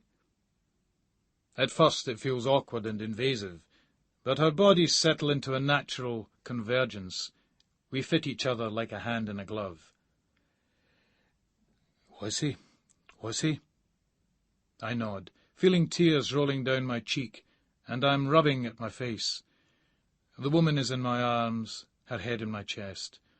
I want to hold her forever, to never let her go. They take the dead man into the ambulance, and we break our embrace, and I feel the cold shallowness of isolation as she's led away. I stand up and turn to face the ghouls. It's the same faces all the time, like that daft film where they all gather for a tragedy. What are you fucking well looking at? What do you expect to see? Get back to your fucking shopping. Go on! I flash my badge at them. Police! Disperse! The dead man is on the trolley and the woman collapses across his chest. That's what the ghouls want to shifty at. Like at that Princess Diana's funeral. They want to scrutinise those who really knew her, to drink the misery out of their faces. Somebody's talking to me. Who are you? Bruce Robertson, D.S. Bruce Robertson, I shout at him. Lothian's police. What happened? I look at the guy. I tried to save the boy. I tried, but he just went. He just went. I tried to save him. How did that make you feel? Eh? I asked the cunt. What the fuck? Brian Scully in the Evening News, I was watching you. You did really well, D.S. Robertson. How did you feel when he didn't make it? I turn away from this spastic and push through the crowd. I slope down Infirmary Street and head mole-eyed into Alan Anderson's old boozer. The boy should have stayed alive. That woman, she loved him. I'm shivering. It was cold out there. A double whisky keeps the chill at bay. I changed to voddy after that, though. Cunts can't whiff it on your breath in the same way. I knocked back a few of those. I'm thinking about the guy, pushing the life into him, all the time pushing against a greater force, trying to fill the plugless bath, but it's no use. It all just goes. I leave the bar and find the motor. I swirl some mouthwash around my gob and spit it out onto the frozen snow, watching the clean blue solution indent the white. I rev up the motor and the end slides all over the place as I turn the corner. One spastic beeps me, but I'm too pished to bother. Work, however, has lost its appeal. Not that it ever had any in the first place. I leave the car in the car park for appearance's sake, and I knock off early, trudging homewards through the snow before flagging a taxi. Back at the ranch, I watch the scores on the teletext, noting that Hearts have lost 3-0 at Rugby Park. I make an effort to clean up, and I manage to throw out some old plates of food and tinfoil cartons of curry and chinky. Chrissy arrives early, which annoys me, as the place is still a shite-house. I'm chuffed, though, to see that cock-stirring mix of need and devotion in the whore's eyes. Chrissy is about 5'4". I doubt she's above the 6-stone mark. She's not so much heroin chic as hospice chic, and looks somewhat less than resplendent in a gaudy yellow blouse and an above-the-knee black skirt, which looks like it's made from the same material as my flannels. She expects me to say something. Wrong. It doesn't work that way. Silence is golden, and sometimes you have to struggle to control it. Any schemy convict will tell you the same. Bruce, did you really mean what you said to me earlier about how you could fall in love with me? She asks. I'm looking closely at her, at the burst blood vessels around her nose. Fucking Wurzel Gummidge here, I'm thinking. No chance. Of course I could, and you know it as well as I do. Don't play the innocent with me. Sit down. She takes off her coat, sits down on the couch and lights up a cigarette. She's just like one of them, the ghouls that stood by and watched as I tried to bring that boy back. The sickening, passive, idle, grateful ghouls. How does it feel? I'm so confused, Bruce. It's not been an easy time, she says. I move onto the couch beside her. She's going to see how it feels to have her breath taken away. Listen, there's something you should know about me, about how I am. I open a button on the whore's blouse and stick my hand down it. She's like a Belson horror, all skin and bone. Her eyes have huge black shadows under them. I look into the pupils and watch them widen in concert with the twinge in my trousers. I take the cigarette from her hand and stub it out in the ashtray. She twitches nervously and looks at me with a strange smile. Bruce, she says, looking at the smouldering fag. You ken the thing about fags? I ask, pointing to the ashtray with my free hand, sliding my other mitt under her bra and harshly tweaking her nipple. I watch her shut her eyes and gasp a wee bit. What you get from fags is an asphyxiation hit. It shuts off the oxygen for the brain. That's the high, I say, tapping her head. Pushing the life in, squeezing the life out. I take my hand out and start undoing her blouse, button by button, and then I take the top button from her skirt and unzip it, and I stand up, hauling her to her feet with me, and the skirt slides off her to the floor like a piece of doner kebab lamb from the greasy hunk of meat on the skewer. I pull her towards me and stick my hand inside her pants, cupping her arse cheeks, pulling her up against me. I push my mouth to her ear, getting a scent of cat's piss perfume. Tell you something, it's as wild as fuck when you make love, that oxygen starvation thing. You and Bob ever do that? I don't know, we never. Yous ever turn off the gas for each other? I say, softly in her ear. No, we never. You want to play at turning off the gas? You doing it for me and me doing it for you? I'm looking at the black roots at the bottom of her sick yellow hair, which looks like greased straw, the condition totally fucked by cheap dyes. A coffee, fags and valleys tart. There's a factory somewhere that churns them out. Turn left on the outskirts of the boulevard of broken dreams. I don't know what it involves, she whinges. She's looking at a precipice which she can't really see over, blinded as she is by her despair and her medication. It's a wee adventure. In all adventures to different places you need an experienced guide. Let me be your guide. Put yourself in my hands. I'd never hurt you, I tell her. And I'm taking down her pants, exposing that dirty black bush which contrasts starkly with that sick blonde hair. My skin tingles wondrously, and the colours of the walls and furnishings seem heightened as I ease her back onto the couch. I loosen my flannels, ignoring a fairly noxious waft, and let them fall to my knees. I'm losing weight all right.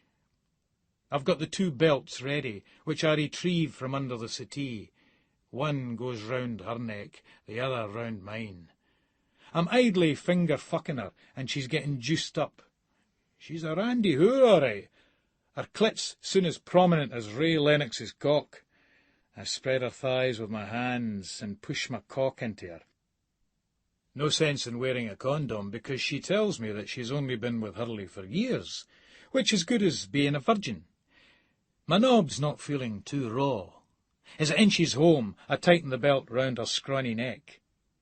I find my stroke and start giving her it good style.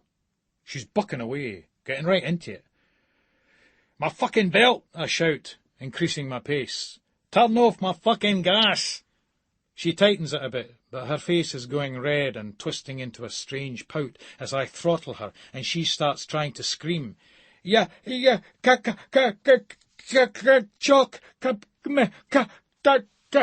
sounds like an old banger trying to start up, which I suppose is exactly what it is. How far do you have to go to be like that guy at the south side? Is there a time during the struggle for life and breath, when you finally consciously realise that it's all fucked and that you're going for good? How does it feel? "You fucking choke me then!" I scream, choking and poking at it, and in the end I have to grab my ain belt and turn off my ain gas so's that I get there.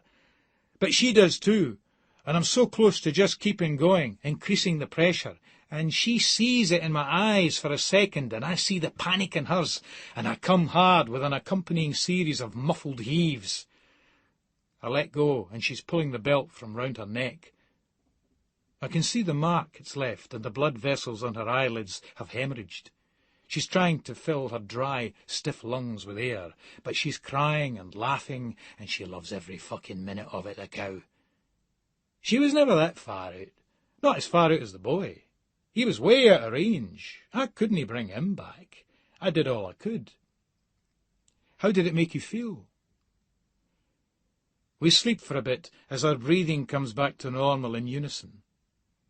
When I wake up, I'm consumed by an overwhelming urge to be cruel, which I know that if I don't satisfy verbally will end up with me breaking the sow's jaw, and as she's policeman's meat rather than a commoner garden Roger Moore, that could get a little bit messy administratively and legally speaking. "You're a cow," I state coldly as I sit up on the couch and light up one of her fags. "Because I've been fucking you. We've been turning off the gas for each other, and you're my mate's wife. Ken what that makes you in my book? A cow. C-O-W. I spell it out for the slag. She looks at me like a wounded deer pleading with me, no to let it have baith fucking barrels. "Don't say that. Why are you being like this? Why?" "Why? 'Cause it's games time. Ken how you're a cow? Ken how? 'Cause you let us in here." I point at her minge. "But you'll no let us in here." I point to her head. "Or in here." I point to her chest. "'Cause that's love." That was nothing. That was just sad case games. And to me, that is what I'd call a cow. I shake my head. That was a wee test, and you failed miserably. Failed with faded colours. I take a bunch of her greasy straw hair between my forefinger and thumb to illustrate my point. Her face seems to bubble and swell as her mouth opens wide. "What are you saying?" she cries. "Where does that leave us?" "I'm saying that you have to go away and have a good think to yourself about what your feelings really are. Otherwise, I'll be quite frank, this is fucking useless." The same rules apply. Will you do that for me, Chrissy? Will you do that? Because I can't sort out your head. Only you getting in touch with your heart can do that. If you just want fucked, I explain, flipping up a palm. No problem, come round, I'll do the business. But I find it all a wee bit sordid, especially as I feel we could have a lot more. I just feel so confused. "Oh, you're confusing me," she bleats. I shake my head slowly and sadly. We're all fucking confused. Right now, I think you'd better go. "I want to stay with you, Bruce. We need to talk." I move my head in a dismissive manner. I had planned to go up the club at Shrub Hill tonight. A couple of civilised beers to relax. Socialising within a perfectly legal framework, and long may it so remain. "Chrissy, I'm working tonight. Back shift. I'm investigating a murder. That's as in M-U-R-D-E-R. In my line of work, that spells Serious. I watch her incomprehending look. I do not think that the penny has dropped yet. Serious, which means I have to get my ARSE into GEAR. That's the situ. The whore starts weeping. Eat. She doesn't mind if I get a fish supper down the tap shop. Eat. Well, she's away. Right, fuck. Eat. I pad to the fish and chippy down at the hill and cram a fistful of delicate, greasy, salty chips, tender white haddock, and golden batter, soaked in vinegar. Just the doctor. Oh, not that quack Rossi with his aversion to deep fries, ordered. Time to wash it down with a few bevies. I go into the Royal Scot and order a pint, then call a cab to take me down to the club. When there's a law against that, we'll know that civilization is truly fucked. Carol again. I like to go out. I don't really mind being here at Mum's, but she can be very demanding. Still, we all have our crosses to bear. The big problem is that Mum's never really accepted Bruce. She's a bit strange at times. It's a funny thing to say about your own mum, but it's true. I hate being up here, but it'll just make it all the more exciting when Bruce and I finally get back together. Stacey's getting me down as well. She's at a funny age. I remember when I first met Bruce. My sister Shirley was seeing this guy who was on the force. Don, I think he was called. We met him at a pub at the West End, and he introduced Bruce as this guy who was up from London, where he was in the Met. Bruce and I had both just come out of pretty bad relationships, so the pair of us were a little guarded, even though when I first saw him I thought, Well, we had a few too many, and we ended up back at Don's. It was strange the way Bruce was looking at me in the taxi. I could just feel something happening. I could feel that we would become lovers. When he spoke to me, his dark eyes blazing, I could feel myself going. God, I just want to touch myself all over when I think about it. But no, I restrain myself and I decide to go out. The street is cold and grey, like so many streets in so many towns in this country. The wind surges through you, lowering your temperature until you're too numb to realise how sick and uncomfortable it's made you. And the people, nosy, predatory, always ready to revel in the misfortunes of others. One man is looking at me. I know the type, a sleazy middle-aged guy who doesn't do it with his wife anymore. Repressed people. You have to pity them more than anything else. I know because I was like that before I met Bruce. I still am in lots of ways, although he's brought me out of myself. Bruce realised that I had to come out of myself, needed, in spite of myself, to come out of myself. That was what our sex club was about. Bruce knows that our wee games and flirtations only serve to strengthen a true love, by making it confront its true nature, making it feel the depths and heights of itself. He did it for me, and it worked. I'm a different person now. A better person. Infected areas. A lazy weekend. I did get semi-drunk on Saturday night with Lennox, who booted a Jakey's styrofoam cup into the gutter, spilling his coins down the walk. It was such good sport watching the cunt groping around for them. After this, I gave him a couple of quid, solely to try and make Lennox feel bad. It didn't work, and I regretted the wasted outlay. I laid off the whisky, though, which made me feel not too bad Sunday morning, and Sunday was a quiet day. I thought of Carol a lot. I know what she's up to. She's playing a very, very dangerous game, and she doesn't even know it. Let's hope she comes to her senses soon.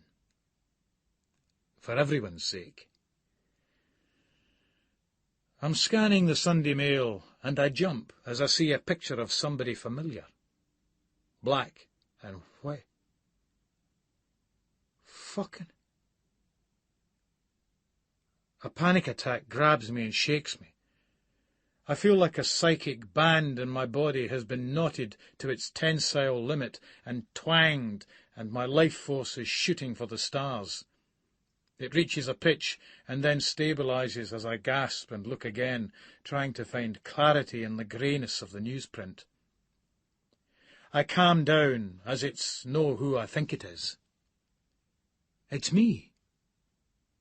An old picture. An old picture and a new caption. Hero Cop in Rescue Bid by Brian Scullion. A Christmas shopper tragically died in the arms of his wife yesterday, despite valiant efforts to save him by a hero off-duty policeman who came to his aid. Stunned. Shoppers in Edinburgh's busy South Bridge were stunned when retail manager Colin Sim, 41, who has a history of heart trouble, collapsed on the city street. "We were shocked. He just keeled over," said Mrs. Jessie Newbigging, 67. "I was just looking for something for my granddaughter's Christmas. I couldn't believe it. He was just a young man as well."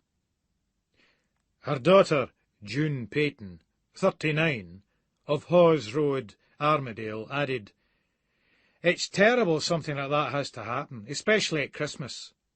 It makes you think." Hero. While Heather Sim comforted her dying husband, a man in the crowd mounted a dramatic rescue bid, trying both mouth-to-mouth resuscitation and external heart compression in a vain effort to revive the stricken man, who is the father of an 8-year-old son. "The boy was a real hero. He tried everything in the book to bring the guy back," said Billy Gibson, 21. He added, "I was feeling a bit sorry for myself, as I have just been made homeless and have been sleeping rough. But something like this makes you realise just how lucky you are. Now I'm determined to enjoy my Christmas." Shock. Mr. Sim was dead on arrival at the infirmary. The hospital spokesman said it was a severe attack. There was nothing anybody could do. The police hero, Detective Sergeant Bruce Robertson of Lothian's Constabulary, said, "I tried my best to save him, but he just went." Student Janet Onslow, 19, added, "I think we're all a bit shocked. 1 minute you're here, the next you're gone. It just goes to show." How did that make me feel? It made me feel like watching one of Hector the Farmer's videos, then going out for a pint and a bar lunch at the Royal Scot and reading the rest of the papers. In the Royal Scot they have a wonderful fire going, giving off a roasting heat.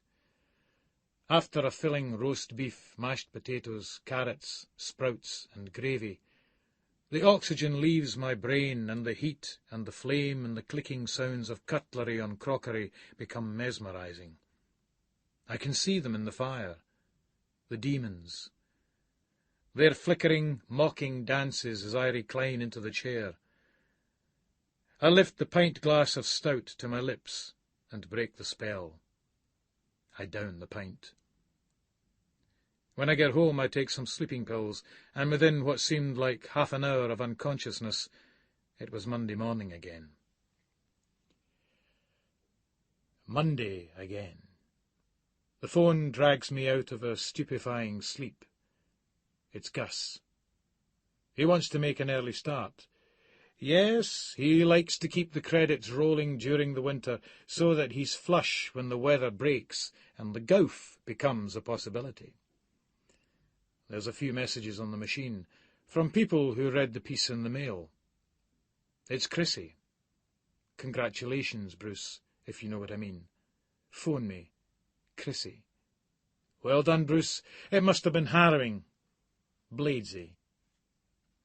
Bruce, Bob Toll. I'm sorry, but well done anyway. Toll.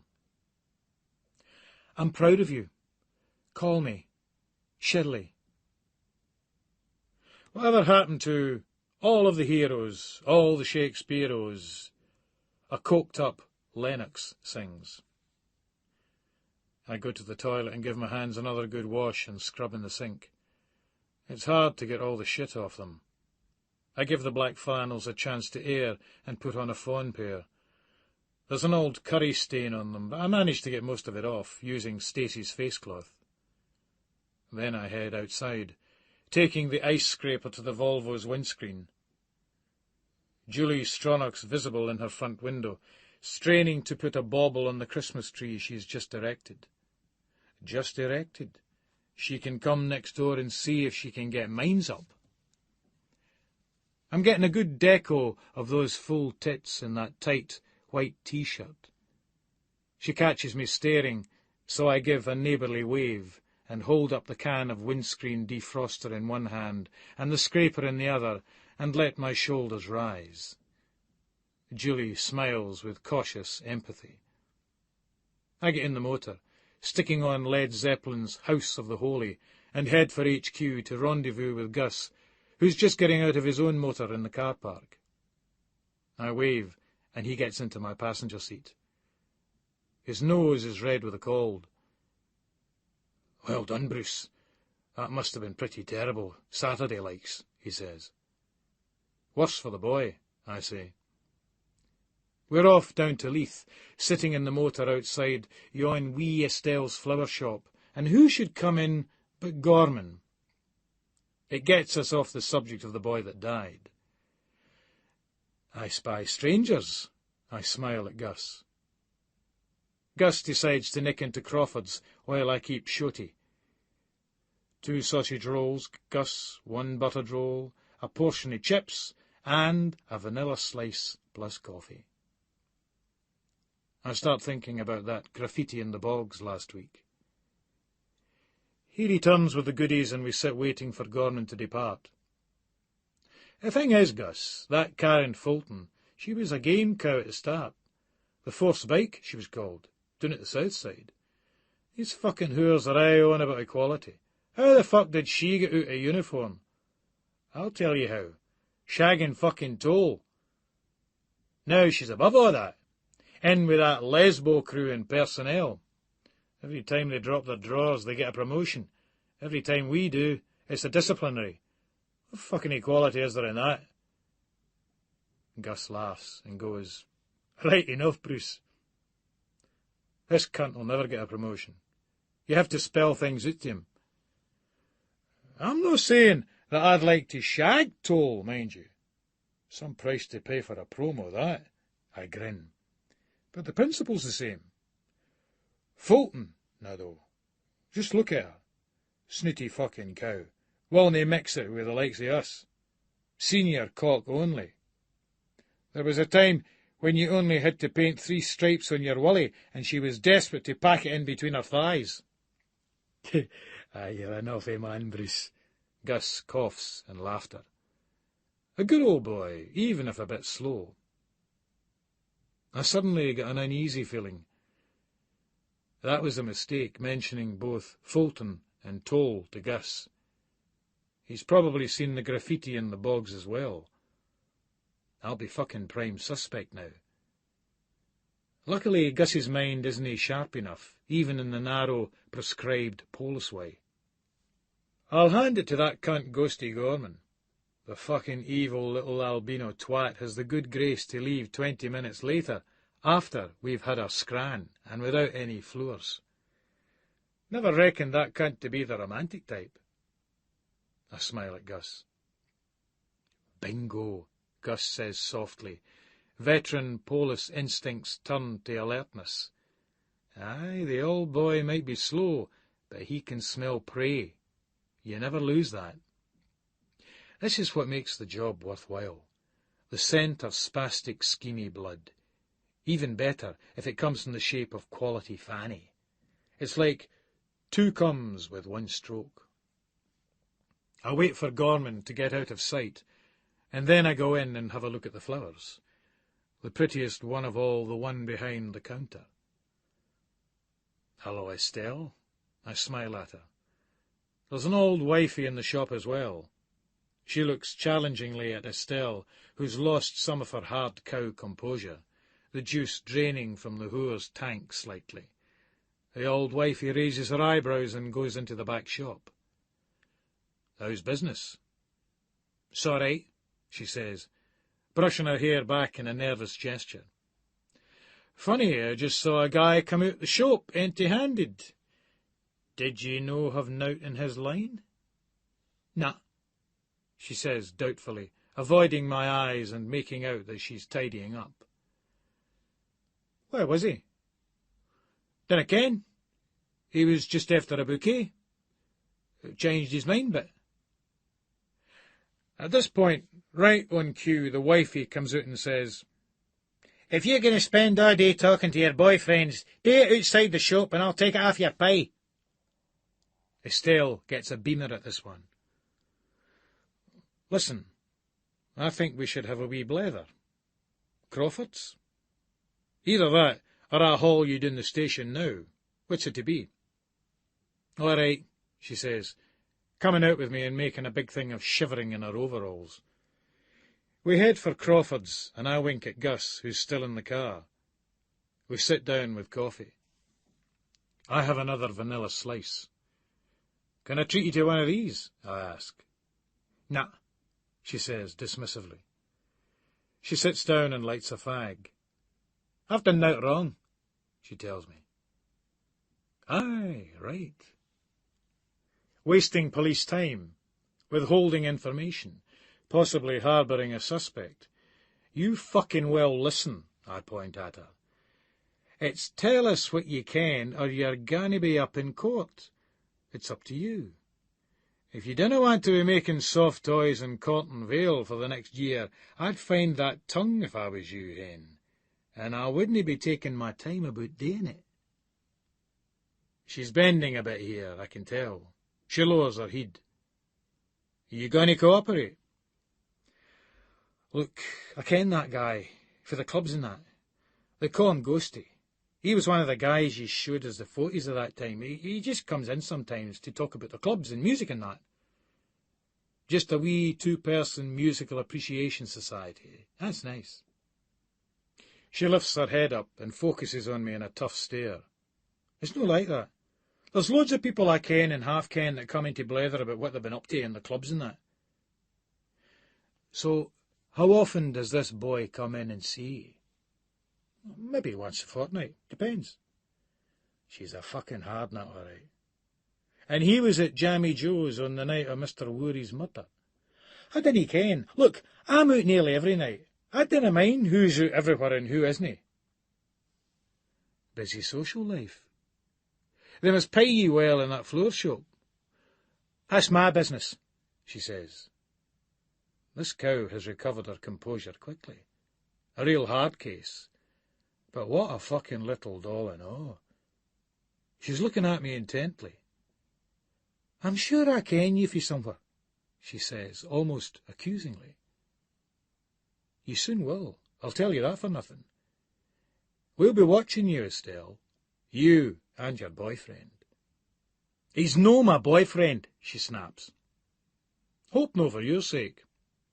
Go on, get back to your shop." I nod to the door. She gets up and casts another glance at me before she leaves. This wide wee cow needs fucking well sorted out. Sorted out good and proper. Nice airside, even through the overalls.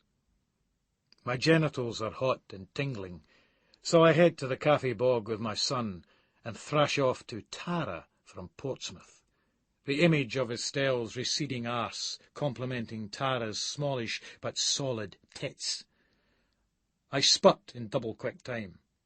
I then give my sweaty hole a good rubbing with the bog paper and my arse a good clawing. I'm seeing Rossi in a bit, as no progress has been made with the fool's creams. I get back out and drop Gus off at the station. I drive out to Rossi's and I stick on a Michael Bolton compilation tape I made. "How am I supposed to live without you?" off of Sole Provider comes on, and I sing my heart out. Then Bolton's version of When a Man Loves a Woman, which is 10 times better than any nigger shite, comes blasting out, and by the time I get to Ross's surgery and park the Volvo, I'm in better spirits. They think that they can drag Bruce Robertson down. All the schemies, coons, and what have you. Get fucking real, you sad cunts. I've been applying that cream you gave me, Dr. Rossi, but it just makes me worse. Says Rossi. If you just drop your trousers. I comply, wondering whether this cunt's an arse bandit. It seems that the bastard can never wait to get my fucking kecks off. Rossi, of course. Italian. Pape. These cunts are all shirt lifters. That's why the population of Ireland's so fucking low. Tatty famine my hole. It's 'cause all these Fenian cunts are arse shaggers. Same fucking rules. Rossi, well, I ken it's his job. But what a perfect cover for brown bombers. Yes, the infected area is more widespread. It's now all over the thighs as well as the testicles.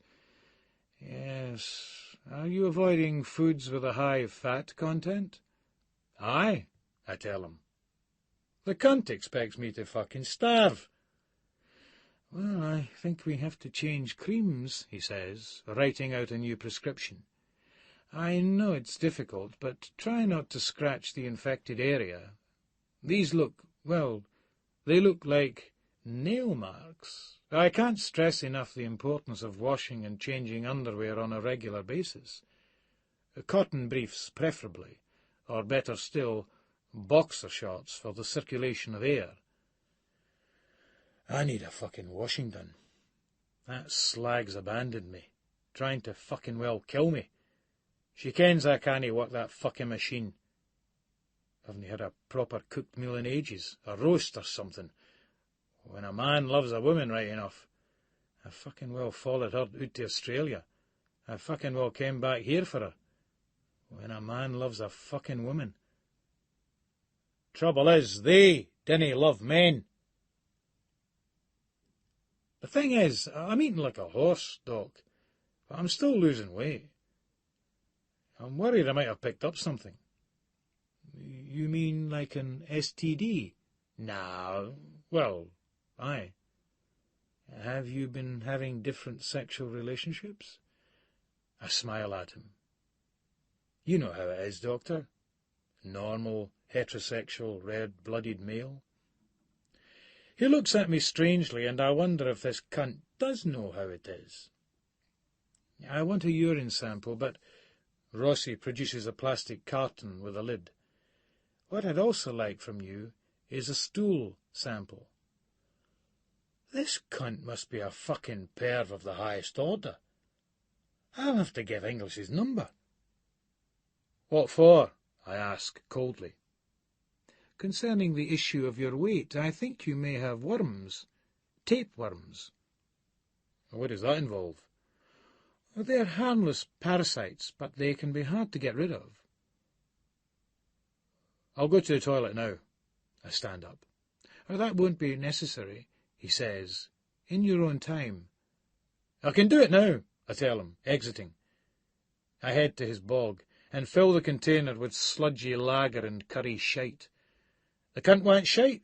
I'll fucking well gie him shite. I leave Rossi with my crap and pish and drive into town. Worms. It doesn't bear thinking about. My thoughts are interrupted by a message from Ray telling me that it's going off down the flats.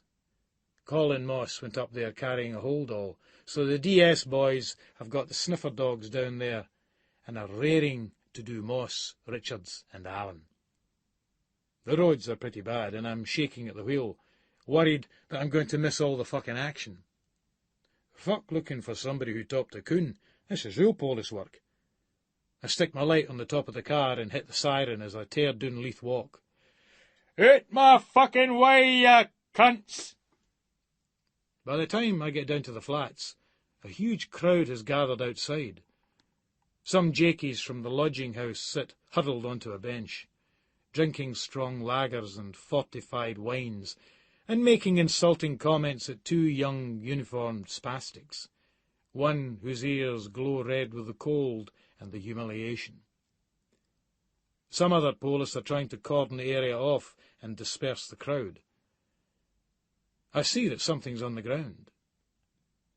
As I get closer, it looks like the remains of an animal, but it's been ripped open and crushed beyond recognition, strewn all over the slushy pavement.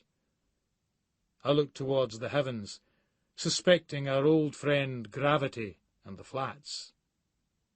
This was probably last year's model, whose collar had grown a little tight and was jettisoned to make way for the incoming Christmas puppy dog.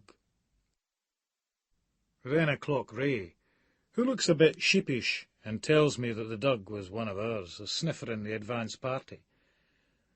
I savour the prospect of an alliance with the RSPCA, destroying the peace-loving, caring credibility of these hippie squatting cunts. They murdered that poor animal. Gotcha. Ray nods towards George Mackey, the dog handler, who's sitting on the pavement being comforted by a policewoman. I ken George from the craft.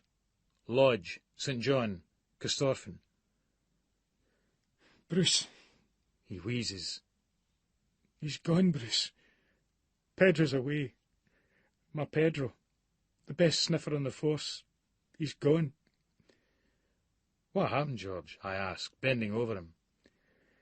He found a sheet of acid, but they'd hidden it in the kitchen. He slipped his leash. They had the acid with these dog biscuits. Poor Pedro ate the lot. Mackey moaned, sounding himself like a dog in pain. Poor Pedro. He just totally lost it. He freaked and even turned on me. Me, Bruce? I had him since he was a puppy. The run to the litter. I admit that I truncheoned him. It was self-defence, Bruce. He just leapt out the window. The best dog I ever had. The best sniffer in the force. 14 floors up. He never stood a snowball's chance in hell. I moved back over to Ray. Where's Moss? Ms. Richards? Mr. Allen? Lennox points across to this trio of crusty bastards looking smug and getting into a BMW, the cars being driven by Conrad Donaldson, QC. Now we can do, Bruce, Ray says. Listen, Bruce, come here the now. Lennox furtively gestures over to a tenement stair door, far from the crowd. I fucked up. I had the sheety acid to plant, and I was about to do it when the fucking dog ripped out of my hand. He showed me a tooth mark on one of his fingers. George was in the living room, and it came into the kitchen. He should have been away all the time. He didn't follow procedure. What was in Moss's hold all? Can we no do them for that? A fucking Christmas pudding. I didn't even bother confiscating it to take it down the lab for analysis. The smart cunt was straight on to Donaldson, who was here within 10 minutes. They were laughing their fucking heads off. Lennox smirks slightly, seeing the funny side. I don't. I walk away in a raging fury and get back into the car. That night, I go out for a drink with Clell, who's going on about his new job in traffic. It's great to be free for serious crimes, Bruce, he says, raising his glass. It's given me time to think about what I want to do with my life. That's the problem with serious crimes. You shut off too much. You just go through it. He makes his palms go parallel and forward like a train. Well, you'll have plenty of time to think, sitting with those vegetables in traffic, I tell him. Clell looks closely at me. There's a slight tick in his eye. It seems as if I've upset him. That's just the way I want it, he bleats. Cunt thinks that his worries are over, and that he can rub our faces in it because he's got a job as a vegetable. Wrong. We are not interested in the trivial concerns of one Mr. Andrew Cleland. I make my excuses after a bit, and head hame. The Lie of the Land. Tom Stronach, or Tommy Stronach, as they first called him when he broke through from the Hearts Youth set-up in 1984, is my friend of sorts by virtue of his being my next-door neighbour. Tom Stronach, 2 Scotland caps, the first in 1988 due to several call-offs, which resulted in the largely unheralded through ball for Coisty or some other West Coast fucker to score the winner in a 3-goal thriller in Belgrade against a fancied Yugoslavian side. Well, fancied to beat Scotland at any rate. Then a spell in the wilderness, followed by a further cap against Northern Ireland during his swan song season of 1990-91. That was his last chance to do something, with Everton and Sunderland reputedly making offers which were turned down by the ambitious board, who, like Tom, spent another few trophyless years in limbo. The Spastics ought to have taken the cash. It was to be Stronach's last season as even a minor force in the game. Alimony cases and paternity suits have taken their toll on his green gauges, and Tom's had to make the socially humiliating climb down from Colinton village with wife number 3 to this pokey Gumley's job. He's a thick cunt whose only attributes is being able to kick a ball badly, and he has the nerve to think that he's slumming it, living next door to a law enforcement professional. I'd taken the morning off to watch the female gymnastics on telly. There was some pubescent ex-commie Tony Hatch worth 40 wanks. I couldn't really get into it, though. When I woke up, I wanted to hear something by the Michael Schenker group, but I couldn't decide between Assault Attack and Rock Will Never Die. After making myself a large fry-up and lighting the fire, I decided to take neither option and go for Built to Destroy. I do a bit of air guitar work and make a mental list of the women I'd like to reduce to a state of slavery and bondage. Drummond coming in at number 1. I check the post, and there's fuck all from Chelmsford. You're keeping me waiting, Tony. I don't like waiting. Loneliness and melancholy settle in after this, and the breathless strains of the Stoat-the-Baw gymnastics commentator irritates, and I decide to seek company next door. The newspapers are still lying around from the weekend. I can see that face in the newspaper. I rip out the page and crumple it up before tossing it into the fire.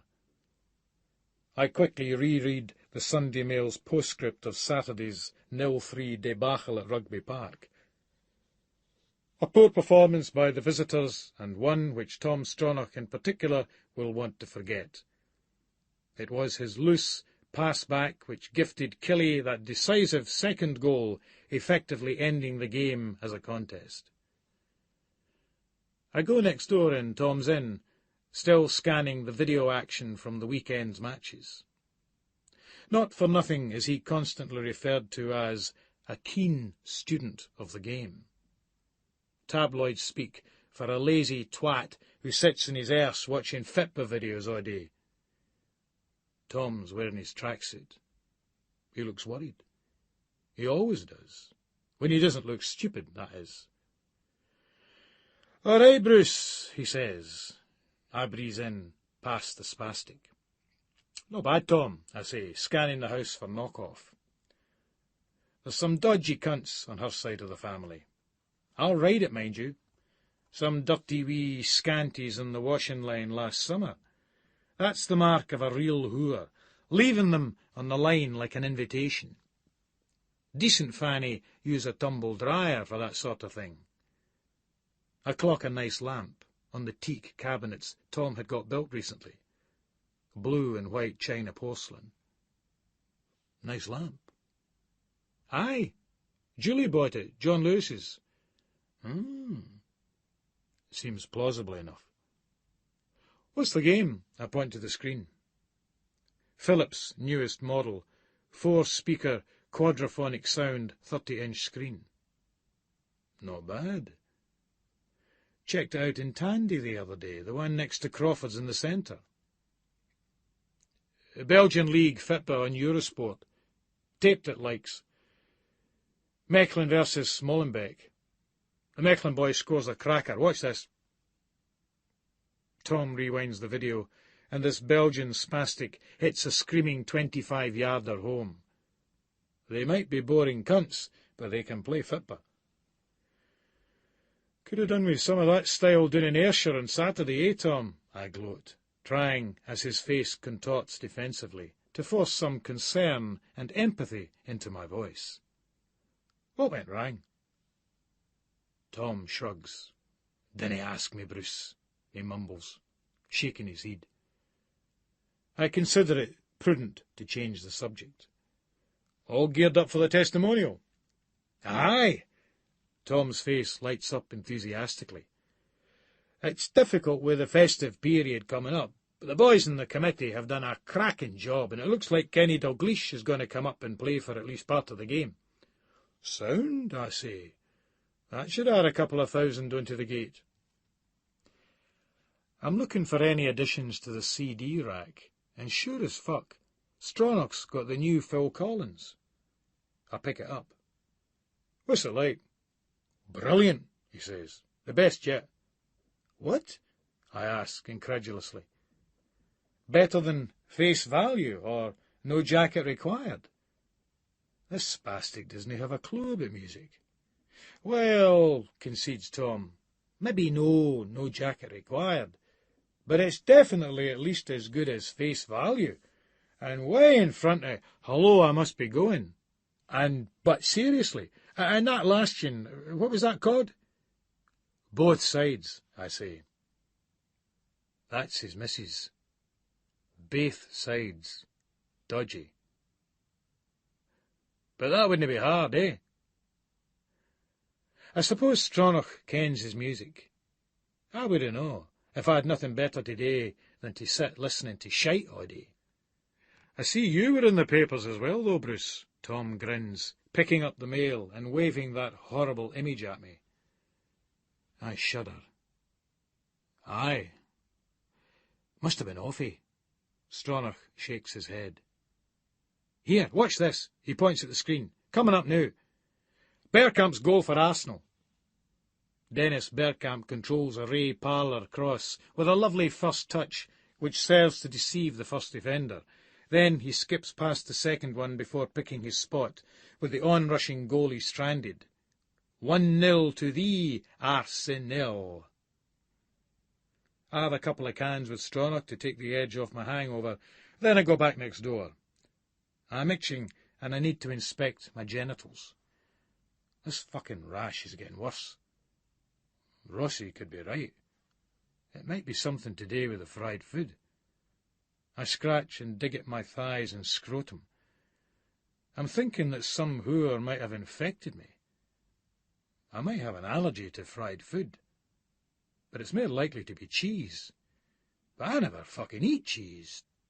I eat all day, but I'm losing weight. Maybe I've got something. AIDS off a whore.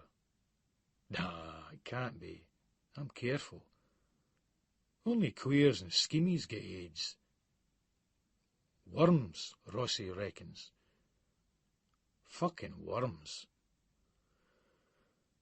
I'm too tired to go in today. Tuesday's a shite day, and I've been doing too much OT anyway. Never do on a Monday or Tuesday what you can do on a Saturday or Sunday at double time. That's my philosophy. I take the duvet from the bed and put it over myself on the couch and drift off to sleep watching Stephen Hendry thrash somebody at the snooker. It's as well at least one Jambo can get his hands on some silverware, even if it's only a Mickey Mouse glorified pub game rather than a proper sport. I wake up starving. Eat it. Stuff my face Eat for yourself. Eat. McCain's oven chips and HP sauce, as well as 2 bottles of cider from the fridge. Thank you. I call Bladesy, but the cheeky wee fucker says he's staying in, comforting Bunty. I bell Ray Lennox, but he's out. I can't face the lodge again tonight, but I decide to go out for a drink myself. Might get lucky with some stray fanny in the witching hour. On my way up into town, I stop off at the library. I get a hold of a medical book and read about worms. It's fucking scary. They picked one that was 40 feet long out of a boy's ass. I reckon I deserve a drink after reading that. The pubs are dead as fuck. One Victoria Street bar is like a morgue. It was a popular shop, dead basic, so they spent a fortune modernising it. Then no cunt went, so they spent another wad restoring it. Only they restored it to some grand design of what they thought a traditional pub looks like, rather than what this one did look like. So still no cunt goes. I'm thinking about Amsterdam, and I get a flash of inspiration and phone up Grand Master Frank Crozier at the lodge and tell him to put the bite into that cunt toll, explaining that I'm booked up to take my leave in Amsterdam. Frank and I have never really hit it off. He wants to see old Willie McPhee continue to address the haggis at the Burn Supper, and I feel that a change is needed. So there's a wee bit of frost in his voice. One thing about Crozier, though, he hates to see wide cunts like Toll, who put little in, think that they can use the craft when it suits them. This brother Frank, I have to say, is not a regular attender. I can hear Grand Master Frank's attitude softening, and he vows to sort it out.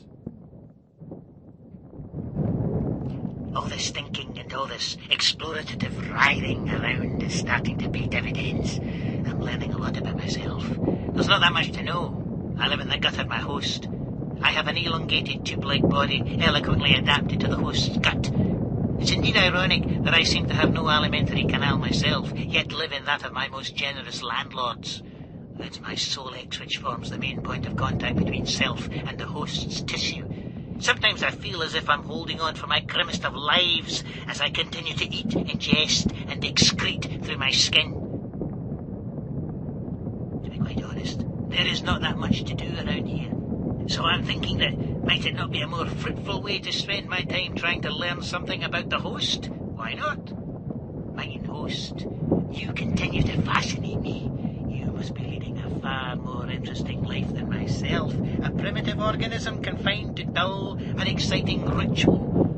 Only speculative thought produces the intrigue which adds quality to my limited life. Old story. So I will sift through the food the host ingests, probe the cells of the skin that I'm so attached to, assimilate all the body data from the Broyin's consumption patterns and physical condition.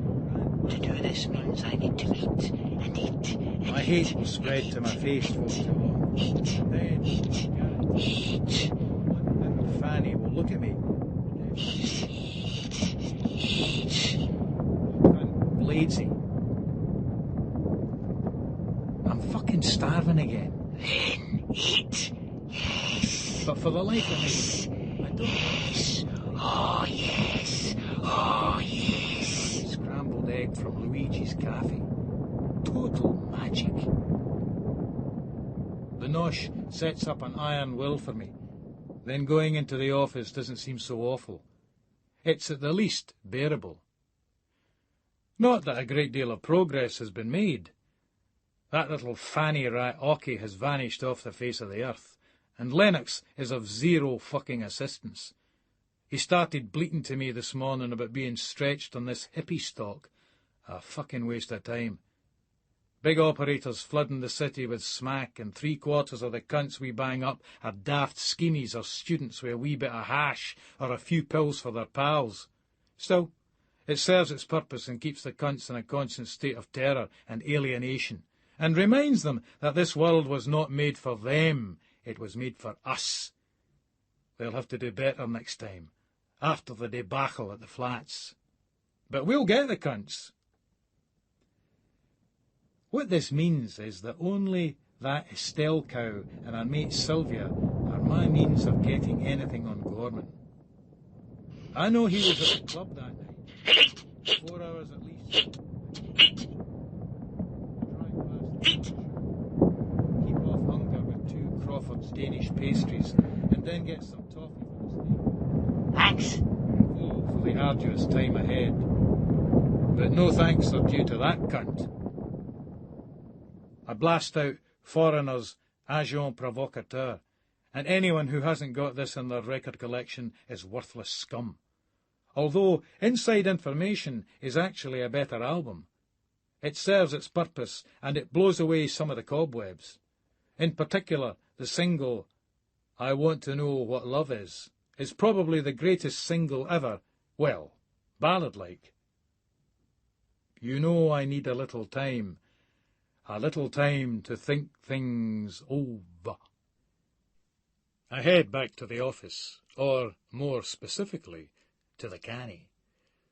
Toll's there, and he looks in a good mood. He has the air of the wash-house bully who's heard a satisfying piece of malicious gossip. But when he sees me, he suddenly goes all serious, coming over and giving me a squeeze on the shoulder. I'm hoping that nobody noticed this gesture, and I quickly glance around and to my dismay see Gilman's face set in a pitiless mask of loathing. Bad luck on Saturday, Toll says in commiseration. I didn't know that Toll followed the Fitba, and I'm just about to criticise Stronach's performance when I realise that he's talking about the guy I tried to save. How does it make you feel? Thanks, Bob, I nod. I think it might be a good time to arrange to see him, so I set up a wee meet in his office after lunch. His easy compliance sets up an expectation that I'll get a result out of him regarding my holiday leave. Otherwise, going to the canny was a mistake. The curry looked good, but turned out to be bland and tasteless. I ate it anyway, but then bought a sausage roll which I smothered in brown sauce and pepper. Amanda Drummond and Karen Fulton spy me and come across with their salad on their trays. Fucking salad at this time of year. I can see Fulton wanting to lose a few pounds, but Drummond, for fuck's sakes, that one would have to move around in the shower to get wet. Probably does a good gam, though. That's what they say about skinny birds. It must have been terrible, Bruce. Drummond shakes her head. She looks earnestly at me and asks, Are you okay? I nod and split the sausage roll with a fork. Fulton gives a tentative, sympathetic smile. If you need to talk about it, Drummond lisps. Aye, right. To you, that will be shining bright, hen. Dinna even insult me by pretending you gie a look and mat. Not a very pleasant experience, it has to be said, I state in clinical tones. But the show must go on. I have to see our good friend Mr. Robert Toll. If you fine ladies will excuse me, I nod, rising and leaving. I must try to save people more often. It seems to be not a bad device for attracting the fanny. But it is time to go up to see Toll. He looks furtive as I enter his office unannounced, and quickly does a bit of jiggery-pokery on his computer. The cunt'll have his fucking screenplay on there, and will have just switched it over onto some organisational chart or something. Chancing fucker. Bruce, how goes the case? He asks, regaining his composure. Bob, I think it's basically cut and dried. Gorman and Setrington were in the area. I know that they were in that club that night. I've seen Gorman acting very friendly with Estelle Davidson. Gus is on surveillance. It's really just a matter of hanging fire and hauling them in. Aye. The political nonsense has died a bit of a death now. The papers are bored and the top brass are a bit less jumpy. It's as well we didn't panic. A wog's a fucking wog, eh? He snorts, shaking his head. Yeah, I say non-committally. This could be a test to draw me. I'm not getting into this with him. Bob, I'll come to the point, mate. I need a break. I know you wanted leave suspended, but I'm going to crack up if I don't get away. The last thing I want to do is to go the way of Busby. And that thing at the weekend was the last straw. I almost plead. I hate that light blue paint on the walls in Toll's room. Always makes the place look cold. There's the smell as well, that terrible reek of stale tobacco, which seems to have impregnated itself into Toll's skin cells. I mean, I like a fag, but that cunt... OK, Bruce, OK, I can sanction special leave. I'm prepared to do that in your case only, considering the unique circumstances. Toll looks searchingly at me, as if he expects some kind of reaction. Of course, he gets none. Just make sure that everyone on the team is briefed to clean up this case in your absence, he continues, now quite snooty and authoritative, as if I don't know what's changed the fucker's mind. Eureka! That wee talk with Grand Master Frank Crozier has paid dividends. He must have put Toll in the picture. The bigger picture. Thanks, Bob. Appreciated. Toll kens the lie of the land, all right, and Nidri had better come through with that promotion. It's my job. Yo-ho, ya cunt that ye are. A holiday followed by a promotion. Most importantly, that daft cow Carol should get her act together and get hooked up to the starship Bruce Robertson, because that vessel is going places. And there might be very few berths available on that particular craft soon, especially seeing as the way the fanny's stacking up. I kid you not. I bell Bladesy to tell him we're on, then drive to the Lothian Road travel agents, which specialise in late bookings to get sorted for the dam. Singing along to Curtis Steiger's self-named debut album, which yielded the classic singles I Wonder Why and You're All That Matters to Me. A tidy bird with a crop of long black ringlets for hair does the business for me, the only cloud on the horizon being that the direct flights are full and will therefore need to change at Brussels. The lassie tells me that she's never been to Amsterdam before. Maybe I'll take you sometime, I smile, rubbing my 5 o'clock shadow. She gives me a strained, cheerless grin back. By the time I've got it all booked and confirmed, it's been snowing again. My brogues scrunch the styrofoam beads of snow as I get back into the car and head for the East End. I park in Gayfield Square, near the local Nick. Then I buy a chicken supper from the deep sea, which I ferociously gorge in the doorway of band parts. After that, I hit Mathers for a pint. When I get into my third, I decide that there is no way I'm going back to that shite house today. I give Bladesy another bell at his office and confirm that I've booked up. I think about calling Bunty from somewhere, but I don't want the daft Hoorgeen Bladesy it tight because I want that wee cunt out on the pish the night to celebrate our trip to the dam. He's reluctant, but I tell him, if he gets his hole from somebody else, some chance, it'll make him feel better about himself, and he might be more attractive to Bunty. If this had any chance of happening and working, no way would I have told him. Actually, I'm starting to sound like the cunt now. Actually. So I meet Bladesy in the Guildford and we fling back a few pints, followed by a trip to the Indian in Hangover Street. Bladesy has chicken korma, which is par for the course for a wee pansy like him, while I rip through that beef vindaloo like there's no tomorrow.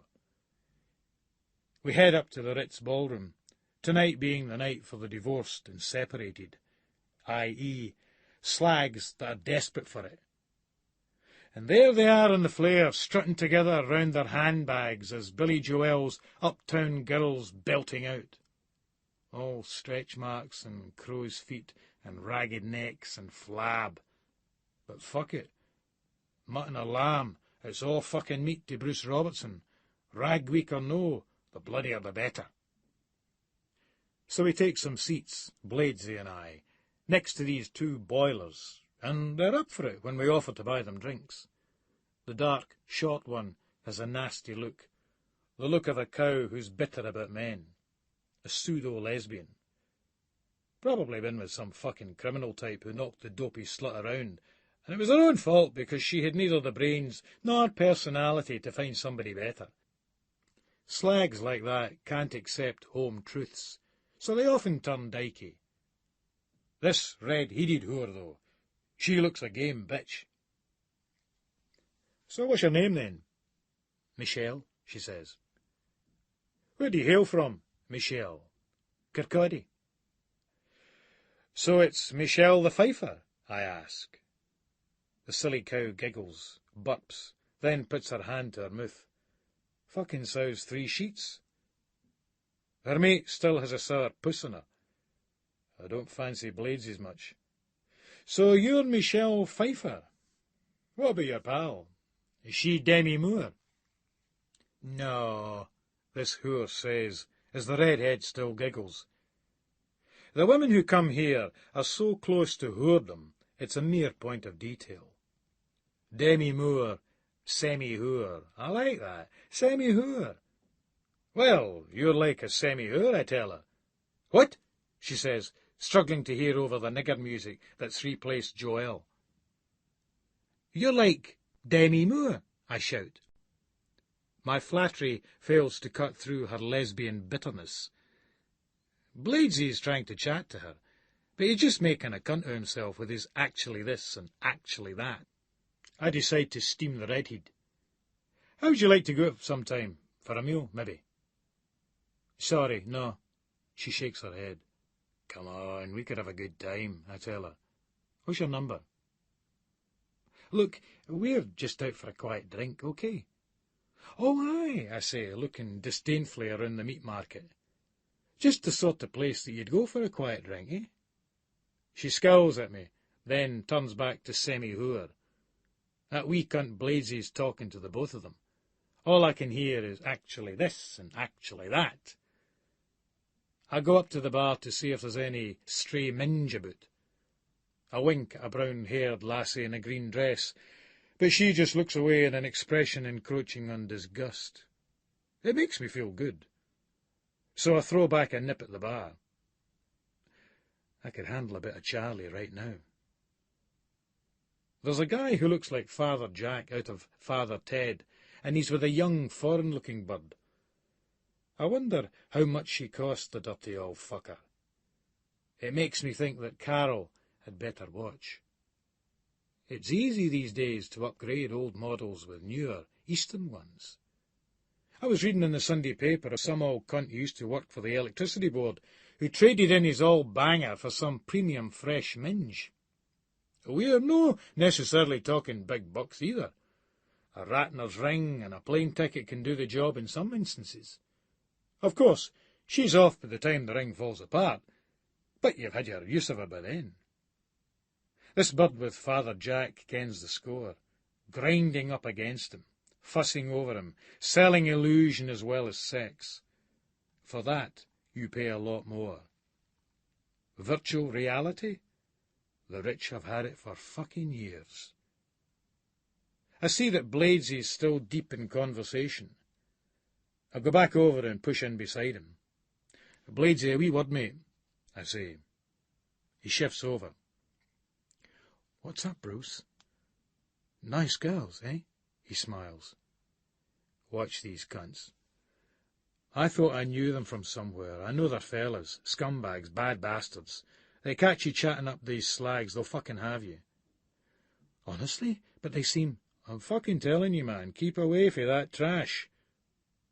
Bladesy loses a bit of interest after that. The slags go away up to dance together, ambling pedestrianly around their handbags. Bruce, he slurs, a wee bit drunk. Mind if I ask you a question? Fire away, I snap, harshly enough for him not to make it too personal. What made you join the force? Why did I join the force? I repeat. Oh, I'd have to say that it was due to police oppression. I'd witnessed it within my own community and decided that it was something I wanted to be part of. I smile. I'm certain that Bladesy's wallet is in his jacket pocket. When he hits the bogs, I slip it out, removing the best part of 200 quid, which I saw him take from the cash point earlier. I quickly replace the wallet. Bladesy comes back, and we leave to go into the now pissing wet streets. It's still so cold, though. The wind's stinging my chaffed lips, and I think one of my brogues is starting to let in.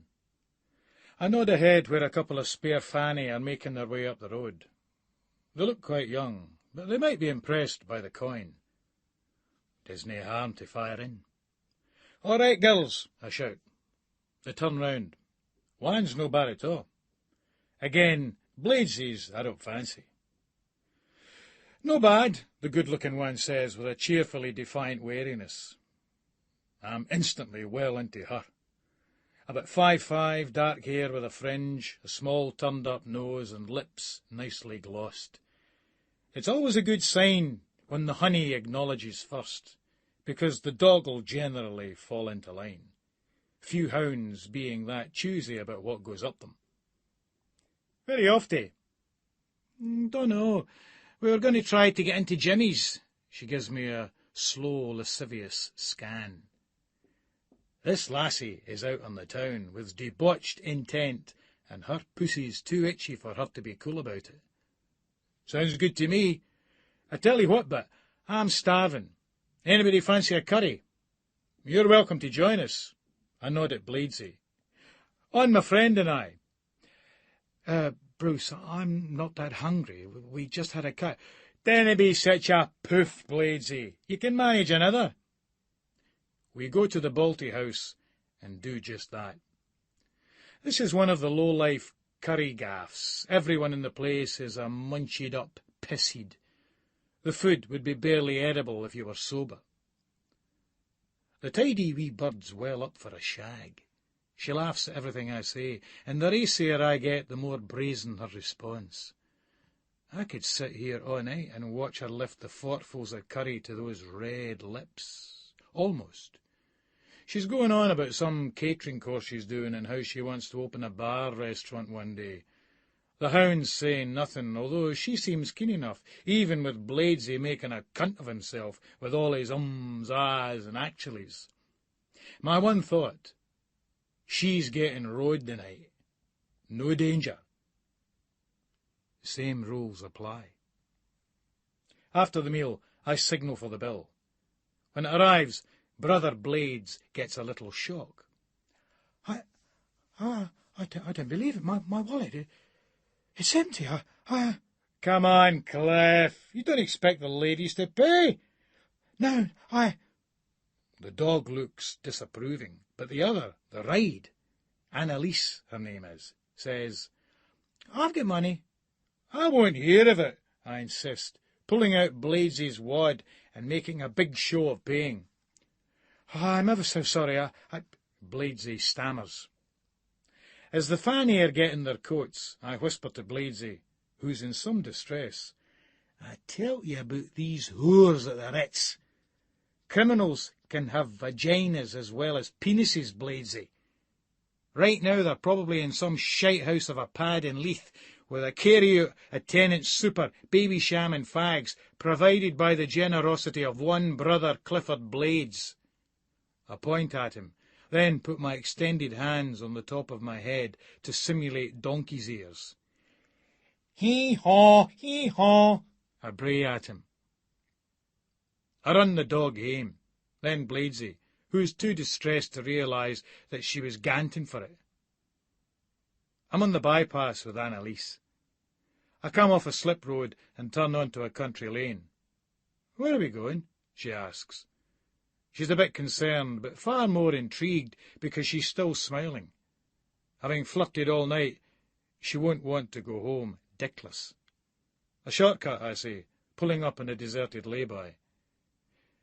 You ken how they call them lay-bys? I ask her. 'Cause you get laid when you pull up in one. What? She looks worried as the control has been wrested from her. Right, doll, stop fucking about. Come on, cock it or walk it. That's the option. I wink. No here, she says morosely. Have you no got a place? You're no listening, Annalise. I tap my lugs. The cock or the walk are the choices. You made it? She asks, looking straight at me. I ignore her. What's it to be? I insist. There's a lot of nutters prowling around at night. She wisely chooses the first option, although with a bit of reluctance. All right, then, she says, looking intently at me, as if she expects me to say anything else. I pull her to me and push my whisky-saturated tongue into her mouth. As soon as she starts to respond and I feel the lump in my trousers, I gesture at her to get into the back seat. We get in, and she takes off one of her boots and pulls both her thick tights and knickers down, pulling one leg out of them. I consider trying to get her tits out, but she doesn't look as if she's got much up there, so I decide to head straight for the main course. My finger goes to her fanny, and, as I suspected, she's so juiced up I could have gone up to the elbow. My flannels and pants are sliding down my thighs, the trapped warm air from the car heater giving the sharp fumes coming from them an extra dig. My cock's sweaty and my thighs sting, and at one point I think I'm not going to get it in after the distraction of fitting that fucking condom. I shouldn't have fucking well bothered. After a couple of duff attempts caused by the lager and the constricted space, I eventually managed to get it up and blow my load after a few strokes. My thighs chafed badly on her tights and the car upholstery. A long fuck was out of the question in such circumstances. I got a little alcohol anxious and was just chuffed to get a result. Annalise pulls a Kleenex from her bag and tensely wipes herself, even though I was wearing a spunk bag. Mind you, the juice she produced, she'd want to. As I pull off the bag and throw it out the window, I see her quickly pulling on her pants, tights and boots. I'm up with the kecks and flannels, and we silently move back into the front seats. I scarcely look at her again, although I can sense her mood of bitter lamentation as I drive her home. Bruce Robertson, a gentleman to the last. See you later, doll. I wave a fond adieu at her long-coated back as her heels click over the Pilrig paving slabs. She doesn't look back, though.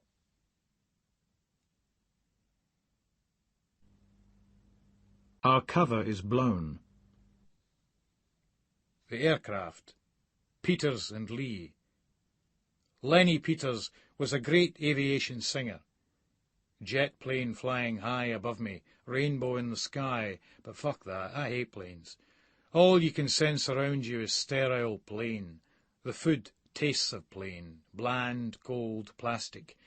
The air hostesses smell and look of plain, cool, pristine, frigid. You just want to fill this environment with as much body flatulence as you can muster. As we've had a few jags before getting on the flight, that's quite a lot. So Bladesy and I are pontificating on the nature of arse-fucking. That wee Harry last night, I should have fucked her up the arse. Mind you, it took me an age to get it into her fanny. Christ knows how I got it up her chorus and verse. It was a bit of a waste, though. Tidy fanny ganting on it. I should have stayed cool and taken her home and taken my time. Then I could have fired into her casually for a while. Still, there's other fish. There's a stewardess I'd gie one to, but Bladesy's on the outside, and instead of getting a deco at her bum, he's thumbing through the in-flight journal like the specky wee cunt that he is. Bladesy's problem is that he tries to intellectualise everything. You can't do that with shagging. It's either gone in the hole or it's no. Heterosexual anal sex need not actually imply an attitude of misogyny, he says in his whisper. It's just a value-free activity between consenting parties. Yes, there is a cultural misogynistic baggage attached to it, as in the rap lyrics, but it's essentially neutral. What people attach to it is their concern. I read in one of Bunty's Cosmos that 20% of heterosexual couples enjoy anal sex, while only 50% of homosexual couples do. Eh? I asked. You're telling me that half the poofs around dinna fuck each other up the arse? That sounds shite to me. Bladesy looked shifty and panicky. Keep your voice down, Robbo. I'm only telling you what the article says. Listen, Bladesy, I don't believe that for a second. And I'll tell you something about all those niggers with their fucking rap lyrics. All that guff about shagging birds and blowing away pigs is just wishful thinking, that's all. The empowering fantasies of the dispossessed? Bladesy smiles, lowering those specs to the bridge of his nose. He's a funny cunt, all right, his brother Blades. Mind you, he fits in well here because there's a right bunch of misfits on this plane. There's a pair of comedians in front of me, dressed identically in dark blue suits and ties carrying briefcases. Fuck travelling trussed up like that. What a pair of fucking dildos. I turned to Bladesy. This is my mate for the trip. God help us. I'd better do the best with the shoddy material I've got and try and put the sorry fucker right. Gangster rap is fucking bollocks. Gangster's my hole. It's a fucking con job. If you're a real gangster, the last thing you do is hang out in a recording studio. Did Al Capone spend time in a recording studio? Did he? Fuck. He spent time being a gangster. Just wait till they get rap in Scotland. Every daft wee cunt who attended 2 or 3 matches at Easter Road with a couple of casuals will be making rap records then. But surely those chaps in America that got shot, they must have had mob connections. Maybe they did, but the truth is, it's we so-called pigs who offed the coons. When I was in the Met, it was open season in the darkies. Same in New South Wales. Abos and packies were fair game to us. If you had a scoreboard with a tally of pigs versus niggers offed, we'd be well ahead. As for shagging, I read somewhere that white birds are 10 times more likely to give blowjobs than black women. So all that rap shite is just nig-bo fantasy. Unless it's white women that are performing for them. Bladesy laughs. This gets my fucking goat. Only a slag that's not right in the head, that's sick and diseased, would look at a darkie, I tell him. But you've enjoyed liaisons with ladies from different racial backgrounds? Bladesy whispers. I clock the stewardess and gesture for another whisky. If you drink whisky, you'll never get worms. Burn out the enemy within. I've fucked whores of different colours. That's different, Bladesy.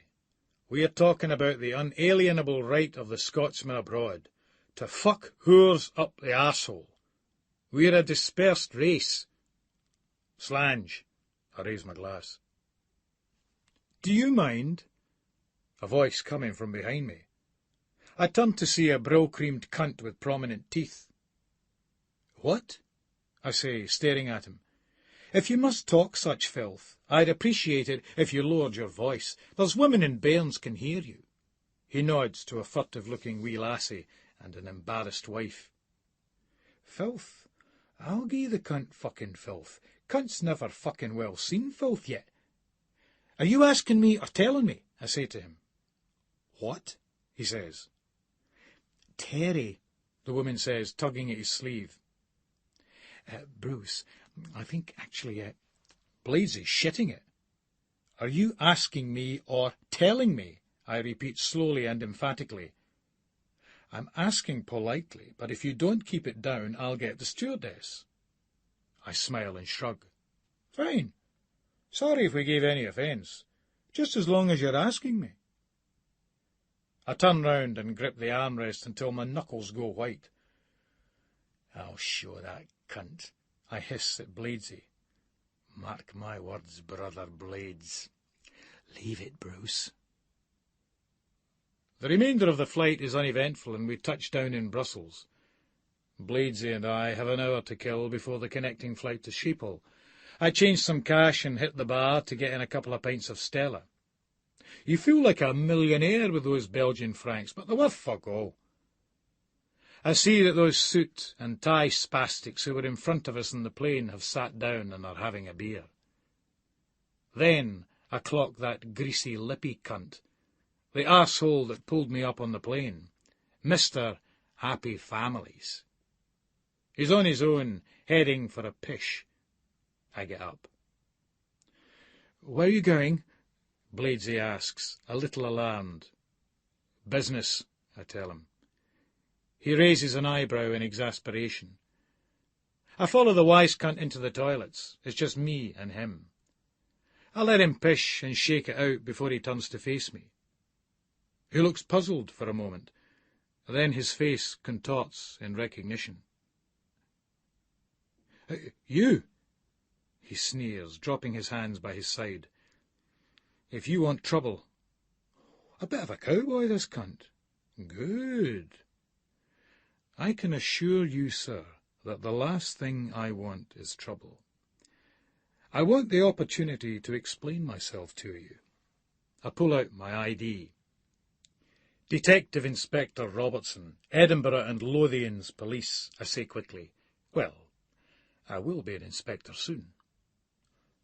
"What's this?" he says, with a slight panic in his voice. "Sir, I'm torn between wringing your neck and shaking your hand.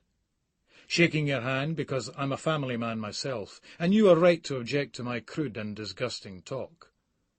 Wringing your neck because I was working undercover in conjunction with my Dutch colleagues. My foul conversation was an attempt to draw in the two men sitting in front of me.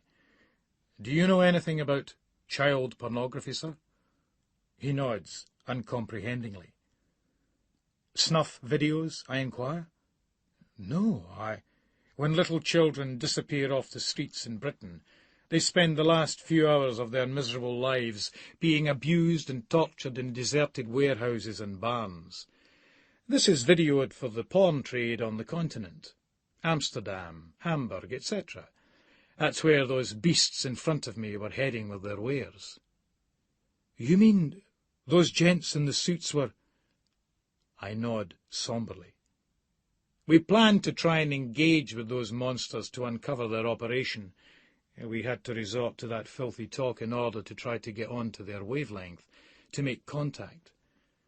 I could see they were almost ready to communicate with us when, all of a sudden, a well-meaning but misguided member of the public comes along." The idiot stands and looks at me for a bit. "Oh, my God, what have I done, Inspector? You've not helped our cause, it has to be said. Is there anything I can do to help? Anything?" "Sir, I came here to apologize to you as a husband and a parent for my language on the plane. The language I was forced to use in this investigation.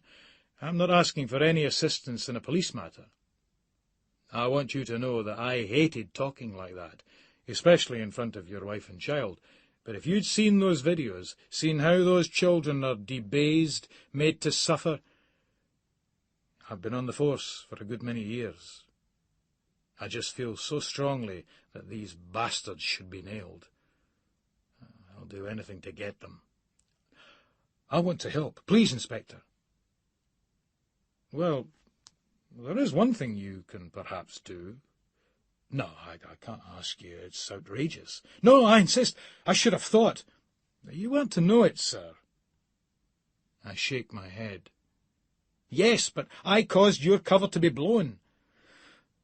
"The situation is not irretrievable. We can still get them." "Yes, and I want to help."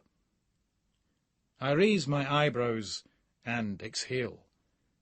Another guy comes into the toilet, so I pull my man over to the wash basins and lower my voice. "Listen, you're obviously a good citizen, sir, but this is high risk. What happened on the plane made me the centre of their attention. What has to happen is another altercation of some sort. Sir, I'm asking you to go into that bar and noise the bastards up. Call them for everything, tell the whole world what they are. Then they'll be ruffled, furtive, and looking for friends. I'll be on hand to befriend them. Their cover will be blown, and they'll get careless. I smile grimly, looking at my friend in the eye. Have you got the bottle for it, sir? Oh, don't you worry about that, Inspector. I've got the bottle all right. I'll show that inhuman scum what it's all about. I go with the guy into the bar. I see the businessman sitting having a drink. I stand back and saunter away over to the newsstand outside the bookstore and watch from behind it. The wee bastard goes right up to the table and leans over, resting his knuckles on it. "How's business?" he asks. "What?" "I'm asking you how your sick business is, you filthy pair of animals. How is it, then?" The greasy wee cunt booms at the businessman. "Eh? The pair of yous? Oh, aye, I know your game." "What is this? What do you want?" one of the guys asks. Everyone's looking around. "I know what you dirty bastards are up to." The guy's wife comes over. "Terry," she screams, "what's wrong?" "I do not know what this is. Who is this man?" One of the suits looks petrified with shock. "These people," he spits out, "are dirty, sleazy bastards." "I don't know what you're talking about. We're on business." "Oh, is that what you call it? Is that what you call making those fucking videos? Porn merchants, child pornographers." He's looking around and pointing to the two businessmen. Then he grabs one of the guys by the lapels, and the other stands up and pushes him. Two security guys are over in a flash, and they overpower the spazwit and lead him away, arm up the back, police style. "Terry!" his wife screams. He turns to her and briefly catches my eye and pleads. "That man will tell you. He's a police officer." "I'm sorry," I say to one of the guards. "This guy's a bit of a nutter. He started on me on the plane. He seems a mite confused." I tap my head. Airport security dragged the protesting, bemused clown away, as his shocked wife follows with the child, who is now screaming. Bladesy comes over, trying to figure it out. "No time to lose, Brother Blades. It's time for our connecting flight to the dam," I tell him. "You know, Bladesy, there's some right fucking nutters about." Cock City. We've checked into the Cock City Hotel, which is in Nieuw-Zuid-Verboegwal, Amsterdam's second red light district. Handy for whores if you're too lazy to cross the Damrak. I'm not, though, and I soon give Bladesy the slip and head out exploring. Serious hooring is a solitary activity. It's too cold for shoes, especially slip-ons, but you have to be dressed for hooring, and you can't be doing with the excruciating hassle of lace-up boots. In spite of the chill, just the sound and feel of my soles on the cobblestones of the canal streets is enough to give me a semi. I've gone into a cinema and paid for a high-tech booth. The green light is off and the red light is on. I'm snug. It's not too bad, the film. A sci-fi effort about two extraterrestrial space dykes who kidnap nubile virgin schoolies from an American town. From schools, discos, outside shopping centres, etc., and condition them into lesbianism through forcing them into repeated sex acts. The long-term plan of the crafty alien dykes is to make men superfluous and Earth into a lesbian planet, ruled, of course, by them. A stud detective and his crew of sexual athletes have to save the young schoolies from carpet munching and bring them back over to the right side, through the power of their cocks. Eventually, after fucking the schoolies back into heterosexuality, the ace detective faces his greatest challenge in a conflict with the superpowered cosmic lesbos. He has to bring them over to the other side. It turns out to be a happy ending for all. The dyke space girls find out that they love cock, but the cop admits that lesbianism is a turn-on for men, provided the women are good-looking and they can watch. So they decide to join forces and exterminate all homosexual men. Quite a sound movie, and it's good to see a film so politically correct. I can relate. The schoolies are all hot, and the space deck's pretty fucking superb. I'm tempted to have a wank, but I need to keep a full tank for the serious business of hooring. So I'm window shopping for a suitable prosy in the red light district. Round by the old kirk, it's all fat black mammas, and that's no good to me at the moment. Then I come across an alley full of Thai girls, some with long pinched faces who are obviously rebuilt boys. Right now, though, it has to be premium-priced Caucasian minge after that video. A blonde as well, like in the film. There's a fat cunt stuffing his face with chips and mayo ahead of me, and I'm thinking that I could go for some of that. Carbohydrates for the shag, NRG. My aftershave stings my face in the chill night air. I had a good raw shave in the hotel in Cork City, which is ideal with all amenities including Dutch cable TV, complete with the erotic channel. In every other country you have to pay for it. Fuck that. Those Dutch cunts have got it sussed. Sex, drugs, get it out into the open and let people buy it. It would never work in Britain, though, because there are too many sad cunts who would spoil it for everybody, like the holiday makers here. I get into my favourite alley and there's a crowd of smutty lads in front of me giving it big verbal. One loud-mouthed prick is negotiating with this little angel who'd be ideal for me, and I want to stove the cunt's head in and just dive into the room with her. I walk on, and one girl smiles and winks at me, space dyke style. But I go past her, as I need to check out the wares. Possibly a bit too old and fat to be a real space lesbian. It's getting too busy here. I might visit the pipe tomorrow. A Dutch guy I met here last year put me onto it. A 20-minute tram ride from the centre of the city, where the locals do their shopping, and the locals always know where to find the bargains. I spy another wee shag, but too dark-haired, nonetheless mentally stored in the fuck file for tomorrow. A big slut is giving me the finger as she sits in horrible lingerie on her seat, but then suddenly, a few doors down, this fat, greasy shit is excreted into the street, and behind him is a vision. She'll do nicely. She goes back in and says to me, "1 minute, please."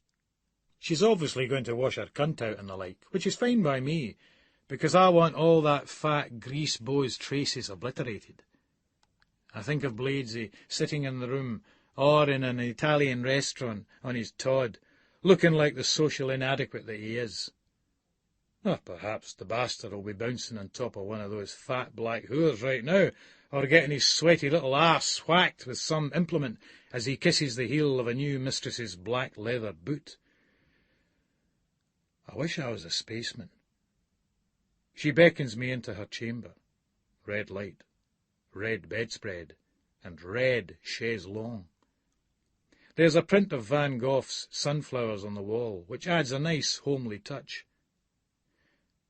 "I cannot kiss you," she smiles. "Rules." She gives a fetching little shrug.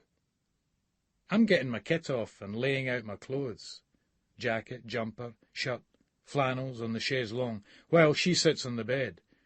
She's smiling and reclining in quite a graceful way, and her caresses are superfluous, as I'm already hard. She slips on the condom and lies back as I get onto her and up her and start to give her one.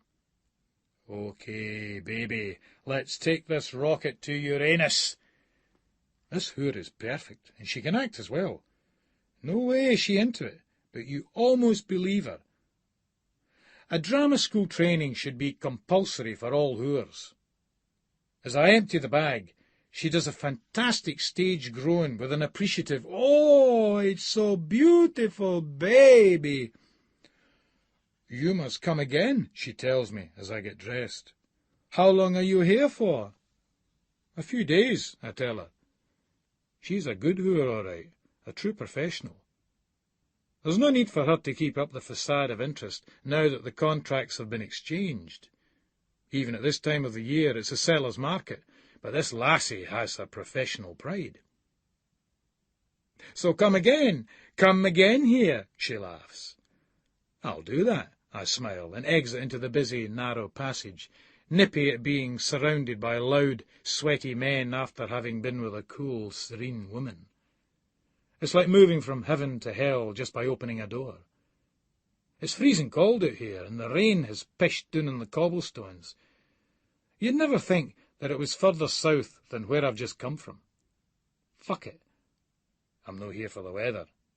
Besides, it's warm enough up a whore's chuff.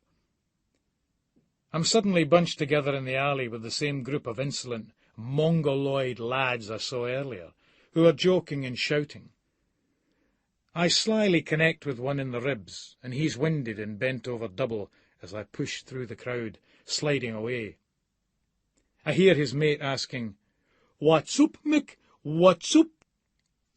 But this fuck-witted spastic is too immobilised and confused to work that out, and by then I'm well away, bristling with excitement and satisfaction. It's that front-line feeling, that rush when you're at a picket line or at a big game, and you've got your truncheon and shield, and the whole force of the state is behind you, and you're hyped up to beat insolent spastic scum who question things with their big mouths and nasty manners into the suffering pulp they so richly deserve to become. It's a great society we live in. I hate them all. That section of the working class who won't do as they're told. Criminals, spastic, niggers, strikers, thugs. I don't fucking well care. It all adds up to one thing. Something to smash. Yes, I might be a wee bit past that squeaky bollocks front-line bullshit, but what I still love, and always fucking well will, is that good old-fashioned 2-on-1 with a scumbag in the interview room. The psychological warfare, far more satisfying.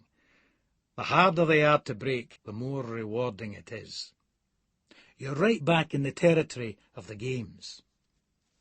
Like the next whore I find after I've had a recuperative beer and whisky in a brown bar.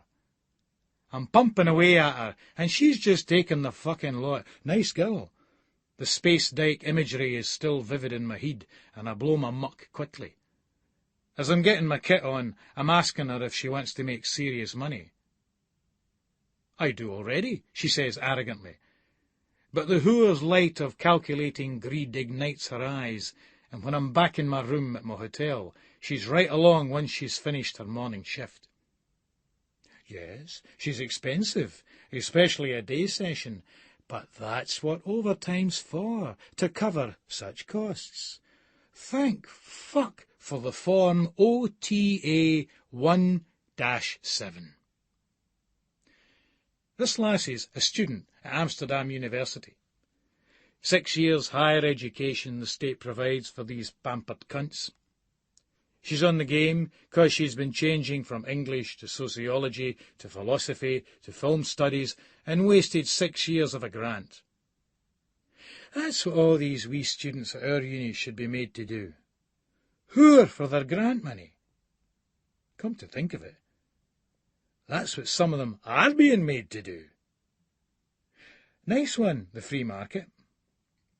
This wee in here, she's agreed to a fuck up the arse.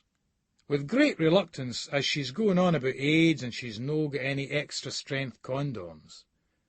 Just as well, I wouldn't have been able to feel a fucking thing. She's very athletic, though, the way she bends over the back of the chair. My lips dry as I watch the sinew tighten in the back of her legs in those high heels, and I'm getting as hard as rock. I've given the pole a good greasing, but she's pretty tight. Once I get in, though, it starts to slide up. I can tell that she's in a bit of distress, 'cause she's making hissing noises and her back muscles are tensing. But it's probably just 'cause the fucking whore's loving every minute of it. "Stop, please stop for a minute," she says nippy-like, and starts shifting her weight, readjusting, trying to find more space inside her, and I'm back down here on planet Earth, sending up this probe, which I use to detect signs of alien life inside her, This space steak, yes, this fucking super space steak, like the alien life inside of me. No, no, no, that this fucking space lesbian who's fucked all over the universe, but who has never been fucked like this before, and oh! I blurt out my fucking load into the condom up her arse. This cow's arse grips my cock, and as I pull free, she still won't surrender the condom. She pulls it out of her own rectum. There's little flecks of shit on the end of it. My knob's as clean as a fucking whistle, though. Thank fuck the dirty wee cloggy hingout. I pay the whore and tell her to fuck off and leave me alone. I fall into the bed and into a good sleep for about half an hour. When I wake up, I feel lonely and depressed and hit the minibar. After a couple of whiskies, I go to knock up Bladesy, but he's out. Docile wee cunt. I get a notion to give Bunty a call, which I do from the card phone outside in the street. All right, cunt you? Go away! You'll miss me. I've been telling little Frank about you. He wants to give you funny a licking, he does. I drop my voice and make it go breathless. I do not. Then nasal again. Yes, you do. Leave me alone! The whore screams, then slams the phone down. I head back into the hotel and upstairs to my room, where I watch the cartoon channel and have a wee giggle to myself. I'm a wee bit disappointed that Bunty felt unable to take my advice and give me some sport. She's probably feeling vulnerable with He-Man Bladesy off the scene. Ha! Anyway, it's soon time to hit the pish, as I hear the man himself returning to his room next door. "All right, Clifford, me old son," I smile. "Get any whoring done?" He smiles bashfully. Actually, no. I went to the Rijksmuseum and saw Rembrandt's The Nachtwacht. Amazing picture. Any shagging in it? No, it's not a film. It's a... I ken what it fucking well is. I ken who fucking Rembrandt is. I point to myself. Cheeky wee cunt thinks he's fucking smart. He knows fucking nothing. The big zero. We get out on the pish, and I make the mistake of letting Bladesy bell Bunty. I was intrigued as to how my heat from across the street had affected her. Bad move. Even from the bar stool, looking at the back of Bladesy's head and his reddening neck, I can tell that it's a Syrian. He's shattered when he comes off the phone. The cunt's shaken. "Bruce," he gasps, "I think actually I'm going to have to head back. Bunty's upset. The caller was at it again. I should never have left her." "No way, it's your fucking holiday." "She wants the number of the hotel. She thinks I'm in Scarborough.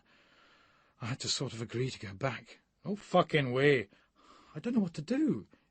He puts his head in his hands.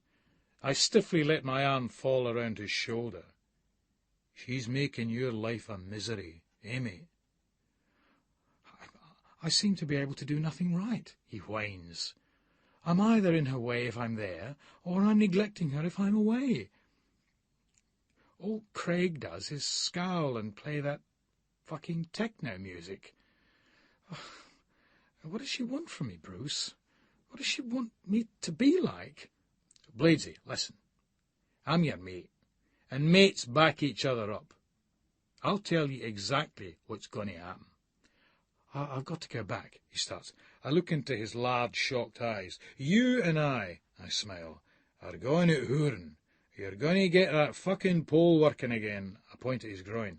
"We're going to get you feeling hunky-dory about one brother Clifford Blades here. And when you swagger back into that house in Corstorphine, the first thing you do is get a horrier and gear," I grin, protruding my middle finger, "the stinky pinky here. And I'll tell you, mate, she'll be that fucking well juiced up that the lips of her fanny'll part for you like the fucking Red Sea did for Moses. You'll be fighting her off with a fucking stick soon," I say. Then I point at his groin again. "That fucking stick." "You really think that's going to do me any good?" "Same fucking rules, mate." I nod knowingly.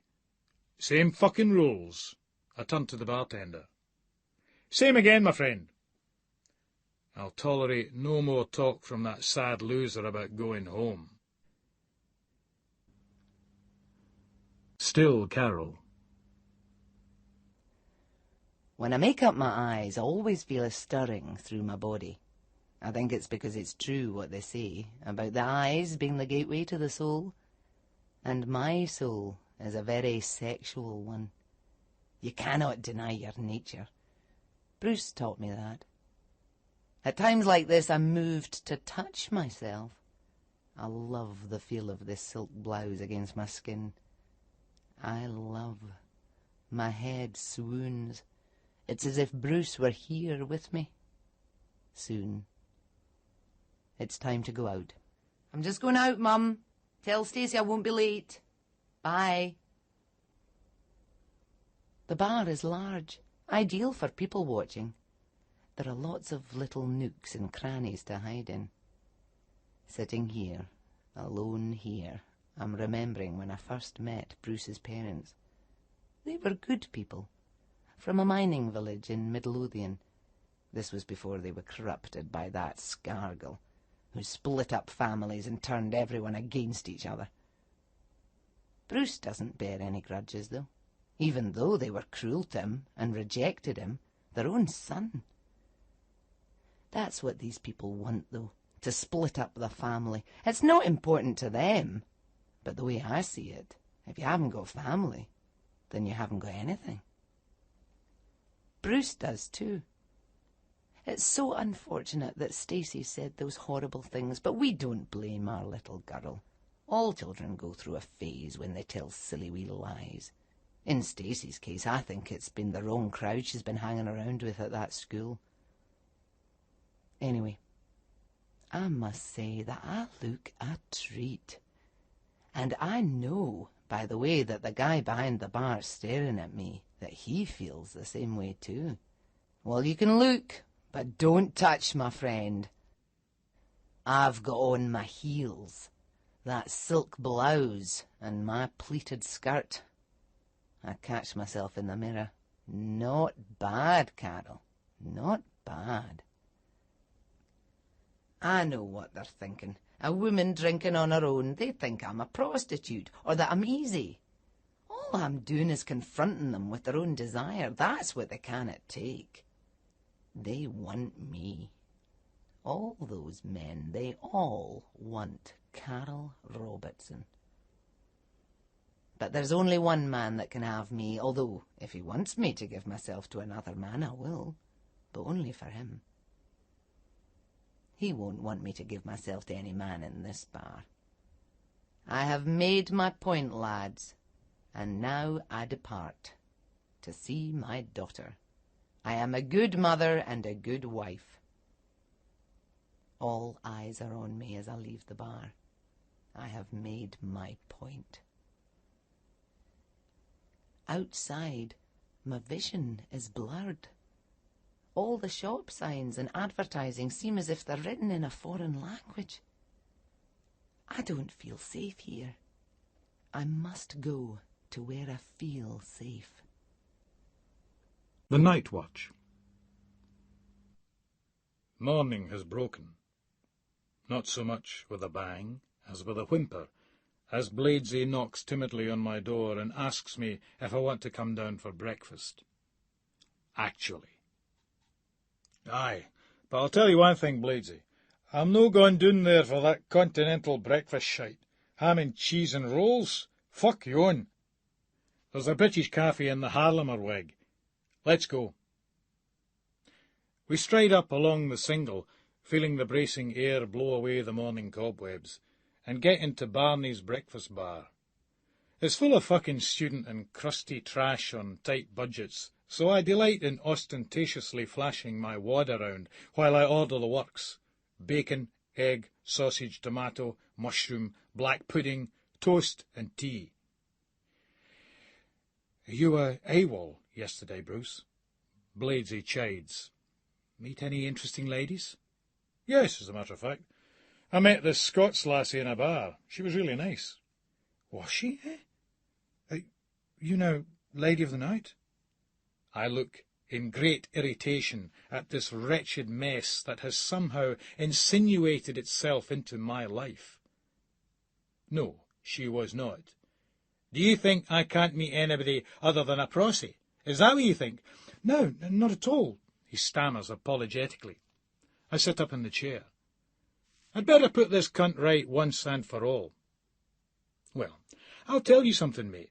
I've had mair fanny than you've had hot dinners, and I'm talking quality fanny as well, premium minge, and I'm no going that far back. Dinna think that because I fuck whores for convenience sakes that I have to pay for it. Dinna think that, I tell him, the cheeky cunt. I'm most terribly sorry, Bruce. I didn't mean to give offence. You got the wrong end of the stick. I just assumed, it being Amsterdam. Well, you assumed wrong, I curtly inform him, skinning up a large reefer of skunk and lighting it up as our breakfasts arrive. We eat our meal in silence, and I leave the little cunt to his museums and galleries. I'm off for porn and drugs.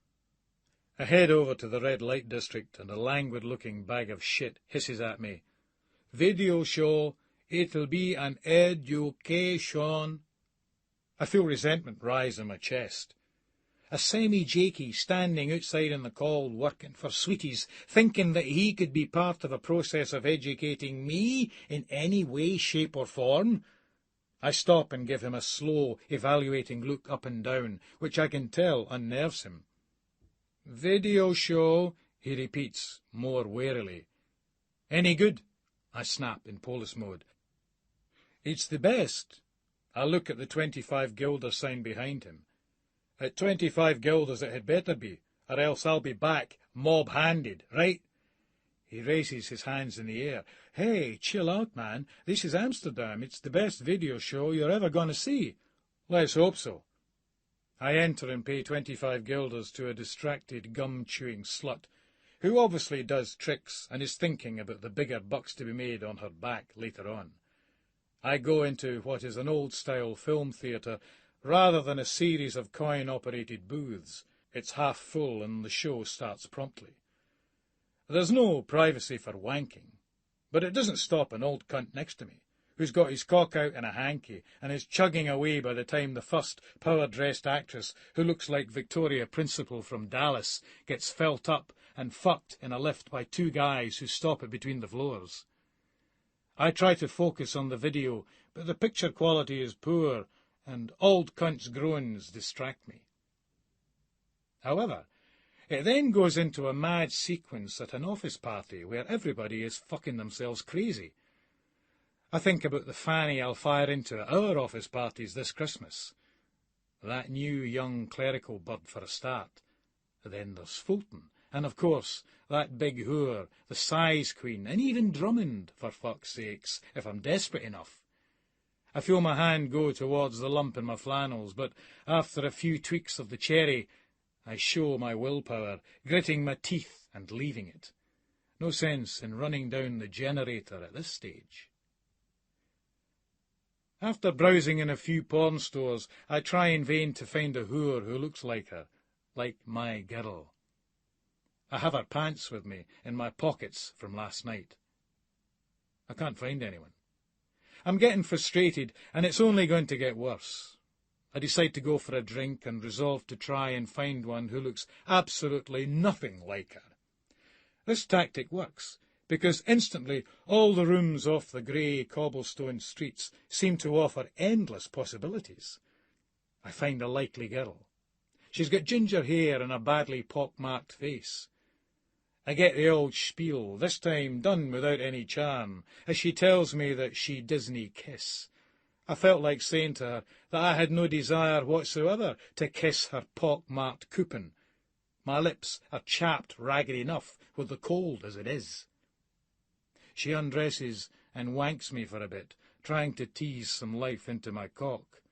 And I only get hard when I look at her pock-marked skin. Like the other whores here, she seems not to mind my rash and eczema, though with her skin you'd expect some sympathy.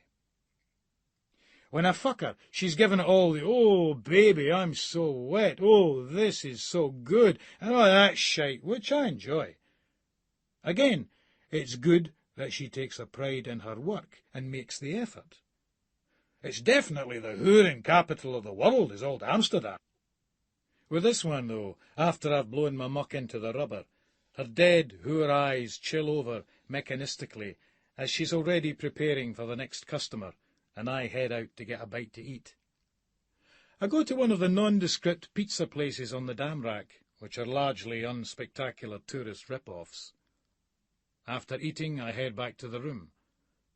I still have her panties in my pocket from last night. I couldn't ask that whore I was with to wear them. I pull them over my head and sniff, filling my nostrils with her scent. I'm aware of the thudding sound of sobbing and a high, ugly moaning in the room. I pull off the pants, but the room's empty, except for me. The rash. The next morning, I shit on the hotel's tray-like bogs. A pile of chestnuts faces me, foul of Dame Judy, but yielding no signs of the alien monster. I know it's up there, though, inside of me, twisting and growing, biding its time, like an Arthur Scargill in the healthy body politic of 80s Britain, the enemy within. I get out and visit another couple of whores, one Thai, one black. The black one looked at my boz as if she had never seen white meat before. Maybe it's the rash. It's definitely getting worse. Worse. I put in another shift of afternoon drinking, Heineken and Geneva, before I scored some good gum-numbing cocaine for a guy in a brown bar. Then I was back out on the piss. That's the thing about Charlie. Gives you superhuman drinking powers. Know that I need them. In one bar, I have a bottle of Grolsch, and I see that they're doing that space cake. I take one piece in another. A white cunt behind the bar tells me that I should watch that stuff, and I just laugh and have another piece. I'm getting a good buzz in my head. When I leave the bar, it hits me, and I feel really sick and nauseous. The hippie cunts have tried to poison me. Me, a fucking policeman. I'll go into the Dutch police and close the cunts down.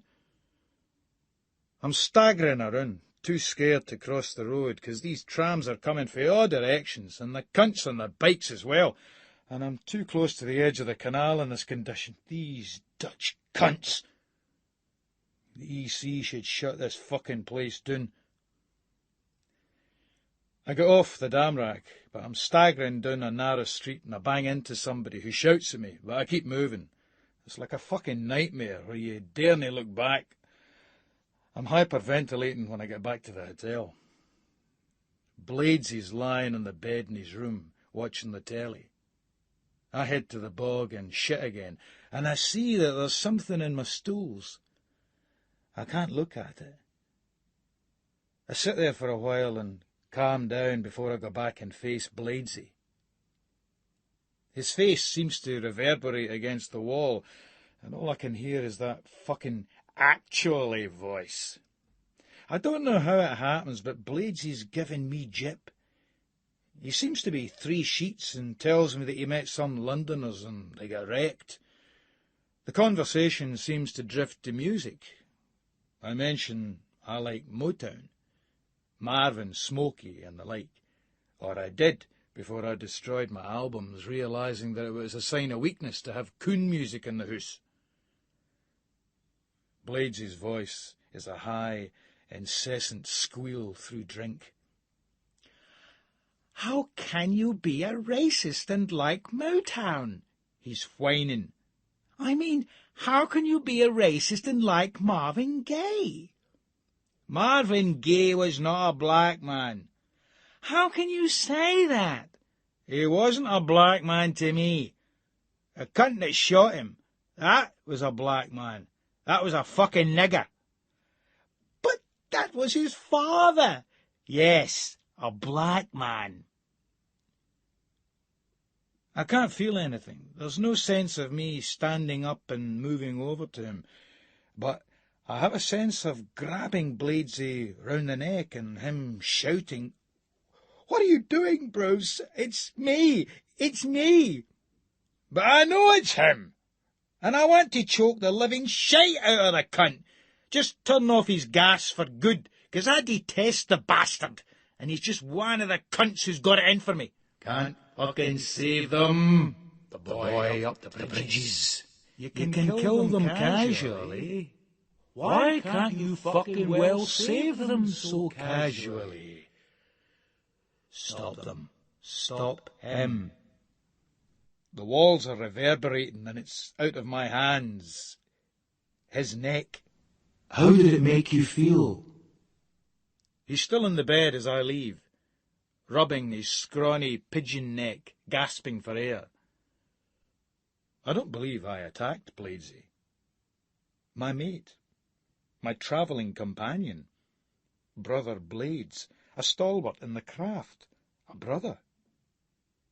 I'm down the narrow stairs, staggering past the pouting blonde guy on the reception. In the street, a ragged, junky whore smiles at me from under a street lamp, a remnant of a T-shirt Amsterdam which seldom resembles the more sanitised and regulated real life. I get into a bar and order a Heineken. I'm thinking of Bladesy, that sad little cunt who needs very little and who can't understand what a grievous rage his attitude and manner induces in the rest of us, for whom everything in the world could never, ever be anything like enough. My chest throbs as I sit on the bar stool.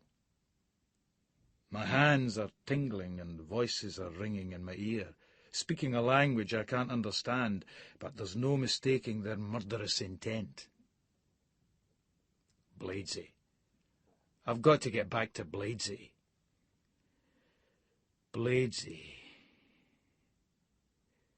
The longer our friendship has developed, the more the destruction and humiliation of this sad little creature has grown to obsess me. He needs to be confronted with what he really is. He has to feel, see, and acknowledge his inadequacy as a member of the human species. Then he has to do the honourable thing and renounce that membership. And I will help him. First, I have to drink off those fucking hippie drugs. Goals. You were in some fucking state last night, Brother Blades, I tell a furtive, shaking Bladesy at breakfast. He looks terrible. There are bruises on the side of his face and on his neck. I can't remember. I woke up feeling... He hesitates. I remember all right, I say wryly. I came back to the hotel blissed out on this hippie dope, and you came back 3 sheets after spending the day on the piss with these London guys. Anyway, you insisted on going out. I look at his bemused face. Do you remember Hunter's Bar? I ask. No, I don't, actually. We get into a ruck with these German cunts. Then, when we got back to the hotel, you fucking well went for me. God, I don't remember. I'm terribly sorry, Bruce. I was so drunk. I raise my brows and lower my eyes disapprovingly. It fucking well should be, I tell him.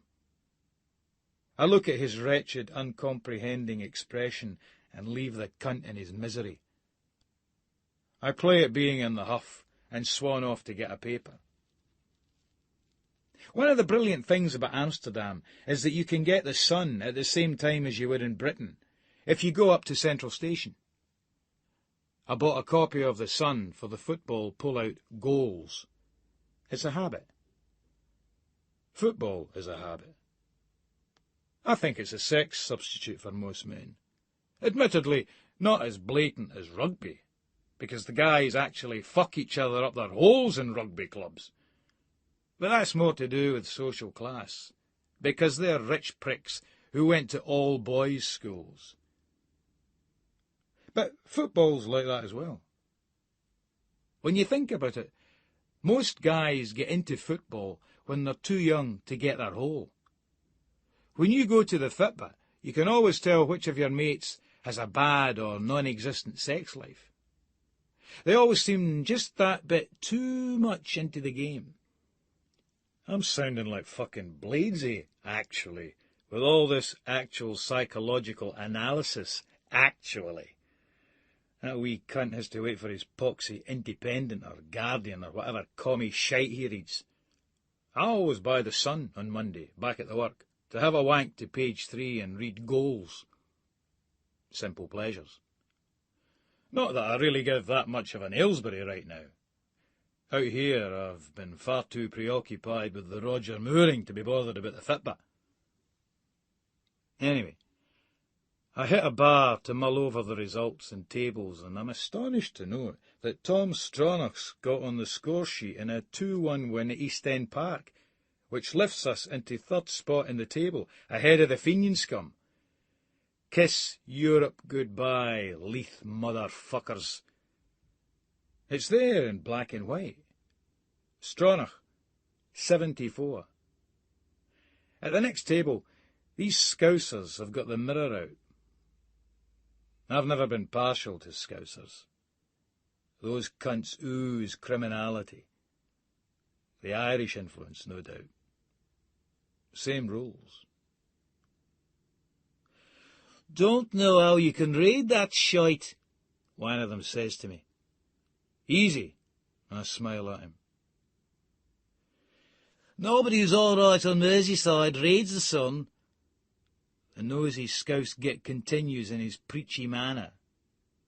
Not after Hillsborough, not after Souness, not after Bulger.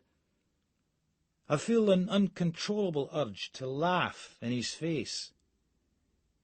You know something about Scousers? I'll tell you something about Scousers, I snort. You don't have to tell us anything about Scousers, mate. We're from Liverpool. He pulls himself up to his full height. Oh, I noticed that, all right, I bellow in a jocular way, pointing straight at him. Scousers are a bunch of fucking sad drama queens. It's like the whole fucking cesspit of a city is auditioning for Brookside.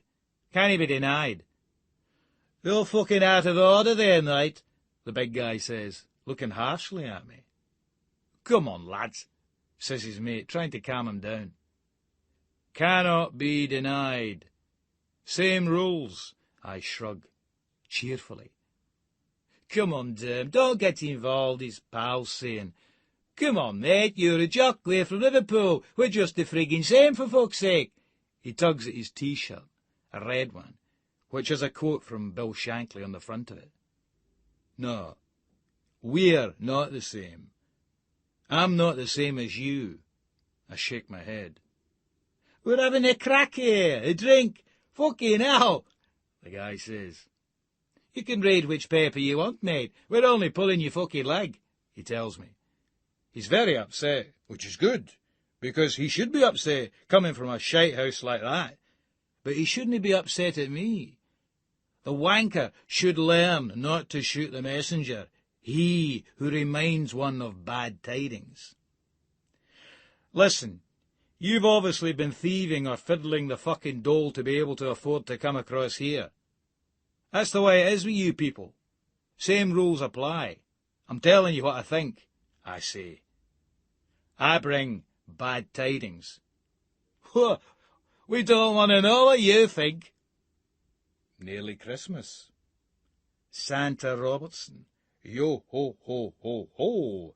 Bad tidings. Let him speak. All I was saying is that when something bad happens in Liverpool, yous cunts go fucking doolally. You take it as an excuse to parade banners at the football.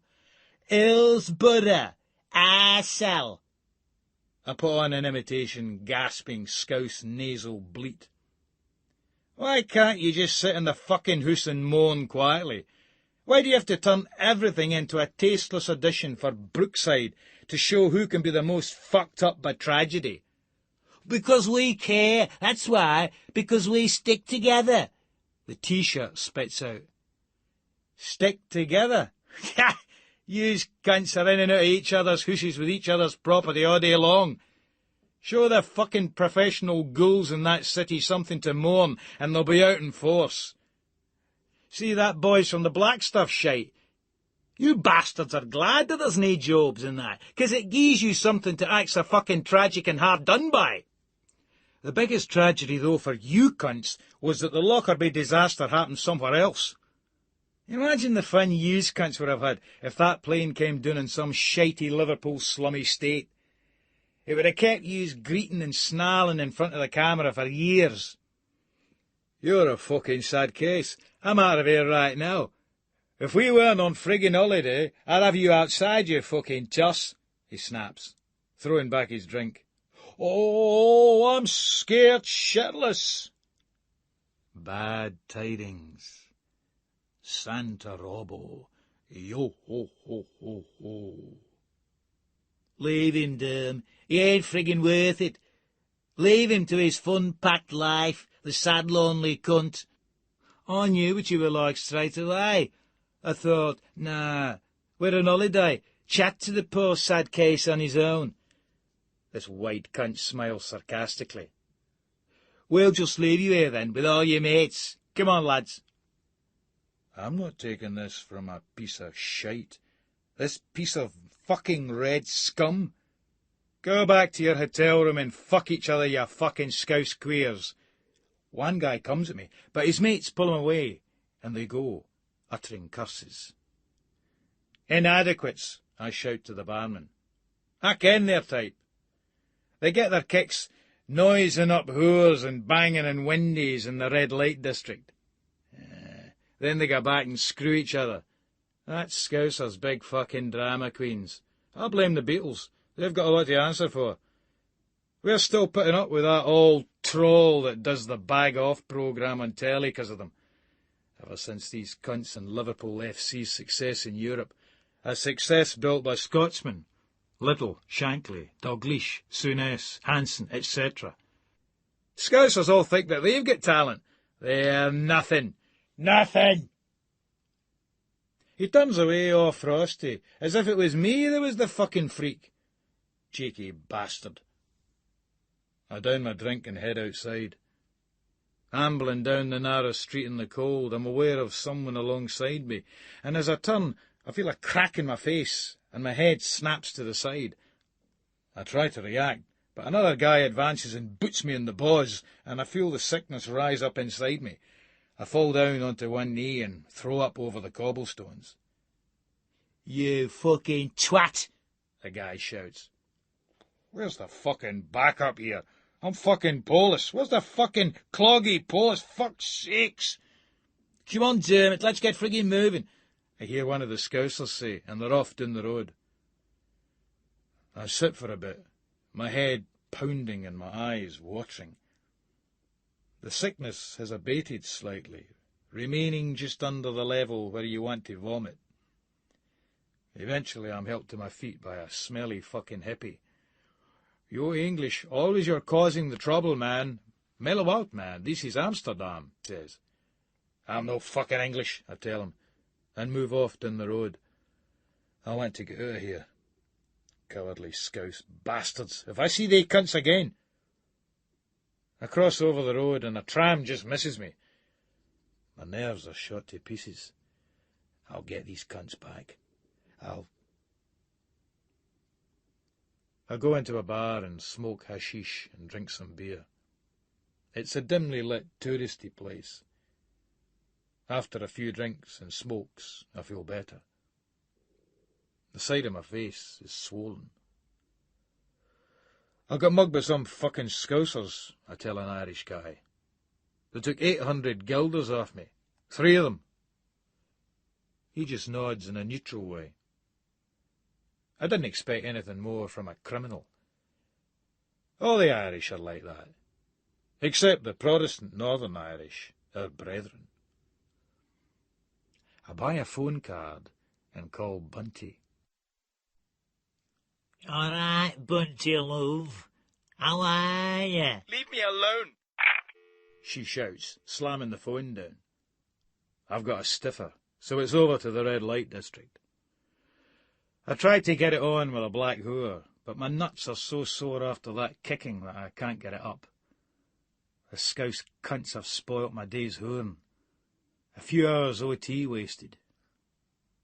I go and do some more hash, but I hate this stuff. It's powders I need. I get in tow with these Dutch guys who are going to a party in a houseboat. When we get there, the place is full of scum, just like these sunrise fuckers at Pennycook. But the cocaine I get is the best I've ever had. I tell this to one of the clogites with skin so clear, so like a doll's, you just want to taste it. And she just says, but of course, this is Amsterdam. Anyway, I get fucking wrecked. I remember getting asked to leave. When I got home, Bladesy's still up. He's been out, and he's bought a bottle of malt whisky by way of an apology for his shocking behaviour the previous night. We arse the lot, and then clean out the minibar in his room. I stagger back through to mine and crash out into a pulverising sleep. The essentially depraved nature of the creature that she married. I wake up in the night with a shuddering spasm. It's as if I'm falling through my own body. I'm sweating and trembling. There's nae whore by my side, but my balls are red raw. Objects start to come into focus through the dark. It's the hotel room in Amsterdam. I think of Carol, and a crushing pain almost rips me apart. It's only a reaction to my loss. My mouth feels like it's been blowtorched and had the skin from my scrotum grafted onto it. But when I go to the minibar and down a soda water, it only succeeds in turning my guts over. I lurch back to bed as the light comes up. The light. I'm safe again. I get a good bit of kip in.